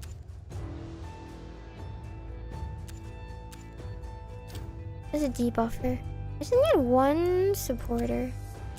One healer. And let them heal. Let them heal. Let them heal. This is a worry. Do you heal? No. Oh god, I need to pull more banner lords then. Okay, well let's just throw somebody in. You seem cool. I feel like they'll die. Let me level them up first. Just a smidge. And give them some basic gear. That might help. Just a tad, you know. Just a smidgen. Here. Just don't have that much to go around right now. So... Oh, this one has crit chance. I'll definitely need to give that to somebody else. Divine Life. Okay, those are the only sets I have.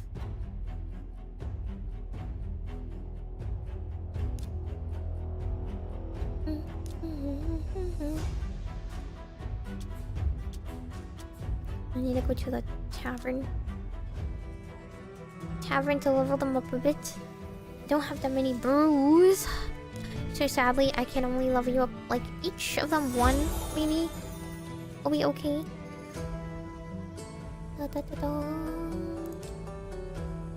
Oops, wrong. Let's filter them.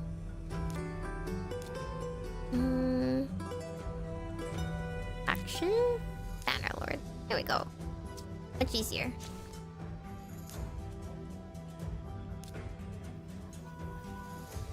Oh, I already used all my...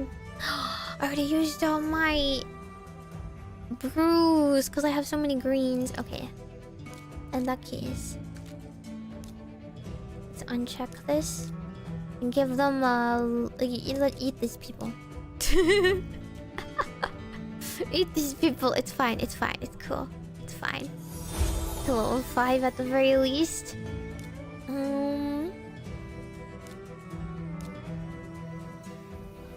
Tier 1. Do a stacker.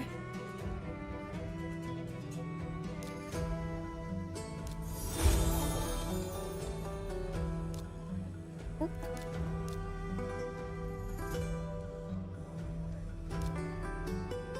Is it this person?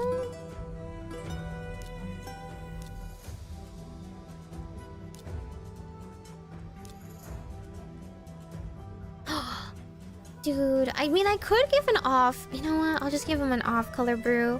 It's not as effective, but it's still like better than nothing. What else am I bringing along? I don't remember anymore. Maybe this guy.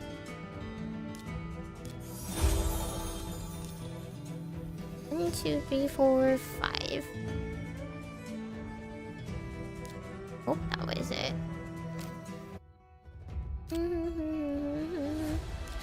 Blue Eyes Dragon? The Blue Eyes Dragon themselves? Hi, welcome. Thank you for the raid. I am Miss Majokko Meimi, your fortune telling witch. TCG variety VTuber, your sassy idol. Welcome. You guys had a good time. Doing well, just played a fun game from my childhood. Which game? It says you played Just Chatting last, so can't really tell. Oh, but for those of you who don't know me, I'm a little fortune-telling witch from company GlitchStars Generation Virus. Majokko Meimi, you can call me Meimi. Welcome. I am Josh. I was watching some Warhammer. And now I am just doing my raid dailies and showing you guys how to play the game. If you haven't checked it out, you should totally join my clan right here, Orbacle. If you don't know how it plays, if you probably have always heard of it, but have never played it, oh my god, there's like more people that applied. Tell me if you applied, okay? Tell me if you applied to join and I missed it, okay? What your name is, because I'm not sure. You don't know. There's a lot of different game modes, but at its core, it's a turn-based RPG. I'm now trying this new mode I just unlocked, which seems pretty cool. Forgot who is my aura. Oh, this one. There we go. Which is I have to use everyone of one faction. There's many factions that you can play with. This one is Banner Lords, which is like the humans, the knights. Let's see.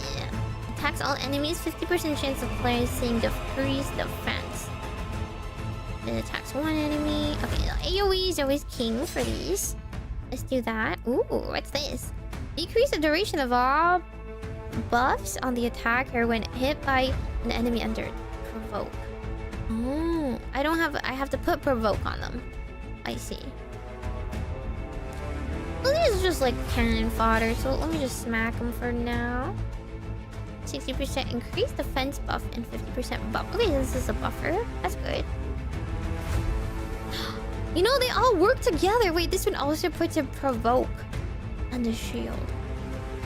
Okay, let's hit them.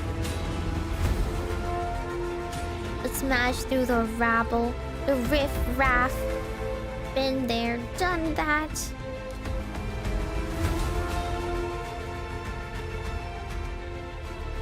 AoE is really good for these dungeons. I don't have an AoE for this guy, so...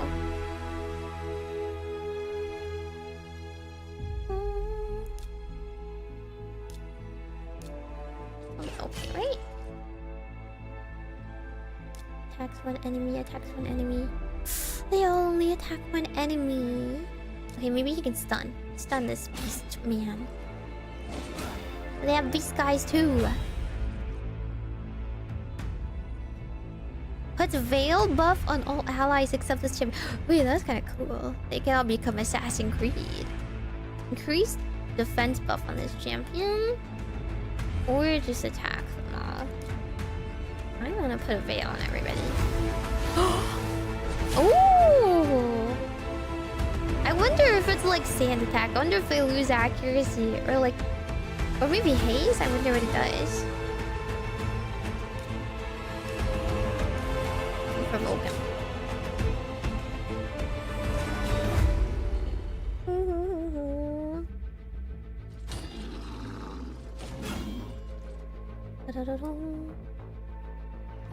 I don't need defense. Oh, the veil went off already.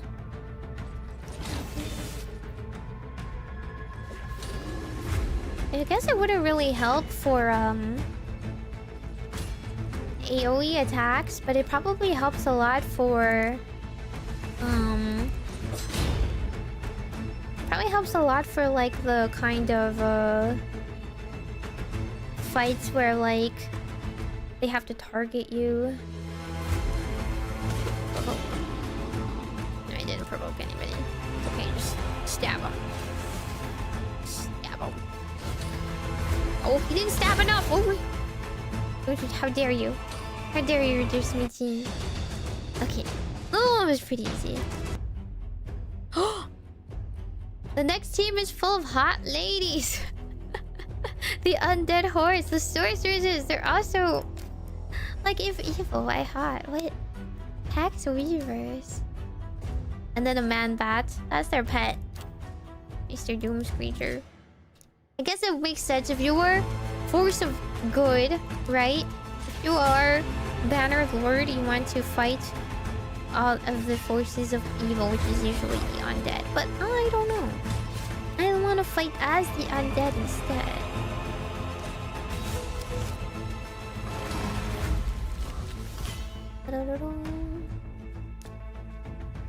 I can knock him dead.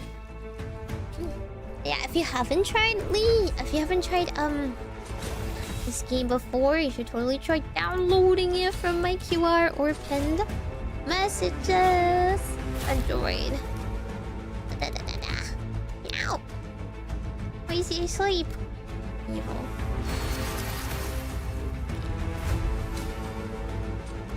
Hey yo. Smack. Smack. You went to a Persona-themed interactive fan event? Anime event? It was just a fan event that was run? Ooh.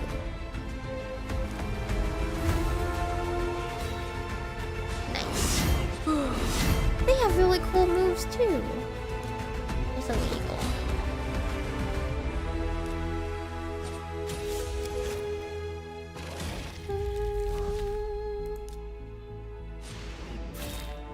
Don't hit them. Don't hit them. Okay. Maybe hitting the bat isn't the right point. Oh my god. Wait, they're doing so much damage to me?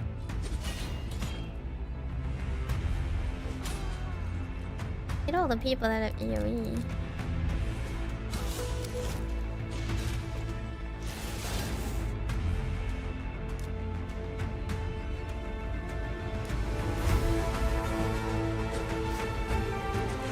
Dust. Oh, he's my tank.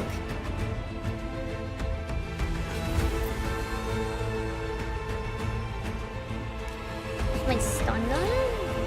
Oh, it did stun them. Nice. Okay, I'll leave him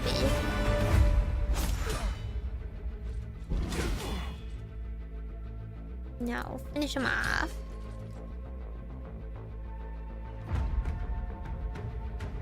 Weaken damage is increased if they have full HP. Oh, they do not have full HP. That's okay. They have no HP now.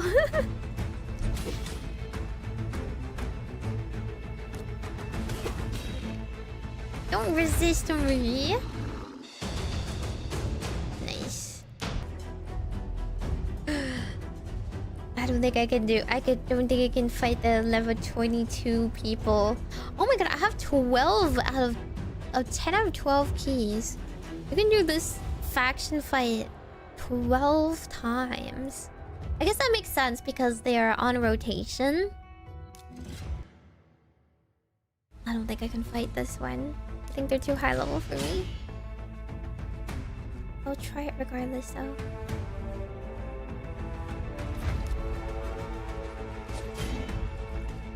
So you keep resisting. Don't they know that resisting is mean?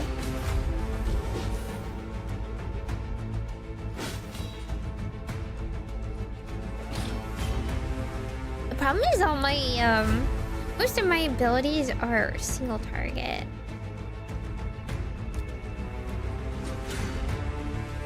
And my debuffs are not landing. Ouch. The kill just like that. Stun him? Oh, I just killed him. Good enough for me. Okay. Fail him. Stop hitting them. I want him to... Okay. Whoa. I should have increased his HP. His tolerance first. So yeah, their veil breaks if they hit anyone. Inconvenient for me.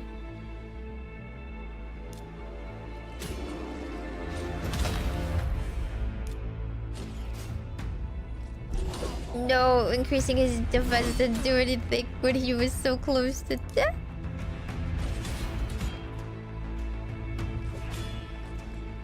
This is why I really want a heal type.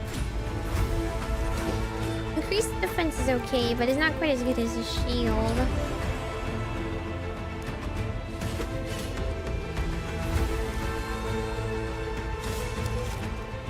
This is bad. The level difference is pretty strong. So I guess you do have to spend a lot of time leveling through your whole cast. So pulling a lot and getting like more characters than you think you can use is great, because you will definitely use them. You'll definitely use them. Pain. Okay, my Bannerlords can only get so far. I don't think I own any Ogrins. Nope. I do not. I'll just have to wait for the undead and orcs, which is 1 week actually. Or Secret Order. I do have quite a few.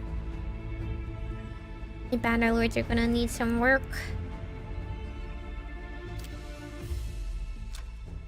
Okay, fine. Let us work on some of them then. Let me see. Actually, you know what? I'm going to check who could use some upgrading.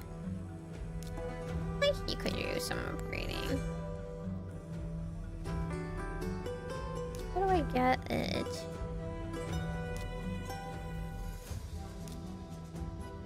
Okay. They mostly use blue.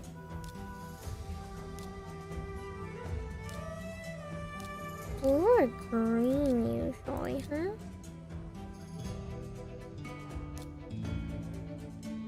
Oh, so even if you're like are impatient and you like really want a higher one, you can turn a lot of the lower ones into the bigger ones. I got a lot of greens, which, well, I can't use them right now because they're not max level. Okay, let me. How do I get the right tomes? That's my biggest question. Upgrade the ring.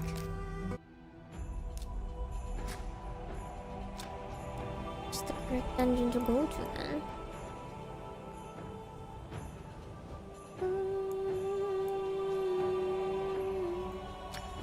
This is scrolls. It's not quite the same thing.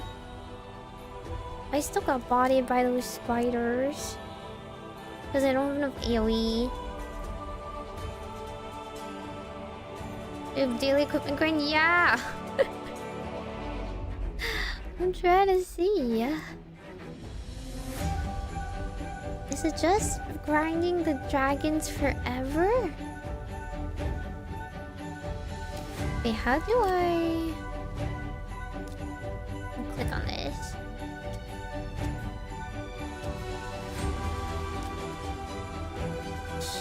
Masteries. Need 5 scrolls to unlock. Okay, I do need more masteries then. In that case, I'll let me do a Minotaur.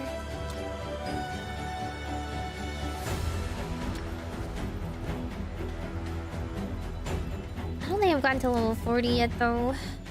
My team, while strong, is not that crazy strong.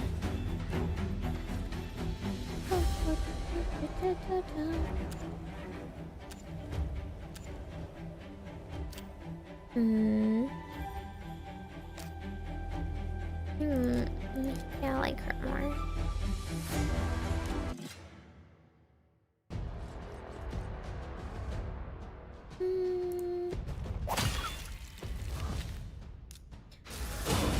After I can tell that like my team consistently wins, then you can do the multi-battle auto function. But from my last attempt, as you can see, I got 12. I got to 12 before I met my untimely demise. So I need to train them up so that they will auto without fail.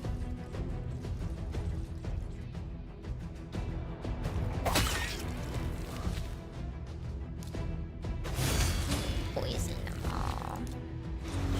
Defense up.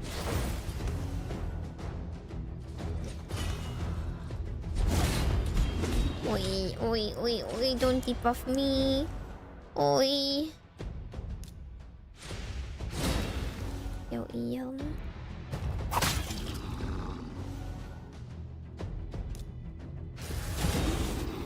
There we go. Okay. Big boss. Let's see. Infection?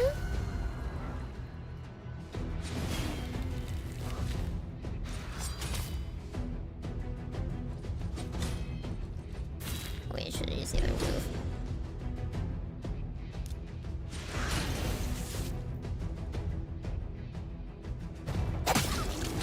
There we go. Infection hitting other people is so good. Ouchies though. Okay, I need this. Heal everybody.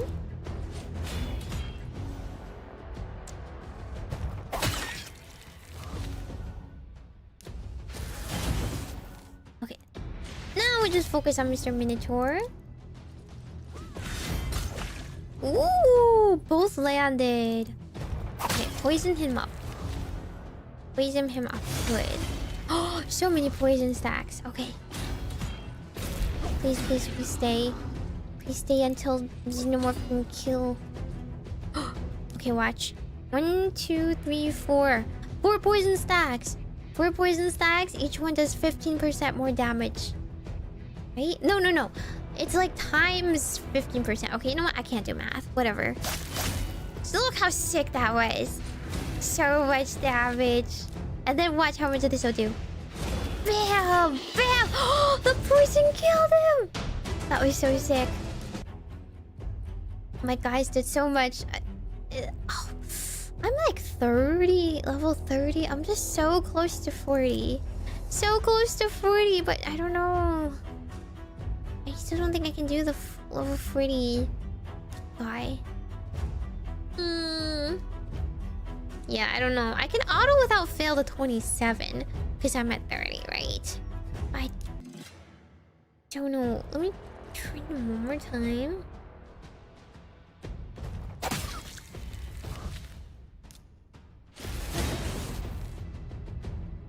The level difference is kind of rough in this one.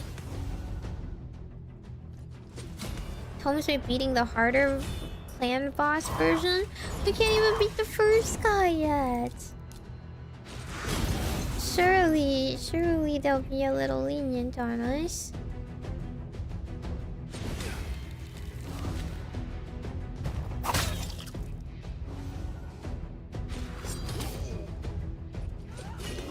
Okay, the decreased speed actually helped a lot. They didn't even get to attack. I don't want to waste my poison. Just sometimes I hold all my good moves, but then I get bodied by the lower, like, people. They get a lot of free damage off of me because I'm holding my good abilities for the real boss over there. Oh, I forgot to use my AoE. I clicked it quickly. Wait. It's just a minor setback. It's fine. Stop eating them! No! Now they're stunned. You see? Was it worth it? I should have infected somebody.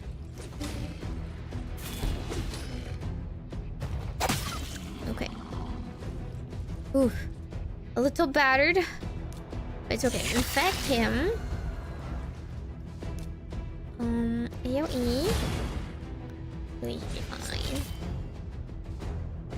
Wait! I keep wanting to damage. I didn't use my shield. Okay, please don't die. Please don't die.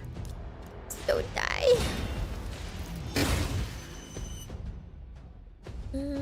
He'll die already. Do this one. Poison them all. Oh, the explosion. So good. Okay, heal. Heal. He just died on his own of poison. Okay, let's stack some more poison on him. Poison, please. Yes. More poison. More poison, please. He's last. Okay. This probably won't do that much. It's like 4 stacks? Yeah, it's not quite as much. It's okay, it's a good amount.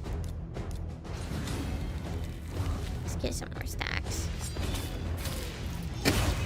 Ouchies. Oh, we should have actually a ton of damage there. Dang. Oh. It actually tells you right here. Six of these that she can use, right? Miss Canoness.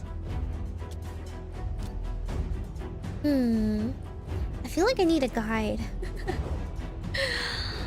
I feel like I need a guide for... which one to build? She's a support unit, though. Steadfast.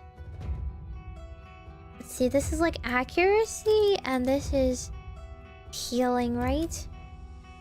I think I want healing for her.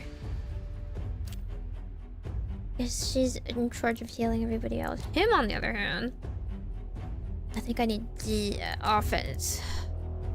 Offense is pretty good. Attack plus 75. Crit rate plus 5%. Does he do a lot of crit rate?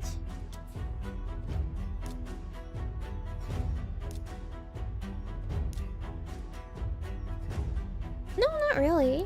Okay, just give him flat offense, I think. What about him? His skills are mostly supportive, actually. So I think accuracy. He's more likely to land those. Oh, I can actually get another one for him. Oh, nah. She is offense. Lots of offense. Decrease defense. Let's try.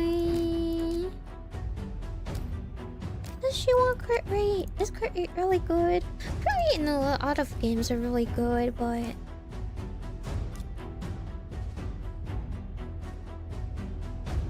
accuracy helps everyone, actually.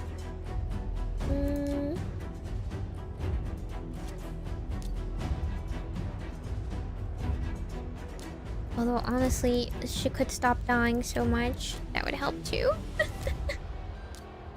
Just give her flat damage. I don't think I could go wrong with that.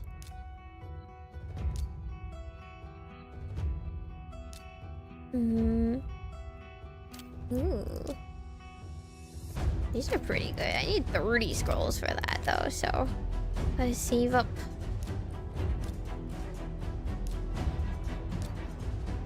What kind of scrolls does he need?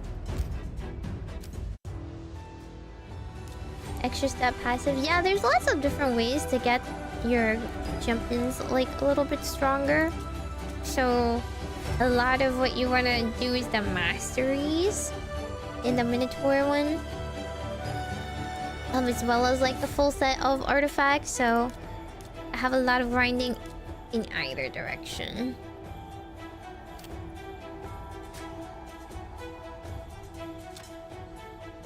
I don't find I get in this game. You know what? I bet I could do this one. Level 27, no problem. For sure.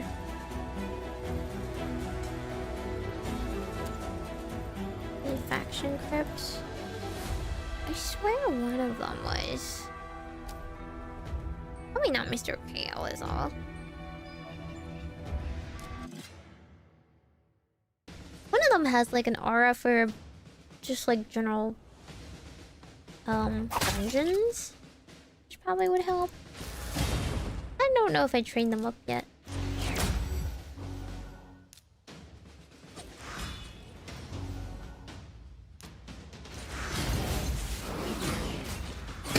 Ouchie, ouch. Oh my god. Oh my god, they hurt so bad. Why they gotta be like this? And my poisons are not landing. This sucks. Poison them all. Poison them all. Heal, heal, heal, heal, heal, heal.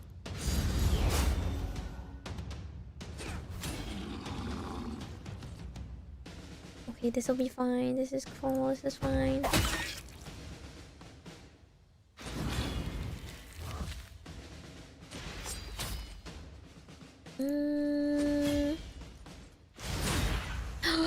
He stunned me! Oh my god, they're all stunned! Oh, this is terrible. This is so bad. The RNGs just hate to be here.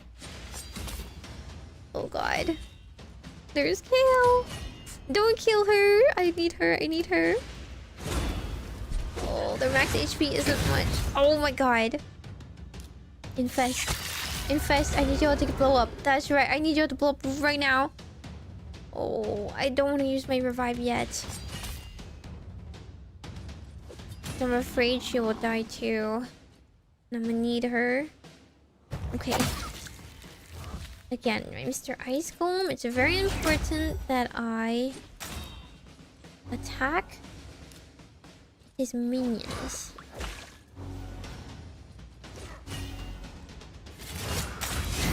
Oh! Why is he doing so much damage though?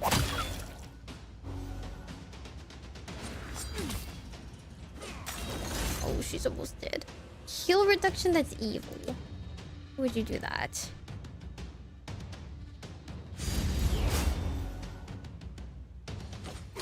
That's all she does.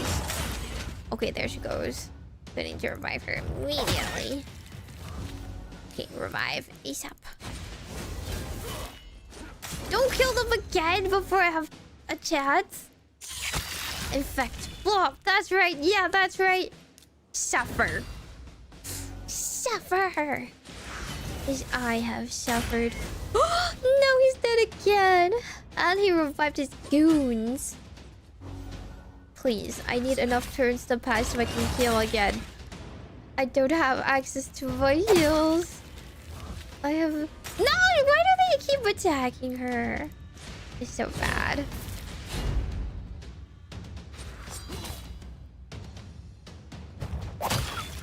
My RNG just sucks. Oh god, stop AoE hitting everybody.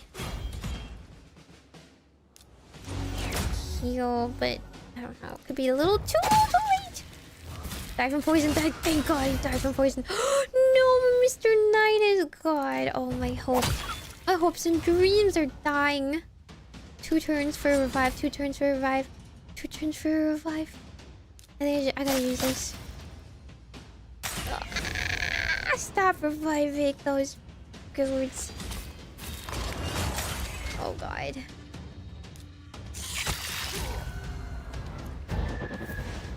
Okay, revive. Please, my healer. He did revive my healer. He did revive my healer. This is the worst. Okay, at least that hit has been doing a lot of damage. You know, I feel like if they revive, they should get their cooldown to reset. I feel like it's only fair they get their cooldown to reset. He comes back and he doesn't have his cooldown to reset. I can't do anything with him. Please, all he does is heal. Why would you reduce his healing? Oh god. Okay, please. Please. My hopes and dreams, please. Please don't kill him. No! No! Oh, it's over. Maybe I focused on the goons too much. I feel like I shouldn't have had to die.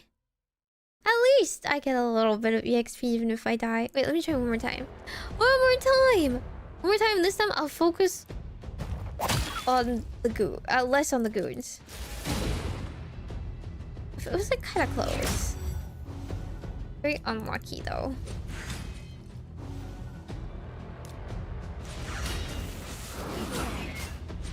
I'm gonna take less damage in the early rounds. What the heck? Like, what's with that? That's a lot of damage. Blow up. Blow up in your face.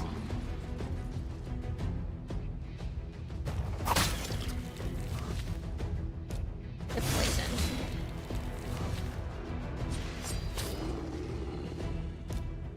Heal everybody. They should not be able to stun me like that. What's the AoE heal? What's the poisons? Like, the chances for this is so high when the enemy hits me. What is this? XCOM stats? They're all just gonna die. This is just unlucky, I think.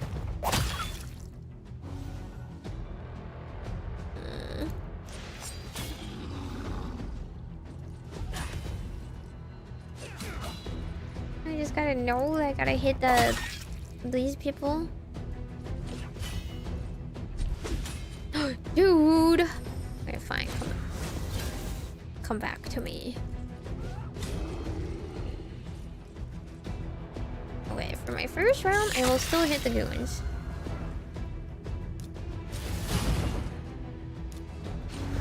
Heal up. Hit on. A blow up. That's good. Me accuracy. You resisted my poison too. I've got one thing going for me, and it's poison. You can't resist it. It's all I got.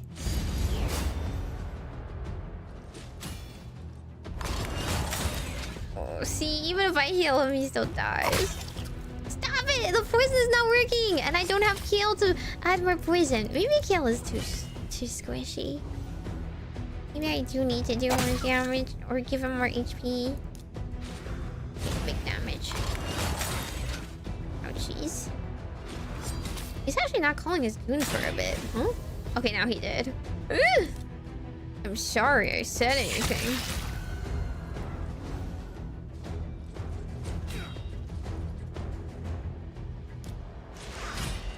Nice. Okay, the infected thing is still working.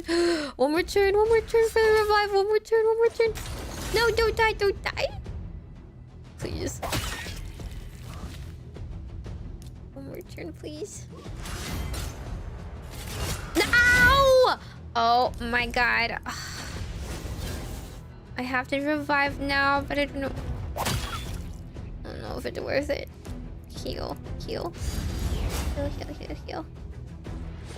Okay, this time he's past 50% meter. Poison, please. Oh, I just need my poison, please. Heal. It eats up so much of my heal.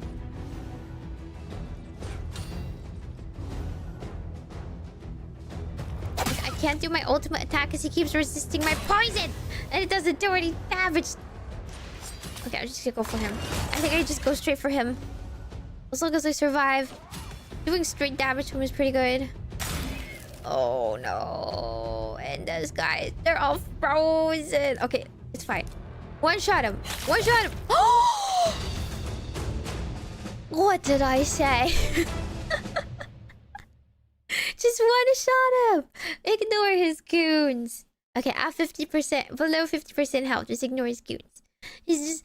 Even if he gets one attack off, he's just gonna kill me anyway. It just takes too long. So had me on my toes. Oh wait, look how much damage they did. Actually, Durex did a lot of damage. How? How did he do so much damage? He doesn't have AoE, I guess. He did a lot of healing. He did a lot of damage too. I expect the Royal Guard to do more. Kill keeps being dead. You know, being dead is a, you know, a hit to your damage. A detriment. Mr. Xenomorph, you're my only hope. He survives with so much more HP than everyone else. And for the fact that he doesn't get targeted whenever he's like invis or veiled. Mr. Royal Guard does a good amount. But could be better. Could be better given, you know, his stats. I definitely can't do 40. See, I can't auto 27, right? I won't be able to auto it. Oh well. Yeah, let me try one more time. I'm so determined. So determined to do this stupid spider quest. I just need to find slightly more AoE. And the thing is, Xenomorph doesn't do AoE. Like, my one guy doesn't hit everybody. How is that fair? Okay, she does AoE. Sick. Level 1, but, you know. He puts everyone to sleep. Okay. Let's try this. Mr. Durr. As long as he doesn't die. As long as the AoE doesn't hit him first. Yo, yo, yo, yo, yo, yo, yo. I forgot that they're bullies. I thought they always gang up on one person. They're just going to hit her before she ever gets a chance.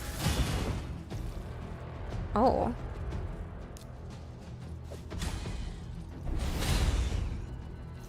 Yeah, they just pull up too many spiders. Shield up.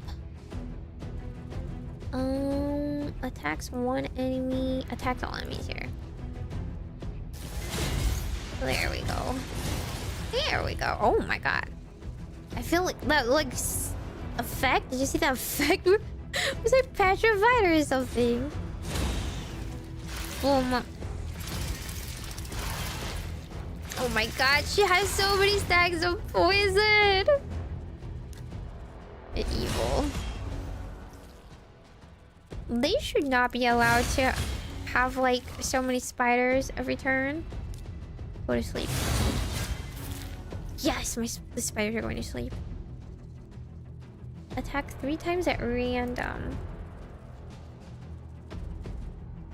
Hits them all randomly. Versus this one does attack one enemy and crits. I'll just hit the random. Ew! Don't like the poison effect.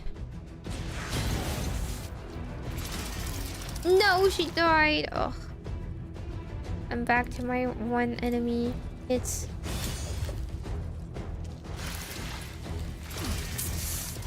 Uh-oh. Uh-oh. Uh-oh. Can you have gone for someone else? Why does it have to be my one AoE guy, huh?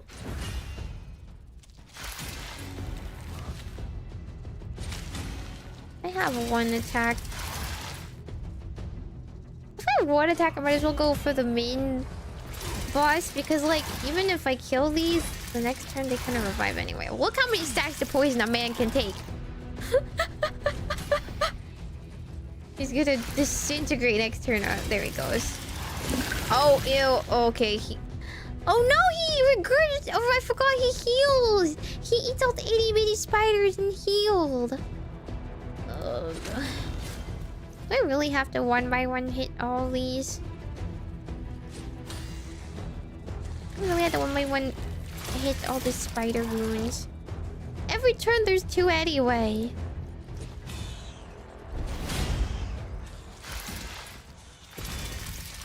No, please. Please, I need them. I need them. Ugh. It's Because I didn't bring my revive guy. I need my revive guy. They shouldn't be able to just like get to poison me so easily. Oh my gosh, she just died like that. This is literally the level 1. The level 1 of the spiders. I can't even hit the main person.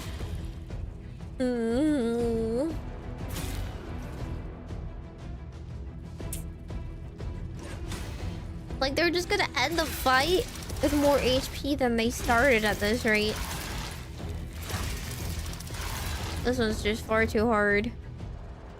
I think I have to just keep pulling until I pull a better EOE epics. I wonder if there's a legendary character that actually does a lot of AoEs. Oh man. Goodbye. Goodbye, Royal Guard. Poisoned to death. How brutal.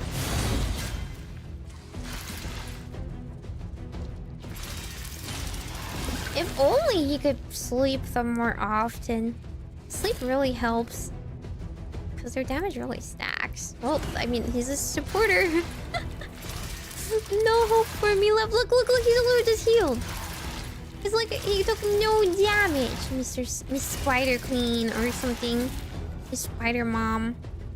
Maybe she's just producing babies right now at a continuous rate. Ew. Shouldn't be allowed to attack without eating them. What a some mob you are. Did you eat your babies? Death by 1,000 needle pricks. And then it becomes my turn and dies from poison. The spider one is just too hard. Why is it so hard? Man. Do I need the Arcane Keep or the Spirit Keep? I don't think so. I just have to keep waiting. Keep waiting till Saturday. Saturday the magic key will open. Most of mine are blue for some reason. Okay, dragon is still like... Dragon's got 2 times speed. Or it's the drops that give you more speed? Is that it? You're dropping speed buffs? For 3 hours?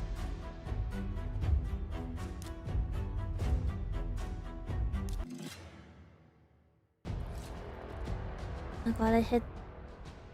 Please give me just... Please a helmet. A crumb of a helmet. It would make my team so much better if I had a helmet. Ouch.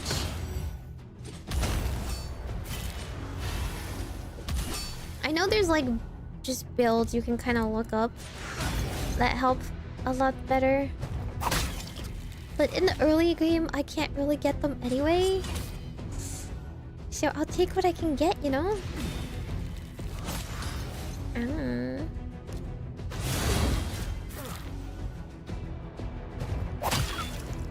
Oh my god. Didn't even kill him.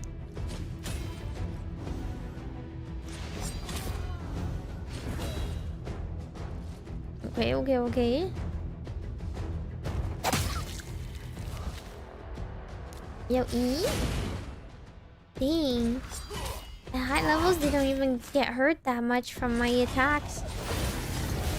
Oh! The turn meter went up so much.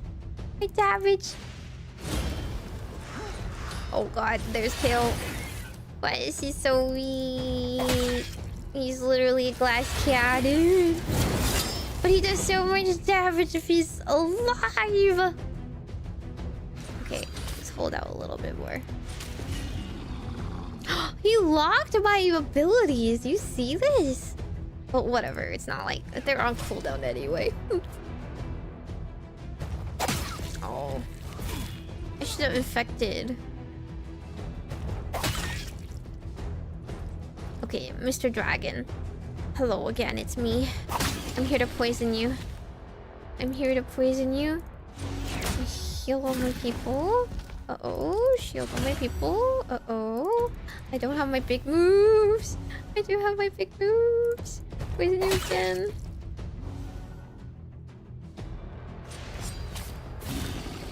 Oh.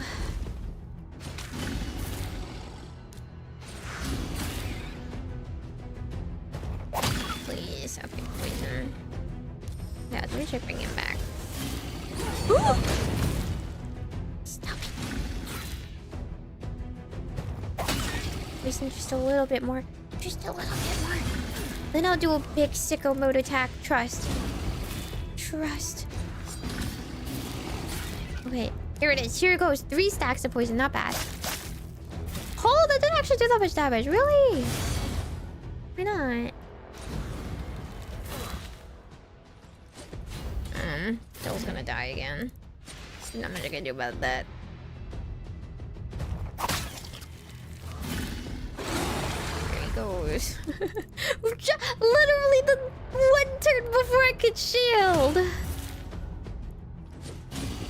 Timing. Timing, man. 1 turn before I get my heals and my shields back.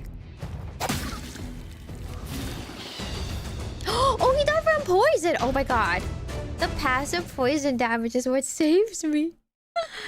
Thank god for bosses that don't resist that.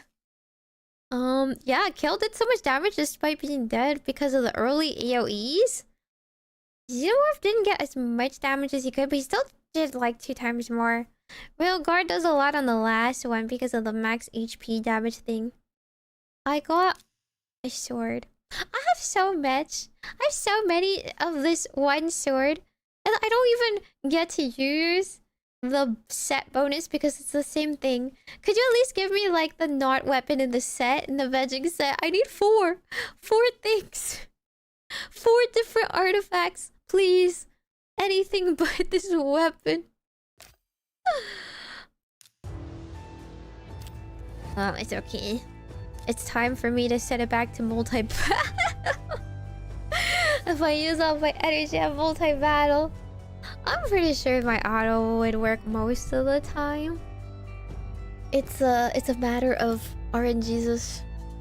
If my AI knows to like use defensive or sometimes it will get confused and it'll try to revive people even though there's no one to revive, and I'm like, no, I needed that.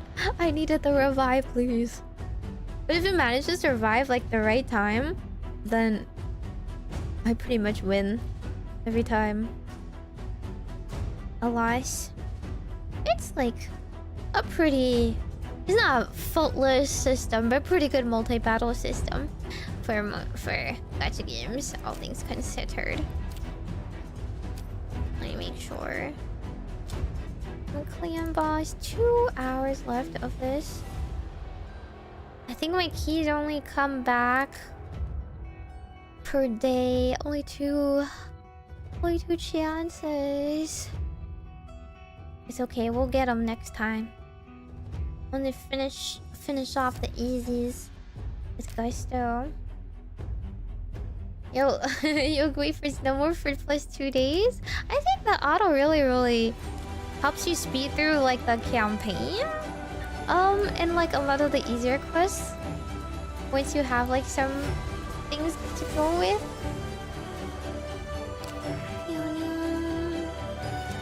Just remember to claim your rewards. Like reach 20 so I get an epic skill totem. That's nice. Oh wait, these are the cinematic trailers. Now let me watch Kale's actually. Wait, if I share this episode, I get rewards. Oh, nice. Does it? It actually opens up Mr. X. Okay, so make sure to come here if you want some free rewards. I do want to watch it because I'm like, who is this guy? Who is Mr. Kale? Let's just watch it because I'm curious. I kind of only chose him because I knew he was a meta.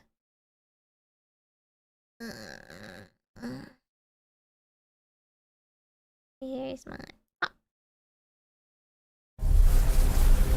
Darkness rises, and so must light. the Arbiter. Dramatic music. Light. Kale, will you answer the call? Call of the Arbiter. Afenia, Valesta Hajia, Tyven Alesta.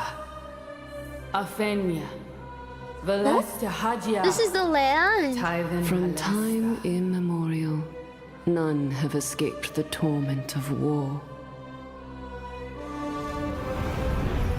But hidden deep in the world, there is a cure.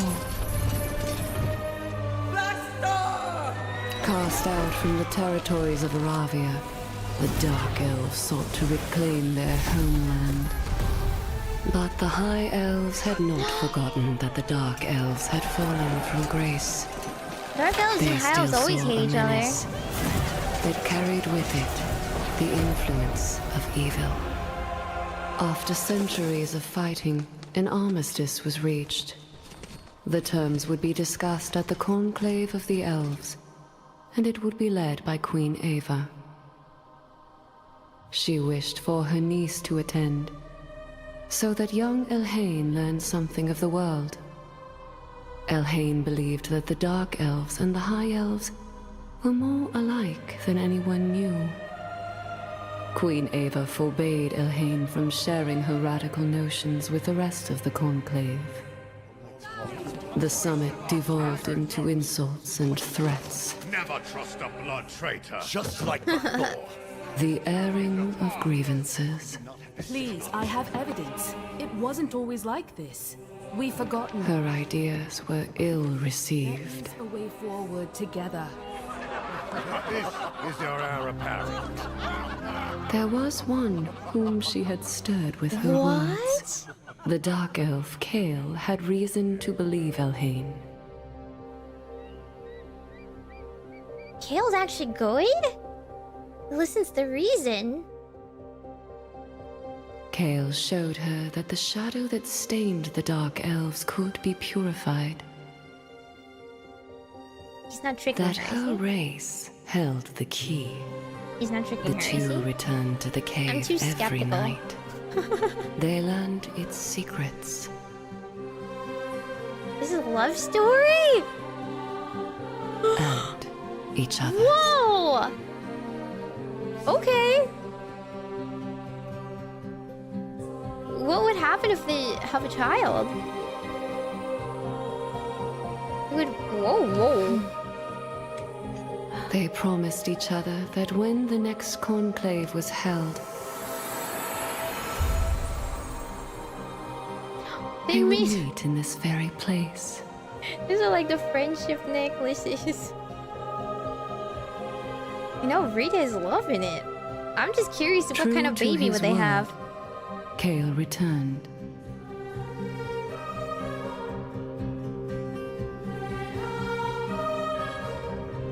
Was he betrayed? Did he get betrayed? Time passed. He waited and worried. She never came.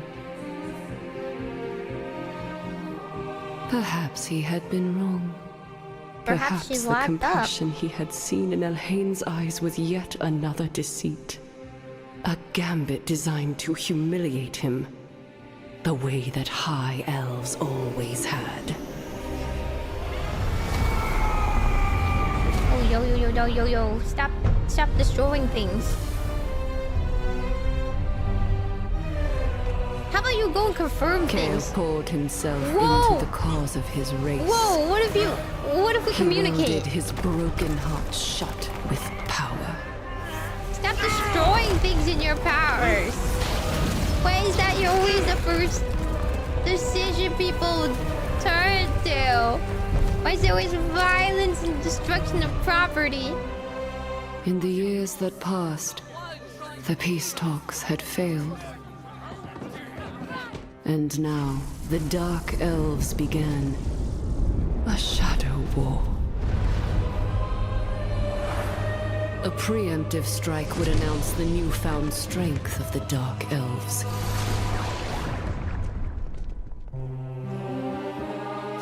But Kale never like went to go ask if they would return to she their actually liked them or home. not. Like communication, guys. Queen's chambers are this way.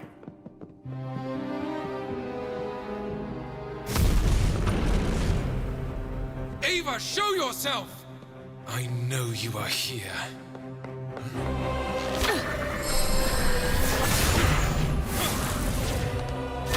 Oh, it's gonna be a dramatic reunion.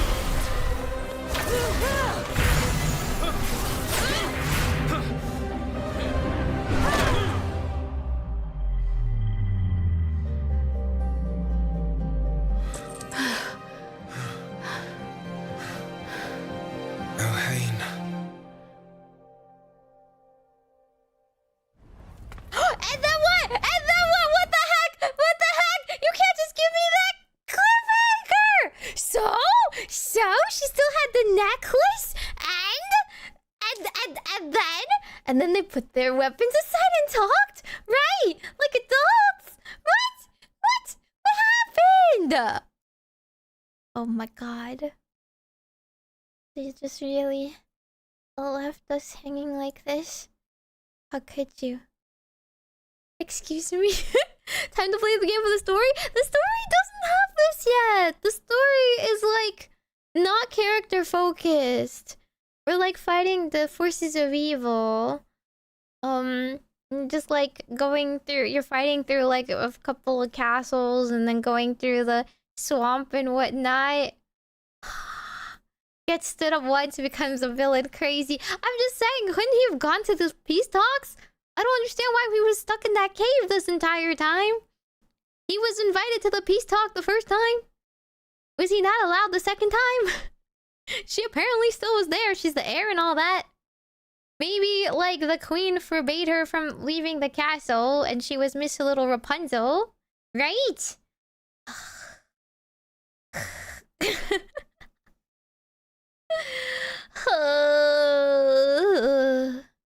Okay, well, at the very least, they reunited and he didn't kill her on sight. And she looked like she was willing to reconciliate. There might be hope. There might be love in the midst of war. I just want to know what their babies would be. Would it be full elf? It's half high elf, half dark elf? But dark elves used to be high elves? Or something like that? They share a common ancestor? I don't know. So their child would be like the avatar. Capable of all elf powers. Is it just me? Is it just me that thought that immediately? I don't know. It's a good question, right? Okay, I'm just saying, I feel like it probably wasn't her fault. We probably didn't need to jump to property damage. Especially the super ancient, secret, like, civilization statues that were there. Maybe they were important. I don't know, we could have researched them a little further. Episode 4 is Elhain. Okay, fine. I'll bite. Darkness rises. But I don't know if it'll answer my question. And so must light.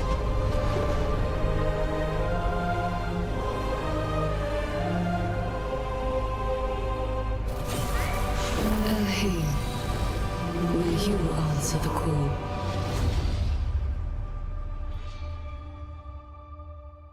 I don't remember the Elhain girl.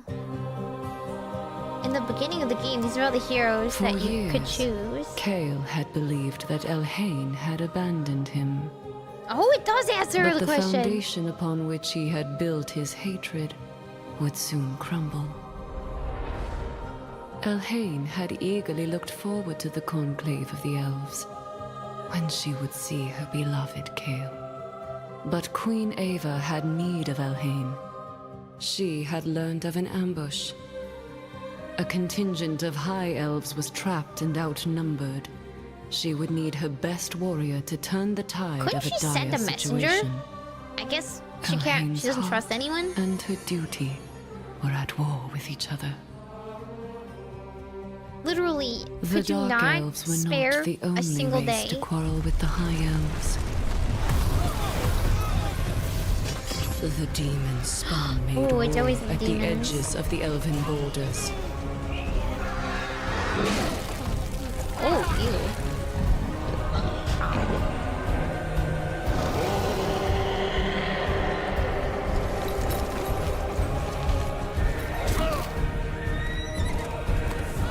She was that Elhain strong? longed to return to Kale, but it was not to be. They only sent one girl, and she was that much stronger. This is the difference between an epic hero and a bunch of commons.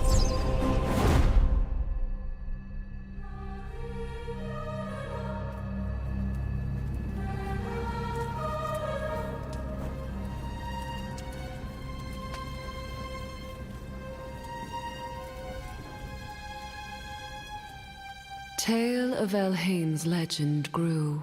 So she single-handedly saved them all. Queen Ava named Elhain Princess Regent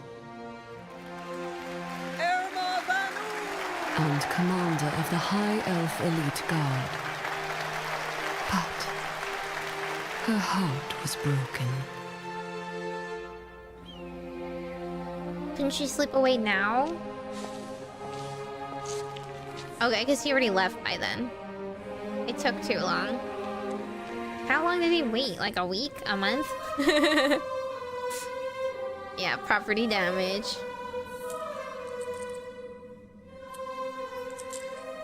She attempted to reach out to him, But but he she already- could no longer feel their connection. He kind of ripped his necklace off. So he tried to do that. He couldn't reach her. She was too far away? She could feel Kale's pain. They who truly love are not easily separated. What was lost had been found. So now this is where you use your words. This is now where you use your words instead of pointing an arrow at him. And be like, I still love you. And I'm sorry.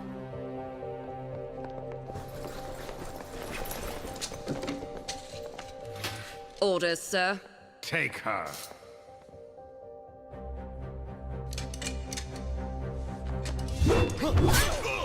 Traitor!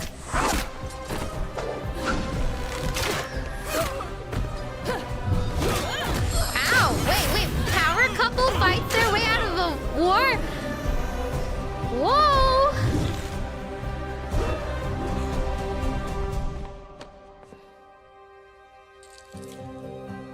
I guess waifu over laifu.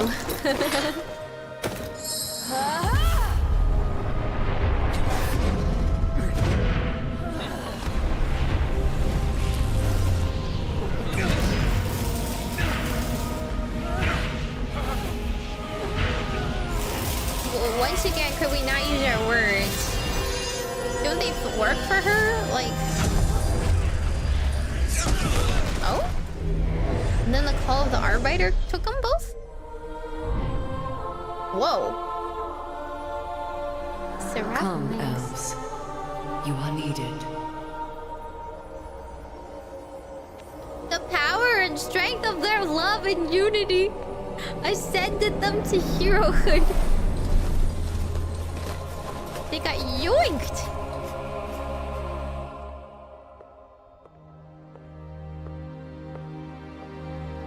Eva's like, whoops. Where's my daughter? Maybe we all should have connected with our children a bit there. It seems you have a higher calling. Literally. Yoinked. Yoinked. By the Arbiter. For our purposes to save the world. Oh, I'm sorry. Now I feel bad. I only chose one of them. I've just been fighting with Kale on my team. He's been separated from his true love this entire time. I only chose one of them. The Arbitor's like, oh, my bad. I only have the power to revive one of them. You choose. Imagine. He sacrificed all this for his wife just to die to a dragon and not be able to actually get to be with her because I didn't summon her. Oops.